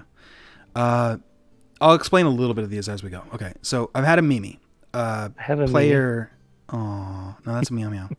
I've had a player that has to be involved in everything. Anything that happens, they're involved. Whether it's buying something from a shopkeeper, whether it's interacting with an innkeeper, whether it's, it doesn't matter what it is, they have to be involved. What? Two party members do something, they notice and they see it and they're the first one to go help, etc. Already, I'm seeing like I dabble in these things. Like I've done a bit of these things. Okay, I was gonna say I do that sometimes. because you two are I here, imagine. if you're guilty of any of these, I will tell you. Okay. How about that? Well, But I will. know. Like I can already tell you that I'm going to be a little bit guilty of all of them. Sure. However, a Mimi would have not sat there for an hour for the Rakshasa, or an hour and a half for the Rakshasa combat. They would have interjected here or there. They would not have sat there, in their room setting up traps and having, a sleep. And, the only thing you did that whole entire session up until the point where you actually kind of like joined the party and continued on was you mentioned that you snored loudly. And that was it. While the entire party was figuring out what to do to the Rakshasa, and then they threw it on the ground and it, snapped its neck and caught the, ball of and then it died, and then the whole like praying to God and or your deity or whatever, all of that shit happening, you were silent for the whole thing. If you were a Mimi, you would have tried to interject yourself. So anyway, I've had a Mimi. I burst into the room and I pray and yeah, and it's like, really, how did you know they were even in here? You know what I mean? Or they'd be like, oh, I hear the ruckus and I come in. No. Just, you don't have to be a part of everything. I've had a Mimi. That, in my opinion, is the absolute worst kind of player. Just because they have to be they have to be involved in everything, and they can't just let other players have fun. And that to me is the worst, because you're taking something away from other players when you do it. That's what I felt like as Eggman, but at the same time, like I would awkwardly stay silent whenever I wanted to talk. Whenever like you'd say something to the party, I'm like, someone else fucking talk. Someone fucking talk. Mm-hmm. Talk already, or I'll talk. The problem with Eggman I'm was everybody in the party at the time was super quiet and didn't want to step up, so Eggman had to fill his shoes. That's a different when you have that dynamic. Anyway, I've had the silent players that don't say or do anything unless prompted. Huh. Weird. That's almost as bad as the Mimis, but it's a passive role, so it's like you don't think about it. Sometimes I accidentally skip their turns because I forget they're there. I've had the players that get angry and snap a mini and throw it at me. I did let them back at the table, and they did do it again. And since then, we have not played again, and I probably would let them back at the table, but the conversation would have to be had ahead of time. Hey, that's not cool. Don't let it happen again, or that's it, period, done. I've had the player that gets angry in the moment and, wants to rules lawyer aggressively because they thought something was different than what actually was, and when it turned out not to be, they got really upset. And none of that. There's no physical violence there. There's no threat of anything. It's just really fucking uncomfortable, and it's ugly, and nobody wants to be a part of that, and it's just awkward. I've let those kinds of people back at the table, and usually there's a conversation involved about like, okay, this is not a solo game. This is more people here. I've had the power gamer. I actually like the power gamer at the table, as long as it's not a party of power gamers, or if it is a party of power gamers, knowing that in advance so that you can super juice the campaign to make it fun for the power gamers. Accordingly. Yes. When it's one power gamer and 4 passives, that is really bad. Which we'll call a toxic power gamer. I've had one of those before. That's the kind of player that plays everybody's characters for them. I take my turn. Hey, you should do this. That spell would work better in this situation. If you cast it right now, then you can use this as a bonus action. Okay, he does that. Okay, cool. Hey, Mr. Cleric, instead of using that spell, you should use this. And if you take a level in Sorcerer next turn, you can next level up, you can twin it and then heal more people. I would have one of two reactions to that. Either I think I'd go with the snapping at them, but it'd either be snap at them or leave. Yeah. I let it go on for a bit, but if it just keeps going on, like that person, I as a player, like Yeah. I don't know how I'd treat it as I'd probably be more diplomatic as a DM, but as a player, Probably. I would not be diplomatic. Yeah. The players were all diplomatic because, or were all very, okay, this is awkward, but it's happening, so whatever. And I finished the session and waited for that player to go to the bathroom or just leave or whatever. Followed him and shot them. No, I asked the rest of the party, hey, that was awkward, right? Am I crazy here? And they're like, no, that was fucking weird. I felt like I wasn't playing. Be like, okay, I'll speak to him. I don't want everybody to dogpile. Let's just leave it at that. I'll take care of it. And if it fixes itself next session, then, we're good. If not, then unless anybody's opposed to it, I'll ask the player to stop showing up. And then they all go, okay, yeah, cool. Then I went to talk to that player and said, hey, look, that was kind of awkward. I don't know if you picked up on it, but none of the players are happy with it, and it was just kind of not good. So we need to address some things and basically walk them through it. And they understood. And the next session, they were completely different. Not to the point where they were silent, but to the point where they were power gaming for themselves, which is fine. I'm okay with power gamers. They're power game for themselves, and then they would sit silently and watch as the next person took their turn, and you'd see them go every now and then, but at least they weren't verbal in telling that player, hey, you should do this. And those players started to notice those little pickup things, and then they'd look for approval. And at the table, I was like, hey, ignore him on your turn. It's your turn. You do what you want to do. If you want to ask him for advice, ask him. Like, he's sitting right there. Just ask him. It's totally cool. Take your time. But it's your character at the end of the day. It's your decision. Don't worry about his looking at you or whatever. And the player, looks at me. He's like, what, I can't look? I'm like, look as much as you want. I'm glad you're not taking their turns for them. I don't care if you snicker, whatever, as long as you're not taking their turns for them. And then it worked, and everybody was like, oh, okay, cool. And then the last one is the asshole. That's just a player that shows up and is a dick for no reason. Had it one time, 25 minutes into the session, asked the player to leave. They never came back.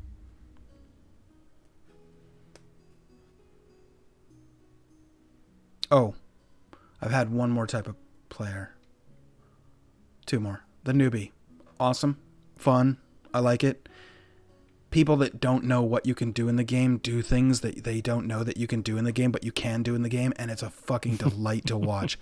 Case in point, jumping out of a window to tackle a fucking wizard off of a bed dragon is fucking epic.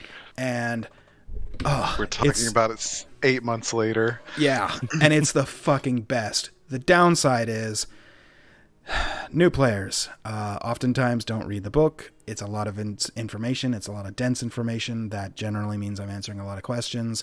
And my way of answering questions is not to give you the answer, but to give you the tools to get the answer for yourself.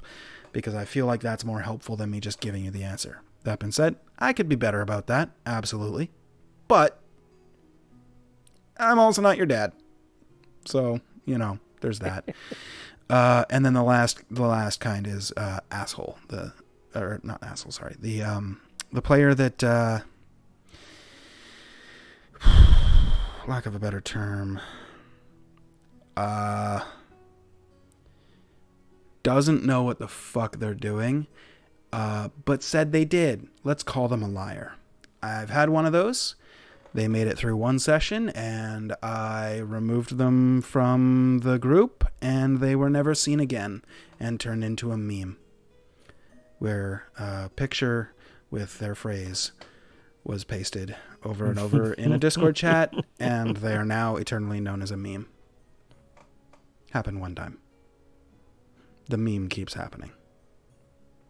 Well, I mean, you have to repeat it. Mm-hmm.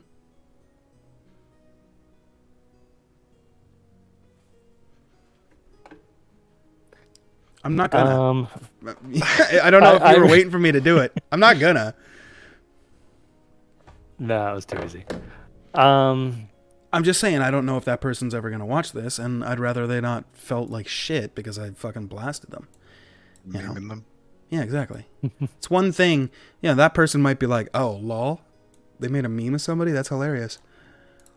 And then if they go, "Oh, they made a meme of me. Wow. Okay. Fuck you then." It feels douchey that way.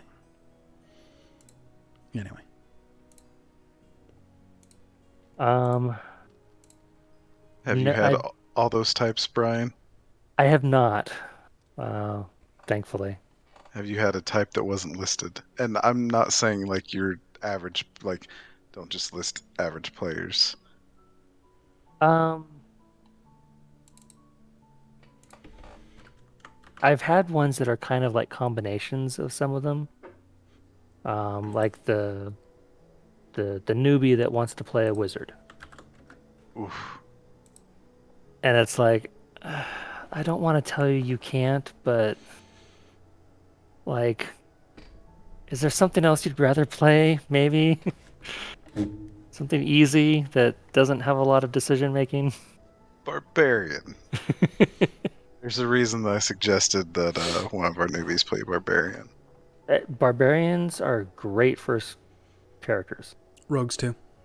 Rogues are great. Fighters, marshals, monk maybe not. Some of the Monk's fighters, complex. yes, Fighter is very complex. I would not yeah. send a fighter. Yeah. Depending on Unless you're which playing a subclass. champion fighter or whatever it's called. Yeah, Fucking have at champion, her. piece of cake.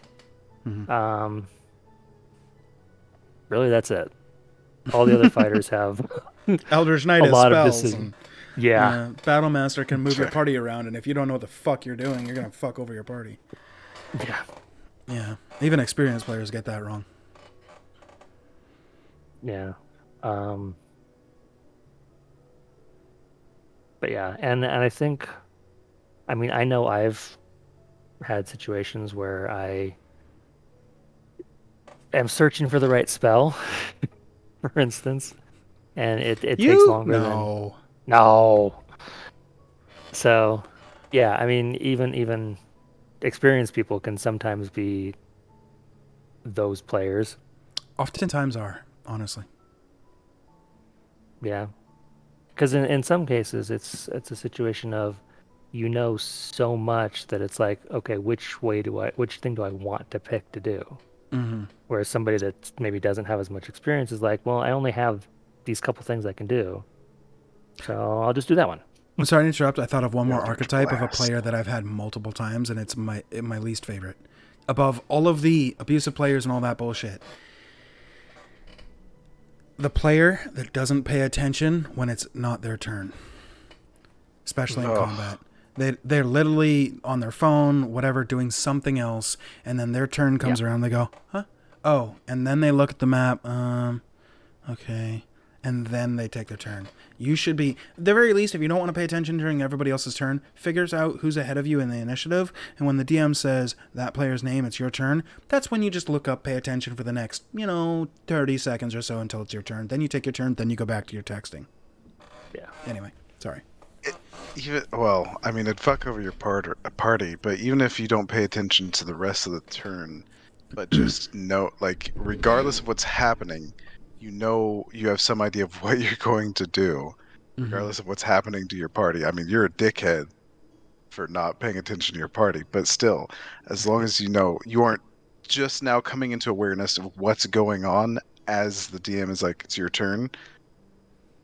That makes so much difference. it Yeah. does. And to an extent, certain types of characters are harder to do that with, especially healers, for instance, because it's Casters like, of any kind. yeah, casters of any kind, really, because it's like, okay, I've got this perfect plan. Crap. The Yeah. battlefield just changed in some way that it's like, well, I was going to throw a web over there and get 4 of them in it. Well, now there's only one person there. It's kind of a waste. Mm-hmm. Or now there's a barbarian in the midst of all those 4 people, Right. and it's like, well, I don't want He's got a Nah, high strength. fuck He can that. break Do a it web. anyways. Yeah, exactly. If you can get 4 and an ally, fucking do it. It's so worth. well, Fuck your especially ally. an ally that wants to be next to them. Exactly. Right. Yeah. But yeah, it's like, so my favorite is when Well, Ooh, yeah. even that What's your sometimes. favorite archetype of player? Well, Jay already said Oh, newbies. Mm-hmm. yeah, Newbies. newbies are fun. Um, some of the stuff they come up with, Well, just there is another answer, but it's for a different reason. Newbies are one of my favorite and one of my least favorite. The least favorite is the trepidation, not knowing what they're doing aspect of it. But that's also the best part of not knowing what they're doing. So they just do something crazy, and it's hmm awesome. That's both the best and the worst. The other best part is the okay, that was weird. Probably the power gamer.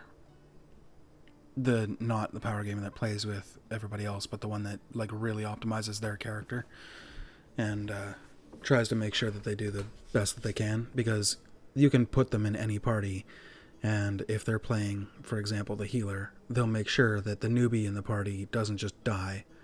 They'll make sure that, they look out for everybody and all that stuff, make sure everybody else has fun. That's why power gamer is good. So anyway, We see why.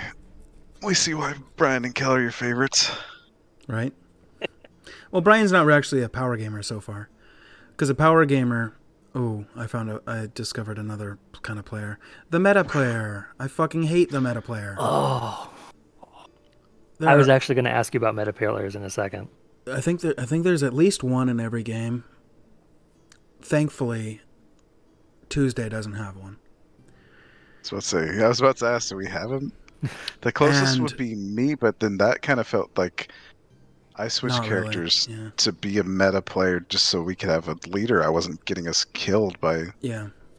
And No, even that's not a Monday meta isn't player. meta all the time. There's a couple of points of meta here or there, but generally they're pretty good. Most of the people that I've cultivated, playing D&D with over the years, I don't keep meta players around because they are fucking annoying.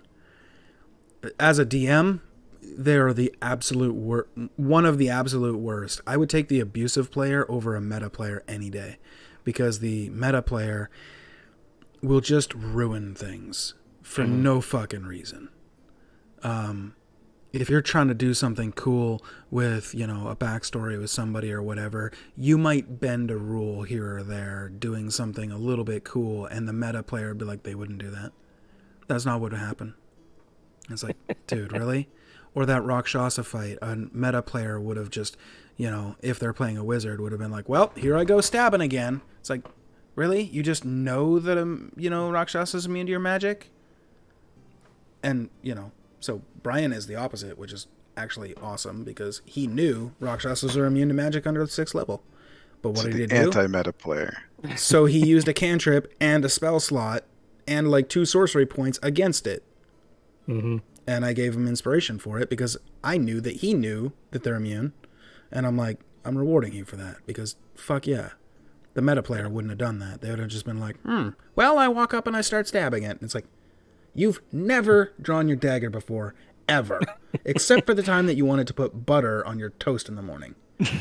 What? Yeah. Yeah. Or the player that's dead asleep and somehow heard the conversation 3 taverns over that 2 party members were having, and brings it up 2 weeks later in a different session. Yeah. You weren't there for that. The meta slash meme or person who's like, I want to join the initiative for this combat because I just knew that this fight was going to happen, and so I trailed after them. Yeah. Really? You never said anything in like the last 2 hours, Yeah. but I was trailing after them the whole time. Yeah. I've had one of those. Don't get one of those in your game, Drew. It's bad. Okay. Yeah. Actually, I think you probably should have one, so you know what it's like, so you know what to avoid. Just don't do it in a game that you care about, because they will ruin that shit. Oh, that's one thing that I've thought a lot about how Jay is an idiot. desk. That hurt so bad. You know what hurts? I broke my coffee cup tonight. Uh-huh. But why? Why? I was nuking it because I let it go a little bit too long and it got cold. There's your mistake. Well, yeah. And then as I was pulling it out of the microwave, mine's a lot lower than yours is, and the lip of the cup caught on the roof of the microwave. It just like Oof, pulled it out of my hand, hit the that's ground and no shattered. good. I'm So sorry for your loss. it was Well, rough. that goes into the Hall of Remembrance. What was your coffee cup saying? Um, Rennie. Oh, you okay? That's funny. It's a Renaissance Festival mug. Aw. So, Rennie. Have you seen Taylor's new mug? He showed. Oh, I think he only showed it in the pre-show. Because I don't remember seeing his mug. Yeah, it just says I'm drunk as fuck. Nice. He's like drinking it. It's like I'm drunk as fuck. I'm just like, all right, I like it. Yeah, it works. Yeah. So Actually, so you go ahead. Hmm? You Oh. go ahead. I was gonna meme. So a lot of like what I'm considering, what I'm going to be doing is in service to this eventual campaign I want to run. And basically like these, and this is why I want to either, us talk some more another time or do another podcast on the subject of DMing to get, ideas from you guys. But one of the things as players with this campaign, I haven't just, it's going to have a low player count of 3 or 4, and each player is going to earn their spot. Like they're going to have to want to be in the campaign. And right now Jay's the only one that's earned his spot. Woo! Go me. That's awesome. But the reason it's going to be low player count is, to me, it's going to be online, and I think 5 to 6 players is great in person.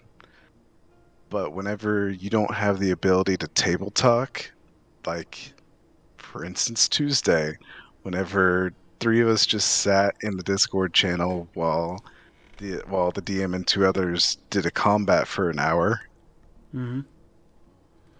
Sure, I'm at my computer. I could like pop open a game, but I kind of want it like I would break, like I You would want to be definitely there. break You want to my, be conscious for it. You want to be there for it. It's a lot right. different if you're sitting at a table. You could just reach over and tap, Valeria on the shoulder and be like, or not Valeria, sorry, it would be Ashley or Zach, and be like, hey, you think this is gonna go badly or what? Right. They're gonna fucking die. I guarantee it. So Like, I'm bet playing it. $5? Yeah. I'm playing in person on Saturdays, and that literally has happened. Like Yeah. the DM will be like, if I'm 3 turns away, and like the DM is like, I can tell that this is gonna be a long turn. What's going on right now? Or it just doesn't directly involve me. I'll talk to one of the other people at the table. We'll just chit chat about what's going on. Online though, I found out, like, to me very early on, our first campaign, the 3 of us, you, me, and Zach, with Mm-hmm. Derek DMing, I thought it was like, even though we were bumbling idiots, Mm-hmm. all 3 of us, all 4 of us were new to what we were doing. Yeah. Uh, it was still a blast. Yep. And I think part of that is we all had plenty of time to think. Even if someone took a while to do something, it still didn't you still didn't have another person taking a while, and another person taking a while, and another person taking a while, and then wait, an hour's gone by and I've just sat there quiet while these people were all doing their thing. Yeah. Or worse, an hour's gone by and it's only been one round of combat. Yeah, right. Yeah. Been there. It's happened, and it will happen again. Right. Yeah. No matter how much I try and condense it, there's going to be some combats in rain where it's going to be an hour for one round, which sucks. But you can't do large-scale combat without taking time. So, right, and that will be an aspect later. Got to be large scale to make it feel epic. Yep. Mm-hmm. And one of the things to kind of segue off of that for just a second, when you have large scale combat, sometimes what I will do is I'll roll all of their things, just kind of muttering to myself, keeping track of what all has happened, and then look up and narrate this is what happened, rather than trying to do a turn by turn type Right. of thing. Right. Just do all the paperwork, Yeah. and And then this is what happened. I think that is also a situation where online is actually better. Because if you've got, okay, an army of angels versus an army of devils, you figure, okay, all these angels, they're all going to be, a deva, whatever. So they've got a +6 to their attack. And all these devils, we're going to say they're all Cambions or Irenaeus. So they've got a +7 to their attacks. Okay, cool. Slash roll, 146 d20, enter. Okay, how many of those are, you don't even have to do the +6 because then you'll do it at the end. So you take those d20s and you look at the Irenaeus AC. Let's say it's 18. Then you go, okay, how many of those are 12 or higher? That's how many angels just killed a devil. Okay, cool. 120 of those. Okay, so in the first round, of this massive combat, 23 devils fell. Okay, cool. Now I roll 261 d20.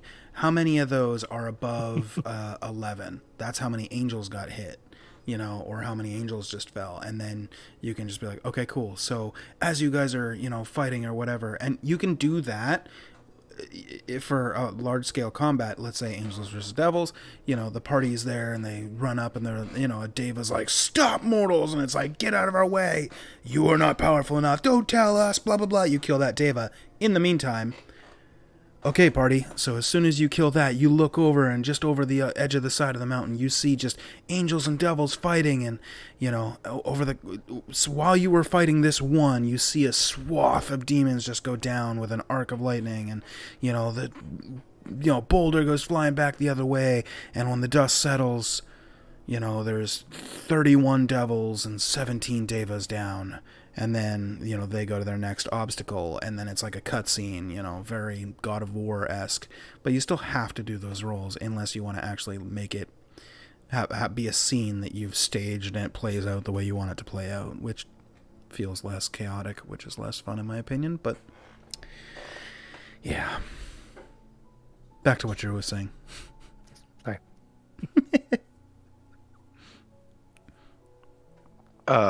Party size. Right. Online, I think 3 is ideal in terms of pacing. 4 is ideal. It's like the compromise to me. 4 is the party size that's like, it can get a little long in what's going on, but you still need enough people to make your accomplishments feel like you required a team effort of multiple people to pull this thing down. And your homebrew type stuff, you can kind of have a little bit of wiggle room on party size, but for campaigns that are the pre-existing ones, Yeah, the adventure modules. the modules, you kind of tied a little bit to a party 4 to size. 6. Yeah. Yeah. Two or three, and you're basically going to be dealing with you can't do it. Yeah. Unless They won't they're power survive. games. Yeah. Tomorrow is the beginning of Mad Mage. I had to make an NPC to go with them, so they have 4 characters, because otherwise they will die to the first encounter. It's bugbears within probably 2 will hours. still. They probably still will. Yeah. I mean, they might. We'll see. Yeah. And I mean, that goes with what I was saying way back at the beginning, is challenge rating, and how I will probably end up in my campaign handcrafting almost every encounter, if not every encounter. That's what I do. Mhm.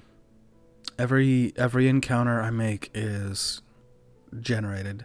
I did a lot of the work ahead of time with like the random encounters. You know, you guys sometimes I'm like, yeah, roll a D137.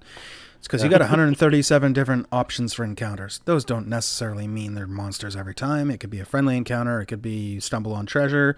You could be you found a ditch. What's in the No, ditch? I mean Nothing. Yeah, whatever. But as far as actual every fighting combat. encounters, yeah, combat encounters, every single one of them has been specifically made.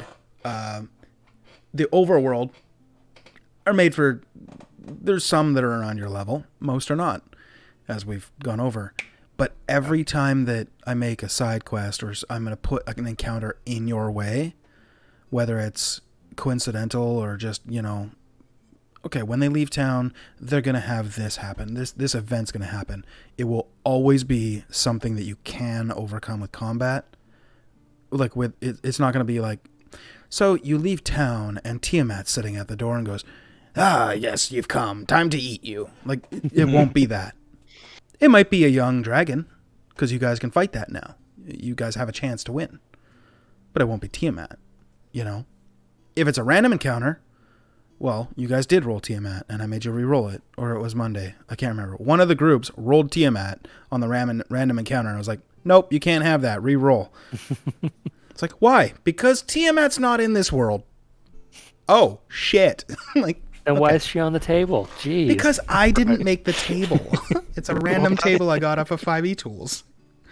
That's I mean, awesome website that doesn't exist, Wizards of the Coast. yeah. Okay. So I had God, there's a lot. Like I want to know. So like you said, you pull a table and I know you've done it with a few tables that you pull it from somewhere. I'm guessing you modify them a bit sometimes. Sometimes. Depends on the table. Depends on the situation. Brian, how much table plagiarizing do you do? Or do you make your own? It's a mix. In some cases, I will pull out the random treasure table and be like, roll for me. In other cases, I have specifically picked the reward and the treasure to be either something because I think it's a fun item and I want to see what they do with it, or because it's something I think fits the monster and the monster would have it in their inventory.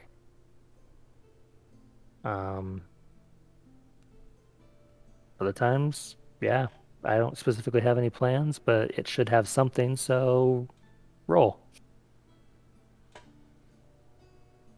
Have you DM'd any long-term homebrewed campaigns?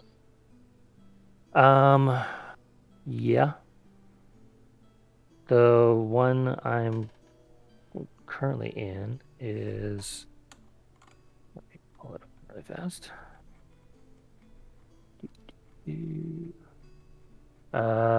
Jay, I kind of don't want to ask some of these questions because I don't want to. I don't want more. I don't want to see the wizard behind the curtain. Some of it I won't tell you. Like there's some things that I don't mind telling you guys, like certain meta information. That's fine. Closely guarded secrets that would spoil major parts of the campaign, I won't say. I will say Pafo. Play and find out. I was sitting there like, okay, play and. Yep. It's my Brandon Sanderson's read and find out answer. Raffo. Yeah, Raffo. So the one we're currently doing started December 4th of 2020. So it's been going a little bit. A little bit. You could say Do you that. play in person or online? In person. We've tried the online a couple times, but it's a total of 5. So and a couple of the people like to have side conversations, which doesn't really work, as you've said, online. So, yeah, the missed quite a few sessions over the year and a half-ish We're on session 40. It's not bad. So, um, before that, I think the So, longest one was about a year, a little over a do you, year. how much would you say percentage-wise of your campaigns? How much do you pre-gen and how much do you go through the work yourself? That's a Yes. really broad question. Do you mean in terms of world building, encounter building, treasure building? Yes. So all of it. Okay. Yeah. Oh, Be- about because 90% of what I do is completely all me. There's certain parts that I will plagiarize. Um, most of it is tables, and then the other half is I'm a terrible artist. So if I need a map for something, I will Google 5e. Let's say it's a tavern. Let's say it's a mansion. You guys are about to enter a haunted mansion. I'll type in 5e mansion map in Google, find an image that works for me, crop out a logo if there is one, cut and paste. And that's shitty, but I, don't want to get a copyright strike if there's a logo on it. And if somebody ever notices and says, hey, don't use my content, I will cease and desist immediately. But until that happens, I'm not going to draw a house because I'm a shitty artist. Like, I'm really bad. Like, really bad. You saw We my would have streets. MS It's Paints. green boxes. You know? So, yeah, that's partially the reason why there is no map for Lilton. Because I typed in 5e city map and every fucking city has a river running through it or it's on the coast. Overworld I used Incarnate, which is just a tool that helps you build it, but I made the world. The one previous to that, the previous campaign, I literally did with pen and paper at work. It looked like shit, but it did the job. Every single quest, every single NPC, every single storyline, monster, and encounter, completely handcrafted by what about myself. Nozzle and Random name generation doesn't count. Whenever you're like, oh, what's this random person's name? You're getting a randomly generated name. Whenever it's, oh yeah, you go to see, the magistrate, Erica Stouthill, or whatever the fuck her name is, that's a name that I've made because that character exists and has a deep, rich backstory. If you're ever prompting me for the name of some random person, it's random name generated most of the time. Most of the time, any NPC that I've created will have a name if they give it to you. But generally, you can tell the randomly generated ones because they're kind of recognizable. Only so many of them. Yeah.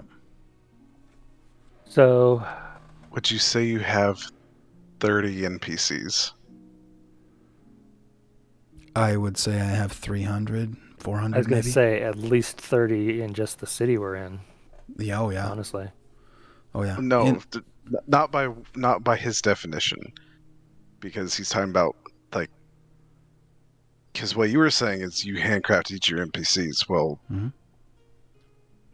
if you're random genning names, did you really handcraft it? Nozzle and Trevor are not handcrafted. Those were randomly generated. Those were just guards that happened to be in the area. That's what I'm asking. So Okay. there's more than 30 NPCs that you've crafted in the city. Oh, Aside God, from yes. just the okay. Oh, hell yeah.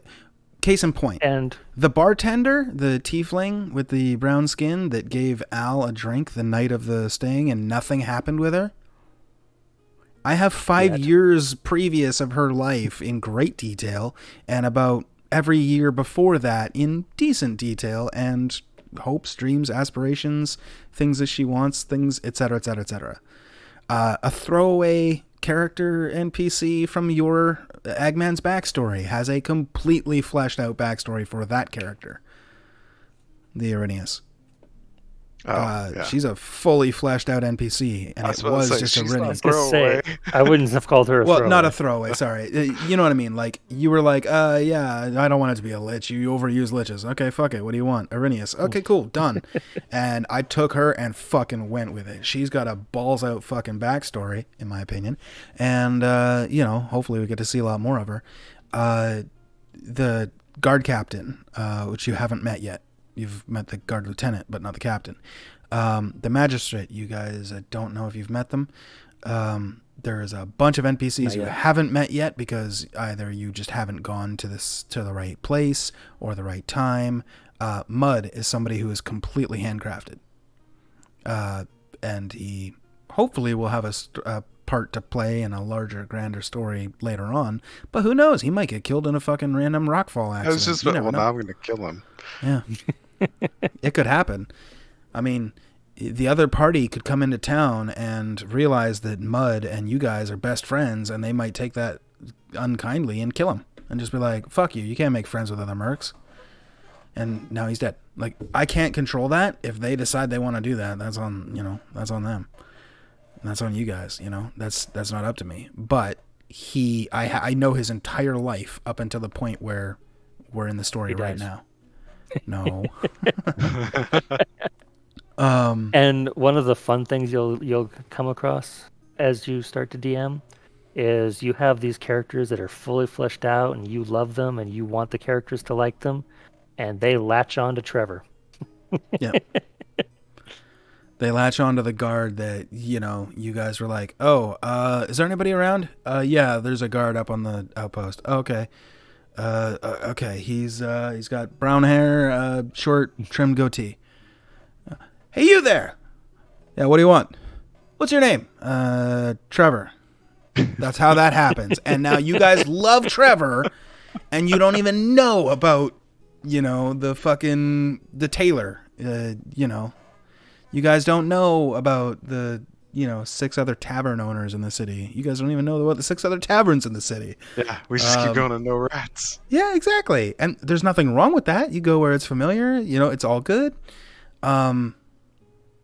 There was a throwaway NPC that was just a person that you guys met on the street and you sold deer to. That NPC is completely fully fleshed out. Because after you guys met him, I was like, okay, I kind of want to delve into this guy's story and see who he is and, why he's just a street vendor. And then the other group got there and they're like, hey, we could use a butcher. And he's like, all right, well, I guess I'll move to Lilton then. Be closer to you guys' home base. And they're going to bring him back. Like, now he's got a whole backstory, but at the time he didn't. Maybe Trevor will have a backstory eventually. I don't know. Probably not. But Now they're setting up franchises. Yep. Well, we don't actually know yet whether or not they're going to get those 2 buildings, for the record. They haven't finished the game night. I was going to say, they could be dared to forfeit them. They played 2 rounds of Truth or Dare. The last game that they always end with is Would You Rather. Yeah, I'm kind of curious as to what your version of Would You Rather is. You ever seen the horror movie Would You Rather? Ah, okay. It's that. You're given 2 options and you have to pick one. For example, would you rather give up those 2 buildings that you've accrued over the night, or your thumbs? Would you rather sever your own left hand? Awfully tempting. Mm-hmm. What's it gonna be?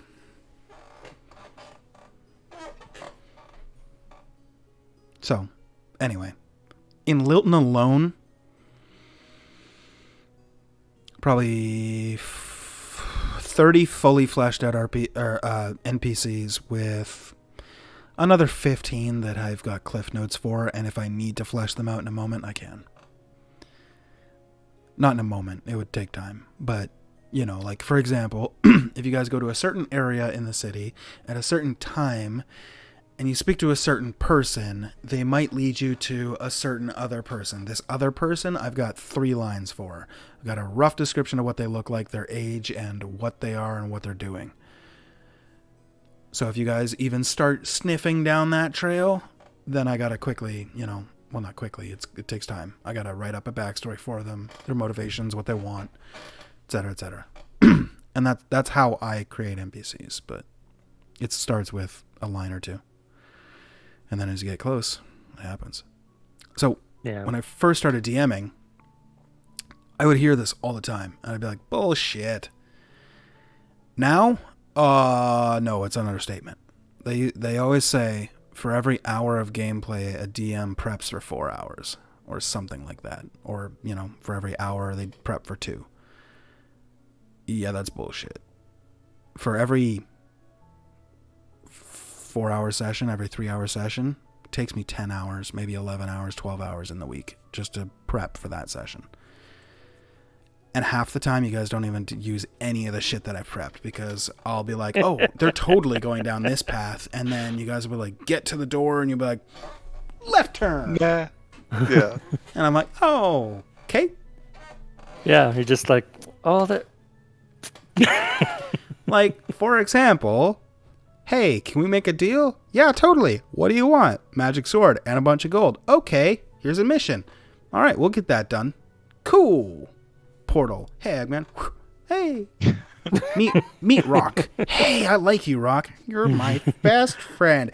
Meanwhile, party on the outside. Hey, is that a tower? Let's go fuck with it. Hey, you're Zaxxar? Oh, hey, cool. Yeah. Let's go to town. Okay, cool. Blah, blah, blah. Hey. Drinks. Things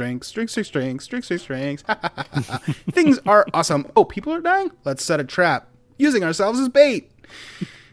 Wasn't there something we were supposed to be doing? No. Okay. I've had that shit prepped for 4 sessions now since you guys agreed to it. Nothing's happened. That was 10 hours of prep.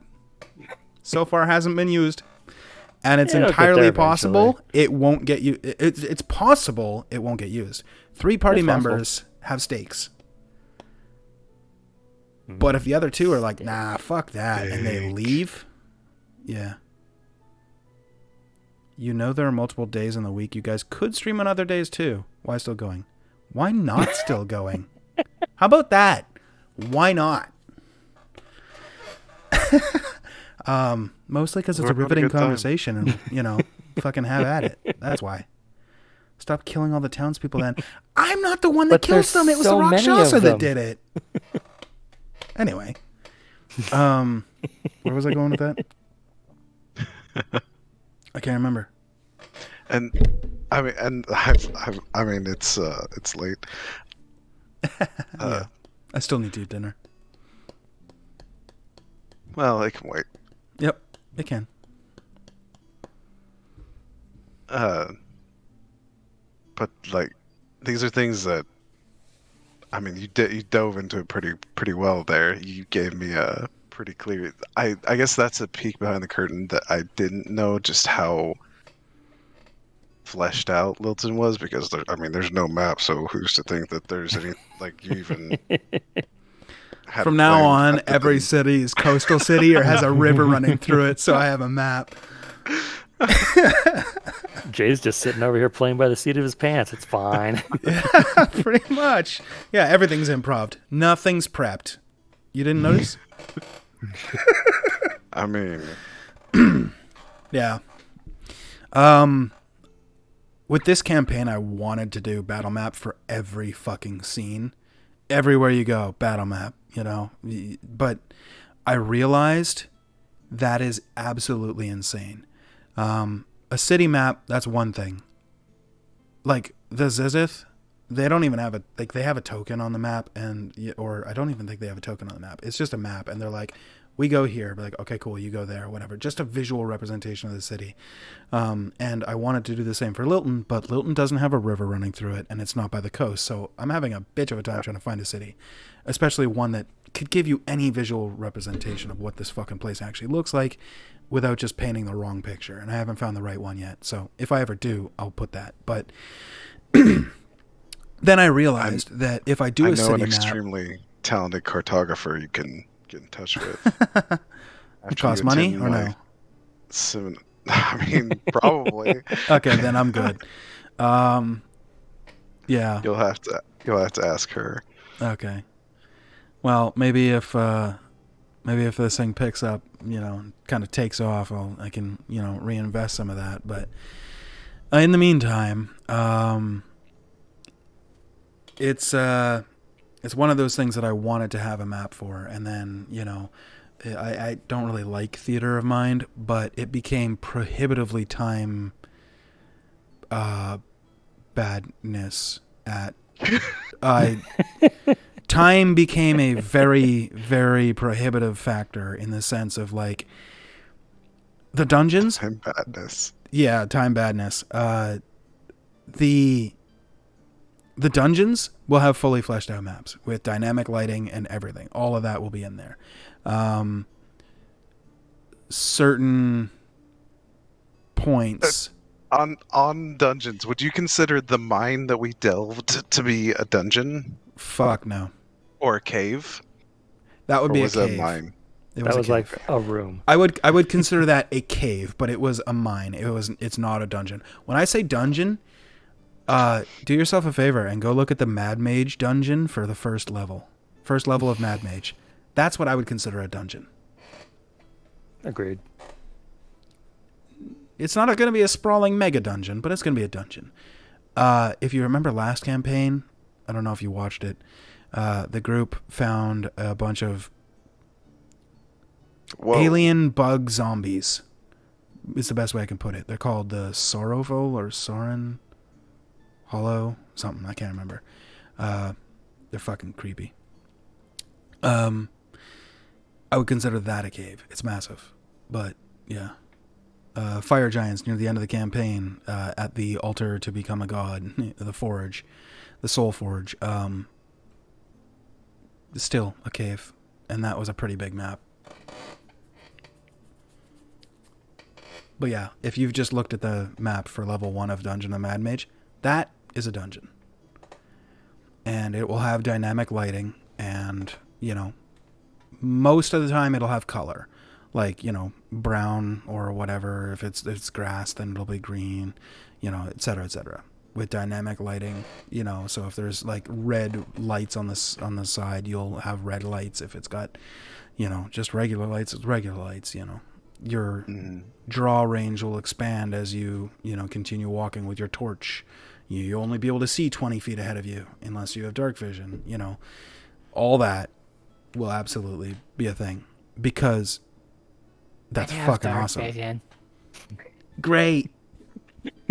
Thank God there's no wizards in your party. Fuck. I have dark vision as a wizard, and I also have a familiar that sees 120 feet, so I can see 120 feet ahead of me. Okay, broken wizard, show the fuck out now, right? I will explain colors more. You're good. The reason I ask these questions is, I'm trying to. It's a lot. Yep. I've been trying to put pen to paper with. I've decided I want more of a sandbox than story. Still some story. Still kind of a main overarching objective, but definitely more focused on the sandbox.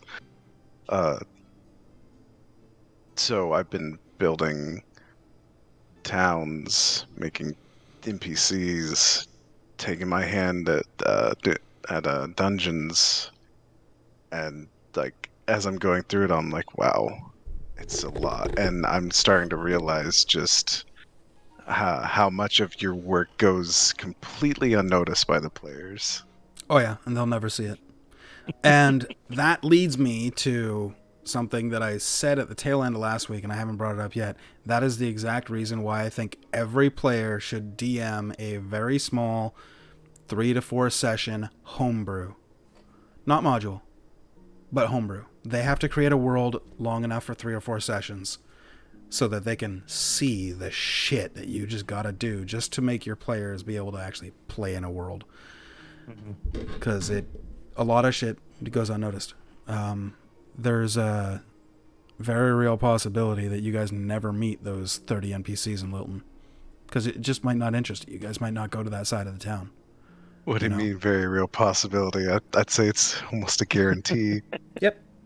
And the good news is, I've prepped Zizith, I've prepped Lilton, and I've prepped the other city near the Dressy camp. I can't remember what it's called. I don't have the map in front of me. Those are the only 3 cities that are populated right now. Well, you know what our next objective is, Brian? Beeline to the next Organization. city that isn't one of those. Right? All of a sudden, I'm making tons of fucking NPCs and creating storylines. I also Let's wanted see to. how well he can really improv. Oh, yeah. I've heard. Well, here's about the thing. Some Those NPCs, if you guys just leave Lilton and I don't have time to come up with a bunch of new NPCs, They'll look, just be in another 15 city. of those just moved to this new town. Oh, yeah, Weird. cool. Hey, they That's strange also how that have an happens. inn called No Rats here. Isn't that weird? It's a franchise. So strange. Yeah. There's a Thunderbox across the street and a guy named Mud dancing. Weird. I wouldn't copy paste like that, but name is no, his name is Nud. Nud, right. He's a cousin, twice removed. There's definitely certain aspects that if you like with NPCs, you can reuse. Just like with quests. If you guys just blow past a quest, like Bagman, for example, I'll use that with the Monday game. I'll just soup him up a little bit because you're all a little bit level or higher level, and I'll have him pop out, and they might fuck with him. If not, okay, it goes back in the bag. But as far as NPCs, if you guys never interact with them, that's totally fine. They might show up in a different city. Not because they have a quest that I want them to give to you or anything like that, but just because if I don't have time to make a bunch of NPCs in the other city and I've got 30 sitting in Lilton, if they don't absolutely have to be in Lilton, okay, I'll take them and put them somewhere else. Just for the sake of ease and not making duplication of effort, right? The other thing I wanted to touch on is you mentioned the sandbox versus story again. And I want to stress, I actually feel like Rain is more sandbox than perhaps people realize. Right now, you guys are a little bit tied into the story. You've seen some shit vision-wise, and obviously you guys, some of you have deities that you're beholden to, but nobody is really committed one way or the other. If you guys decided that, fuck all this shit, you have to deal with the Bjorn issue, because eventually that's going to come to fruition. What that means is totally up to your character's interpretation, but if you dealt with that right now, it's as simple as just untying your hands from everything else, and you can go off to do whatever. Go to the Bridge of Lost Souls, figure out what that is. Just explore the world, play in the sandbox without even interacting with any of the main story. You might never see an Aboleth, you might never see an Illithid, you might never see an angel, you might never see, devils and angels and demons and, gods and monsters. You could travel the world being cartographers and, making a monster manual and becoming, the Rain's version of Volo. If you wanted Everyone to. hates Volo. I love Volo. Volo Thamp Getarm is the best fucking dungeon or monster manual maker ever. Next is Xanathar. Xanathar is awesome, though. Anyway, point is, I intentionally wrote the world to be an open sandbox free of any shit. As in, nobody's come into the sandbox and shit in it. Aside from Bjorn. He left a big stinky one in there. And, you just push it off to the corner. You can play in the rest of the sandbox. You didn't think I was going to go with a metaphor, did you? I did. I was wondering how far you were going to take it. Yep. So, that's just that. But, all right.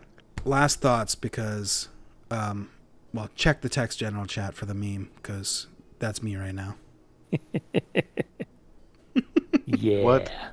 What is the most important or best tip you can give to someone aspiring to DM for the first time? Don't throw away anything. Mm-mm. Don't throw away any of your prep. Even if you think it's a bad idea, just fucking put an asterisk next to it, hit enter a bunch of times so it just goes out of your screen on your notes, and then just keep writing other shit. Because you will find you'll end up having an idea one day when you're just taking a shit, not thinking about it. You're like, I just thought of something awesome for that thing. And then boom, you go back to it, you add to it, you're good. Keep a collection of notes, even if they're just bullet points. Cool little storyline thoughts, NPC ideas, etc., etc. And above all, make everything organic.